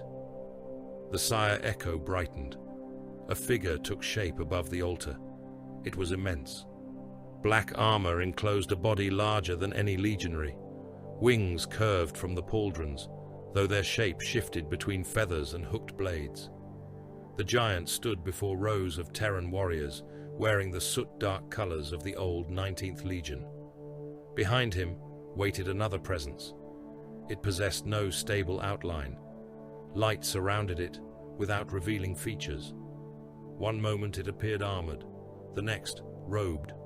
Its authority pressed against the nave until the dead bowed their heads upon severed necks. The Emperor, or the memory of him, or an echo wearing the weight men expected the Emperor to possess. The giant in black raised one hand. The warriors before him knelt. Their heraldry changed while Tyberos watched. Raven wings narrowed into fins. Talons became teeth. Black plate faded towards the corpse grey of exile. A voice rolled through the cathedral. Go beyond the light. The command came from the giant, then from the figure behind him, then from Tyberos's own throat. Take what is required. Dates appeared around the apparition. They contradicted one another. One placed the exile before Corax's discovery. Another placed it after the Raven Lord's return. A third belonged to a century in which Arcus Fowl was already absent from surviving imperial records. Names emerged. Each had been cut apart. Corax became fragments of title and genetic code. Arcus Fowl appeared only as Shade Lord. A third designation consisted of blank spaces surrounded by command ciphers no modern lex mechanic could interpret. The apparition fractured. Axiom Null's machine limbs drove deeper into the altar. The preserved brains within his brass ribcage began spasming. Removing imposed liturgical associations, the heretic said, separating symbolic memory from viable biological record. The images collapsed into streams of genetic data. Foundational stock demonstrates predominant derivation from the Terran 19th Legion. Neil's expression hardened. Axiom Null continued. Markers correspond most closely with pre-deliverance implantation traditions. Cultural and operational associations indicate forces assigned to predation fleets, compliance actions, and independent crusade deployments before and during the Raven Lord's assumption of command. The Gene Corps displayed pale warriors boarding ancient ships. Some wore Raven heraldry, others had scraped it from their plate. Later samples contain extensive degradation, Axiom Null said. Repeated implantation, unregulated organ reclamation, environmental mutation, radiation damage, emergency splicing. A second pattern appeared among the first, then a third. Foreign material cannot be excluded. Neil stepped towards the machine. Identify it. Insufficient data. 8th Legion. Possible. Confirm it. Impossible. Neil's chain blades accelerated. You recognized my blood. The gene key recognized compatible command structures and biological markers. Recognition does not establish paternity. World Eater's stock, Neil said. The red sequence. Possible. Ashen claw contamination. Possible. Deliberate chimeric construction. Possible. Axiom Null's many voices became a single mechanical whisper. Unproven. The cathedral shook. Far above, Another section of Acheron Rex collapsed beneath bombardment. Dust descended through the nave in grey curtains. The bodies wired into the walls convulsed as one. Tyberos watched the remaining command cipher. It floated apart from every recognized Legion marker. No archive claimed it. No Primarch designation matched it. Drive would have called it evidence of an erased bloodline. Takaharangi would have called it a wound in memory. Axiom Null called it inconclusive. The cipher may belong to a deleted Raven Guard formation, the heretic said. It may be an Imperial command key issued outside Legion structure. It may derive from later contamination during the War of the False Primarch. It may represent authority whose name was intentionally removed. The blank designation hovered above the altar. No conclusion can be sustained. Niall looked towards Tyberos. Hear that, mongrel? Even your sacred machine cannot name your father. Tyberos regarded him. It is not sacred. Your Imperium will never accept you. It has not been asked. They will call you mutant.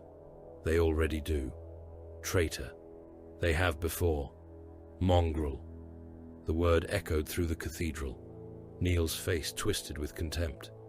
You crossed the outer dark for masters who would destroy you if they knew what lived in your blood. Their opinion is not part of the edicts. Then what are you loyal to? The command. From a father you cannot name. Names are unnecessary. Blood is not. Tyberos looked up at the shifting giant. Blood obeys, or it does not. The sire echo spoke again. Return. Tyberos answered it. Not yet. The apparition recoiled. The gene core darkened as though the refusal had struck it. Niall stared. Tyberos stepped forwards. I did not cross the outer dark for approval. Hunger and Slake awakened. Lightning passed across their curved talons. The chain teeth beneath them began to turn, filling the nave with a low, mechanical growl. Not for purity. Tyberos advanced through the twitching dead. Not for remembrance. Niall lowered his stance. The turbines of his jump pack ignited. The command remains. The Night Lord moved first.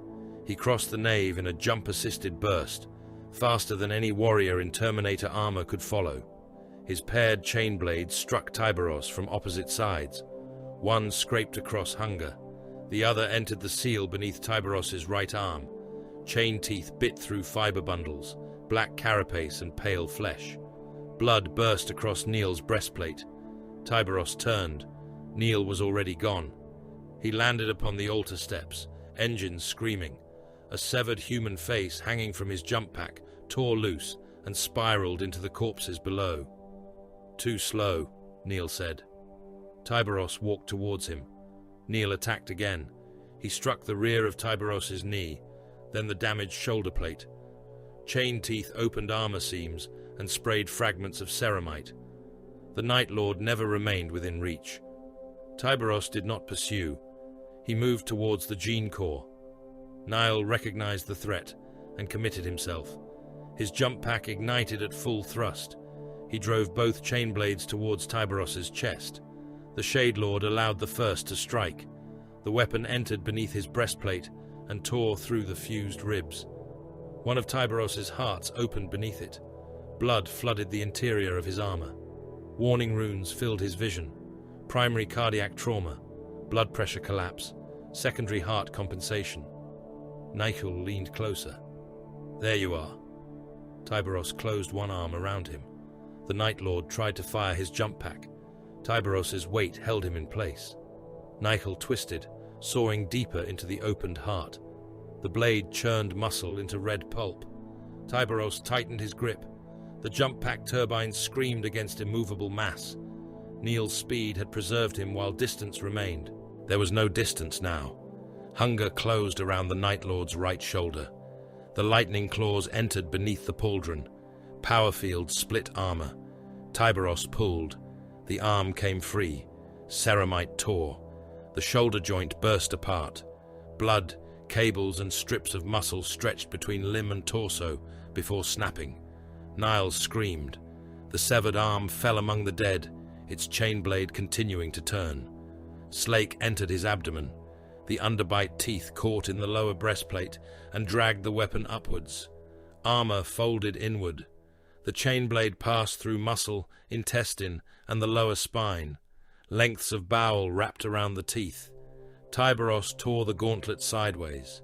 Niall's abdomen opened. Intestines, power cabling, and fragments of spinal armor spilled across the altar steps.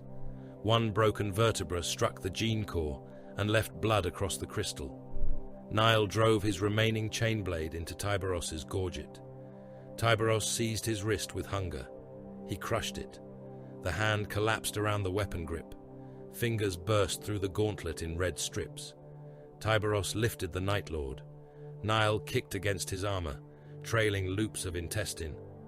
The Shade Lord drove him into the gene core. Black crystal flared. The Sire Echo tasted Niall's blood. The apparition above them turned. For one moment, the black-armored giant wore the face of Conrad Kurz. Pale skin, black eyes, a smile carved by madness. Niall laughed through blood. Father. The image looked down upon him. Then it changed. Kurz became Korax. Korax became Arcus Fowl. Arcus Fowl became a blank helm beneath a crown of darkness. The gene core rejected the Night Lord's signature. Warning sigils burned across its surface. Incompatible authority. Derivative recognition denied. Niall saw the words. His laughter stopped. Tyberos held him against the crystal. Not cousin, he whispered.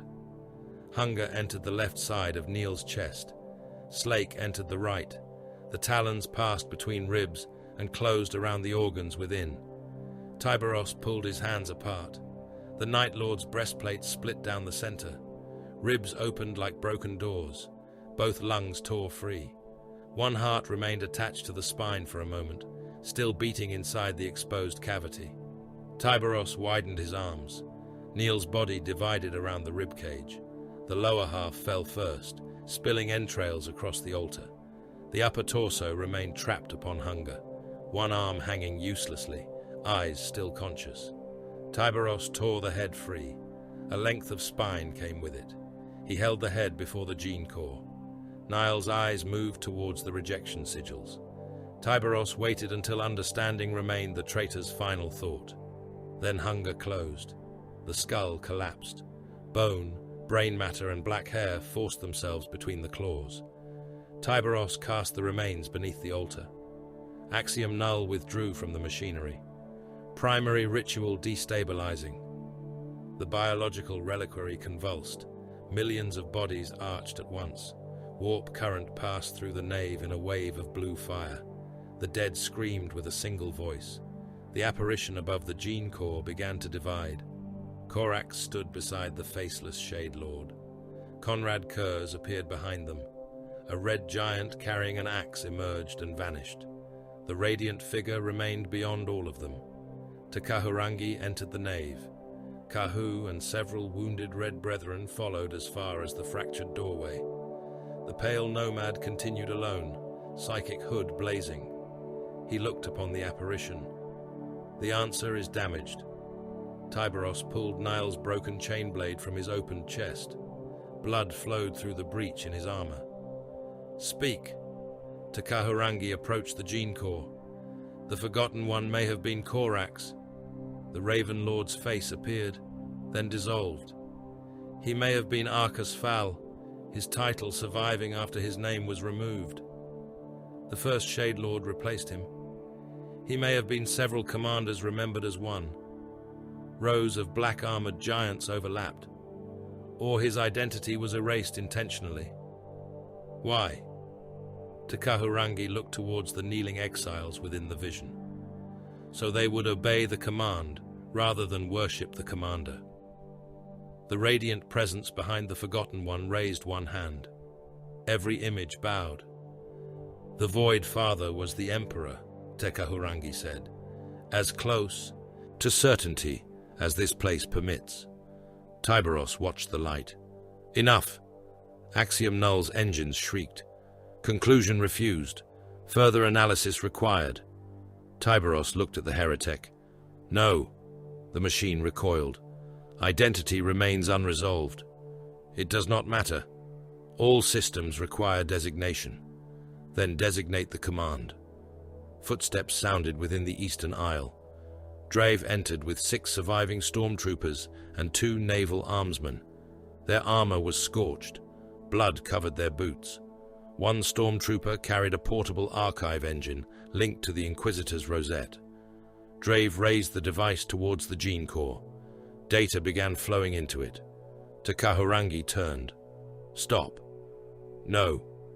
The archive engine filled with genetic conclusions, command ciphers, and fragments of the Day of Exile. Drive's face was grey with exhaustion. Dried blood marked his mouth and one ear. This evidence may prove your descent from the 19th Legion. Or condemn us, Takahurangi said. It may reveal foreign gene stock.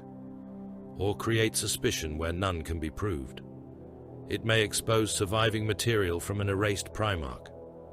Or ignite a war around a blank cipher. Drave kept downloading. That judgment belongs to Terra. Tyberos turned from Neil's remains. Blood continued to run from his breached armor. One heart lay ruined inside his chest. Hunger and slake dripped with the Night Lord's flesh. The stormtroopers aimed their hell guns. Red Brethren appeared in the broken entrances around the nave. No one fired. Tyberos walked towards the Inquisitor. Surrender the archive. Drave's hand closed around the rosette. I cannot. You can. The law must survive those who enforce it. Tyberos stopped before him. Drave looked up into the Shade Lord's black eyes. Even you. The cathedral groaned around them. Millions of dead men twitched as the gene core turned above the altar. The Forgotten One's faceless shadow watched from the failing light. Tyberos lowered hunger beside the Inquisitor's head. Surrender it! Drave raised the rosette between them. No! The stormtroopers fired first. Hellgun beams crossed the cathedral nave in a lattice of red light. They struck Tyberos across the breastplate, throat and open shoulder, vaporizing blood where it leaked through fractured armor seals. One beam entered the wound above his ruined primary heart and cooked flesh deep inside his chest. Tyberos remained standing. The Red Brethren answered. Storm bolters hammered from the broken aisles. Mass reactive shells struck carapace armor and detonated beneath it. The first stormtrooper burst across the abdomen, his upper body falling backwards, while ropes of intestine remained draped over the altar steps. Another lost his right leg at the hip and spun into the ranks behind him, spraying arterial blood from the open socket. The naval armsmen died before they raised their weapons.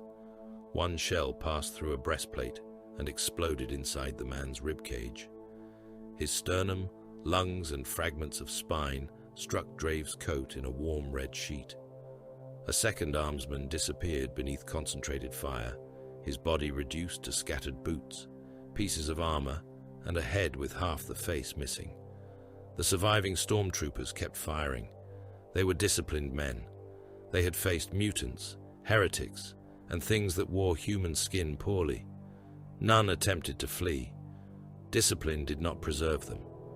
A red brother crossed the nave beneath the hellgun volley. The beams scorched black lines across his Terminator plate.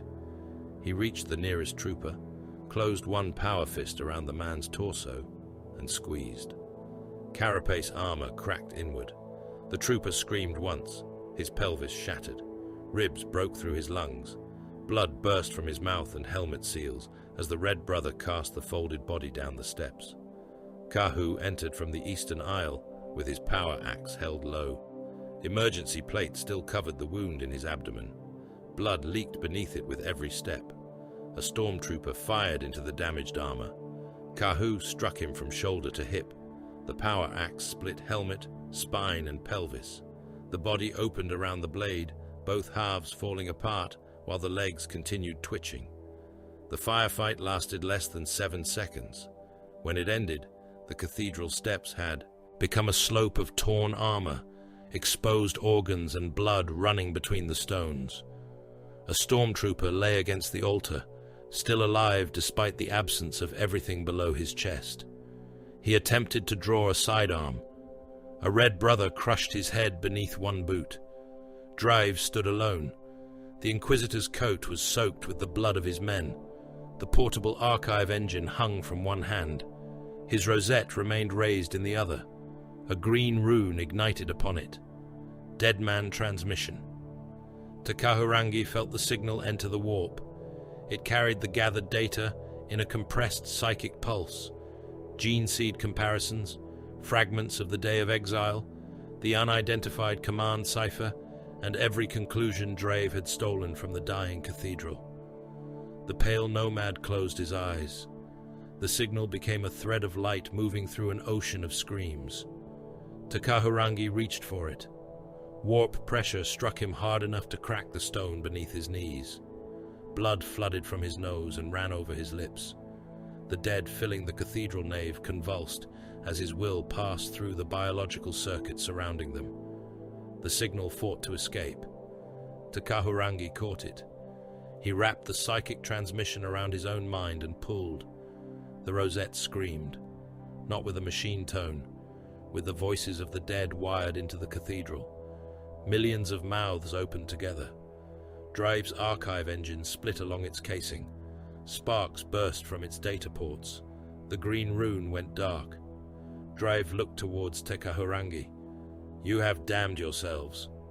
The pale nomad opened his blood-filled eyes. "That judgment has been made before." Tyberos descended the altar steps. Hunger and Slake remained red with Varkor Neil's remains. Shreds of midnight blue armor hung between the chained teeth. One of Neil's eyes had become trapped within Hunger's underbite mechanism, crushed but still recognizable beneath black hair and fragments of skull. Drave did not retreat. "You place the edicts above the Imperium." Tyberos stopped before him. "Yes." The answer carried no defiance, only fact. The Imperium is the Emperor's will made manifest. The Imperium has changed 10,000 times. Its purpose has not. Its rulers have. Drive tightened his grip around the broken archive engine. Administrations change.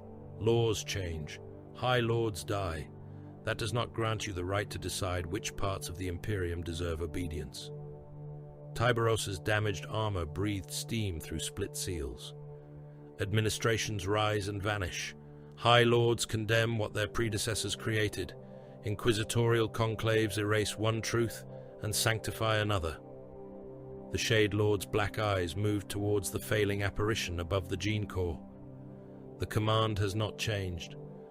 You cannot know that. You do not even know who gave it. We know what was required.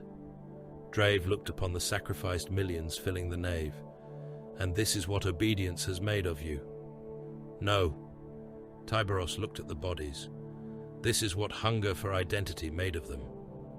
Axiom Null recoiled within his machinery. His mechadendrites dragged broken instruments from the altar as he attempted to isolate the collapsing gene core. "Correction," the heretic rasped. "Identity is function. Origin defines purpose." Tyberos did not look at him. "You confuse inheritance with command." Drave raised the rosette higher. "The edicts are not above the Emperor." "No. Yet you place them above his Imperium." "They came before the Imperium became what it is." "From whom?" The question echoed across the cathedral. The sire echo shifted. Korax appeared in black armor, then Arcus Fowl, then the faceless shadow, then nothing but a warrior-shaped absence outlined by the light of the greater presence behind it. Drave's voice fell quieter. "Do you know?" Tyberos watched the apparition. "No." The Inquisitor stared at him. "After all this blood." Tyberos's ruined heart gave one final spasm inside his chest. His secondary heart continued beating beneath damaged ribs. "A name can be denounced." He stepped closer. "Erased." Another step. "Rewritten." Slake's chained teeth began turning. "Worshipped." Drave's refractor field awakened around him, surrounding his body in a pale sphere of energy. Tyberos stopped within reach. "An order can only be obeyed or betrayed." Drave's face remained hard. "Then whom have you served?" "The one who commanded the exile." "You do not know him." "I know the exile." The refractor field brightened. Tyberos raised Slake. Drive reached inside his coat for a weapon. The relic gauntlet struck.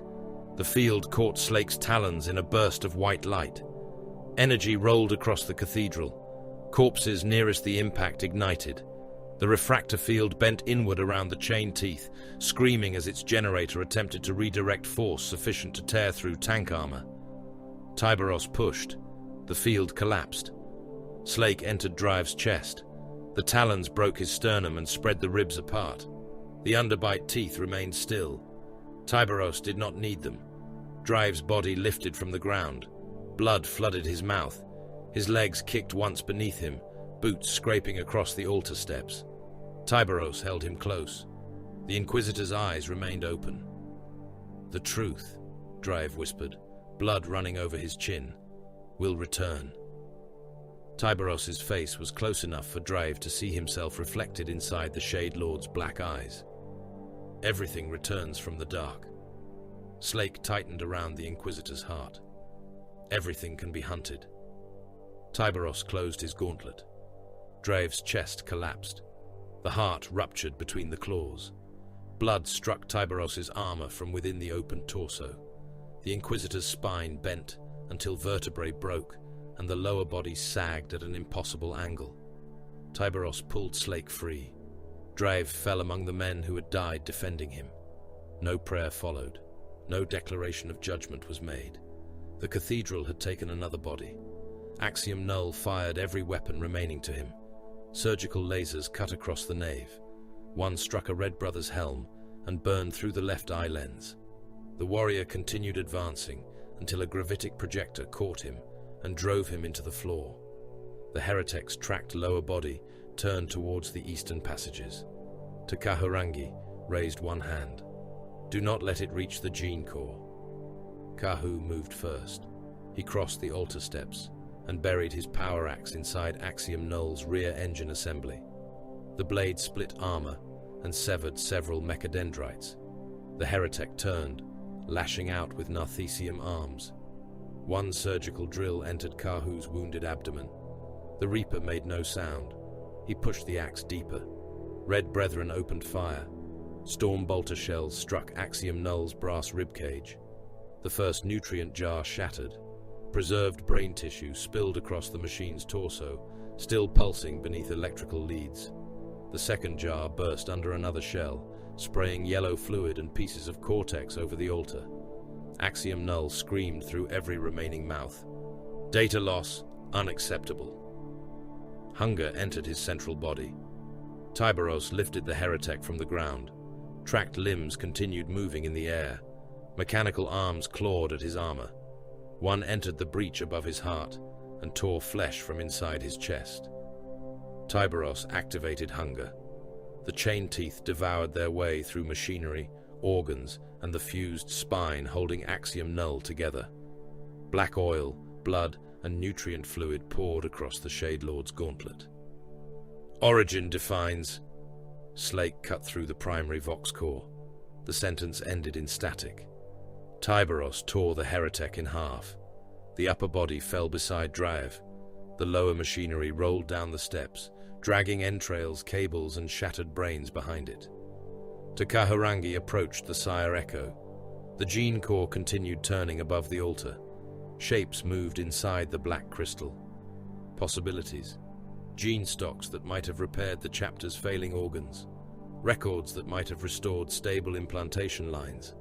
Predation routes lost for millennia. Command ciphers carrying authority older than the Codex Astartes. Perhaps the name of the Forgotten One. Baal Shah entered the cathedral as the battle outside reached its final collapse. Ash covered his armor. One pauldron was missing. His left hand had been replaced with an emergency augmetic clamp. "Melter teams ready," he said. Takaharangi looked towards Tyberos. "This archive may contain uncorrupted gene seed indices." "Yes." "The chapter's mutations might be reduced." "Yes." "The blindness might be..." "Understood." "Yes. And you will still destroy it." Tyberos looked upon the gene core. "Yes." The pale nomad lowered his head. "Then I will erase what fire cannot." Charges were placed throughout the cathedral foundations. Carcharodon serfs entered the gene sanctums carrying melter bombs and plasma-cutting equipment. They moved among ruptured amniotic columns, severed bodies, and ancient machinery without looking at the horrors around them. The first charges opened the sealed vaults. White heat liquefied adamantine doors. Gene flasks burst inside their racks. Preserved progenoids shriveled in the air, curled black, and vanished beneath incinerator fire. Plasma reactors were driven beyond containment tolerances. Tech marines overrode every warning. They fed the reactors with power drawn from the cathedral grid, forcing ancient machine spirits towards deliberate death. Binharic alarm tones became shrieks of outrage. Takahurangi knelt before the Sire Echo. He entered it one final time. The day of exile unfolded around him. Rows of black-armored warriors, a faceless commander, the greater presence behind him, names pressed at the edges of perception. Takahurangi burned them. He cast psychic fire into the memory matrix. Images blistered. Korax's face dissolved. Arcus Fowl's outline vanished. The command cipher twisted into meaningless light. The Forgotten One raised one hand. The pale nomad almost stopped. The figure seemed to look directly at him through 10,000 years of distortion. "Remember," it said. Takahurangi answered through tears of blood. "We remember enough." He destroyed the face. The Sire Echo cracked. Light burst from the crystal. Millions of dead bodies arched in unison as the psychic current failed. Spines snapped. Cables tore loose. Fingers clawed at the stone. Then the dead became still. Tyberos watched the final image vanish. No revelation survived. No father remained. Only the command. The Carcharodons withdrew before the cathedral reactors overloaded. Their thunderhawks lifted through a sky filled with smoke, falling warships, and the burning remains of the orbital elevator. Ground forces abandoned captured districts. Imperial commanders attempted to contact them and received no answer. The Nicor entered low orbit. Its weapons turned towards the fracture lines opened by the elevator's fall. Acheron Rex had become unstable. Continents rested upon broken plates. Oceans poured into faults deep enough to expose the mantle. The atmosphere carried billions of tons of ash. Tyberos gave the order. Macro cannons fired. Shells entered tectonic wounds and detonated beneath the crust. The first impact divided the cathedral continent. The second collapsed an ocean basin. Water entered the mantle. The planet convulsed. Steam explosions tore through the crust. Mountain ranges lifted and broke apart. Coastal hives disappeared beneath walls of boiling water. Armies that had survived the battle drowned beneath seas carrying burning wreckage, corpses and molten stone. Loyal soldiers died beside rebels. Civilians died beside both. Titans fell into widening faults. Their reactors detonated below the surface, adding brief suns to the planet's death. The atmosphere darkened. Ash swallowed the last daylight. Later, Imperial histories would classify Acheron Rex as a world lost to unavoidable warp instability triggered by enemy ritual activity. No surviving record named the Carcharodons. The chapter took its due before the end. Red tithe columns formed beneath the guns of the departing fleet. Young male survivors were examined among the ruins. Those within implantation age were blood-screened, measured and branded. The weakest disappeared into corpse furnaces. The strongest entered trial holds. The grey tithe followed. Armorers, voidsmen, reactor technicians and medici workers were chained into transport columns. Mechanicus vaults were stripped of plasma coils, ancient weapons, replacement organs, and reactor components. Servitors were disconnected from ruined shrines and loaded aboard Carcharodon ships. Acheron Rex had failed to yield truth. It still yielded resources. Jorah Keel stood inside the Nikor's primary armory, while an iron brand heated in the furnace. He had survived Karen's Dew, Karkaris, and the burning shrine world. Survival had not freed him. It had made him useful. The armory overseer pressed the brand against Jorah's chest. The exile sigil burned through the temporary mark already there. Flesh hissed. Jorah clenched his teeth until one cracked. When the iron lifted, the predator's jaws remained permanently scarred into his skin. Designation, the overseer said. Bonded armory serf. Allegiance. Jorah looked towards the endless racks of bolters, chainswords, and shells. The chapter. Duration. Jorah understood the answer. Until death. The overseer nodded. Acceptable. Baal Shah found Tyberos within the armory vaults after the fleet had left orbit. The Shade Lord's armor remained open at the chest, while apothecaries repaired the wounds Nile had inflicted. His primary heart had been removed. It rested within a metal basin, cut nearly in half and blackened around the chainblade wound. A mechanical replacement waited beside it. Shah looked upon the ruined organ. Was the blood impure? Tyberos did not ask which blood he meant. All blood is impure. The foundational stock was 19th Legion. Predominantly. Foreign sequences remained. Yes. Do they make us less loyal? Tyberos looked towards the apothecaries working inside his open chest. No. Less human? We were never human. Shah considered the words. Less pure, then. Tyberos's voice remained soft. Purity is a word used by those with secure homeworlds and full gene vaults.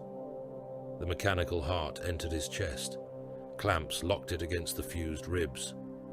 We possess neither. What do we possess? The new organ began to beat. Continuity.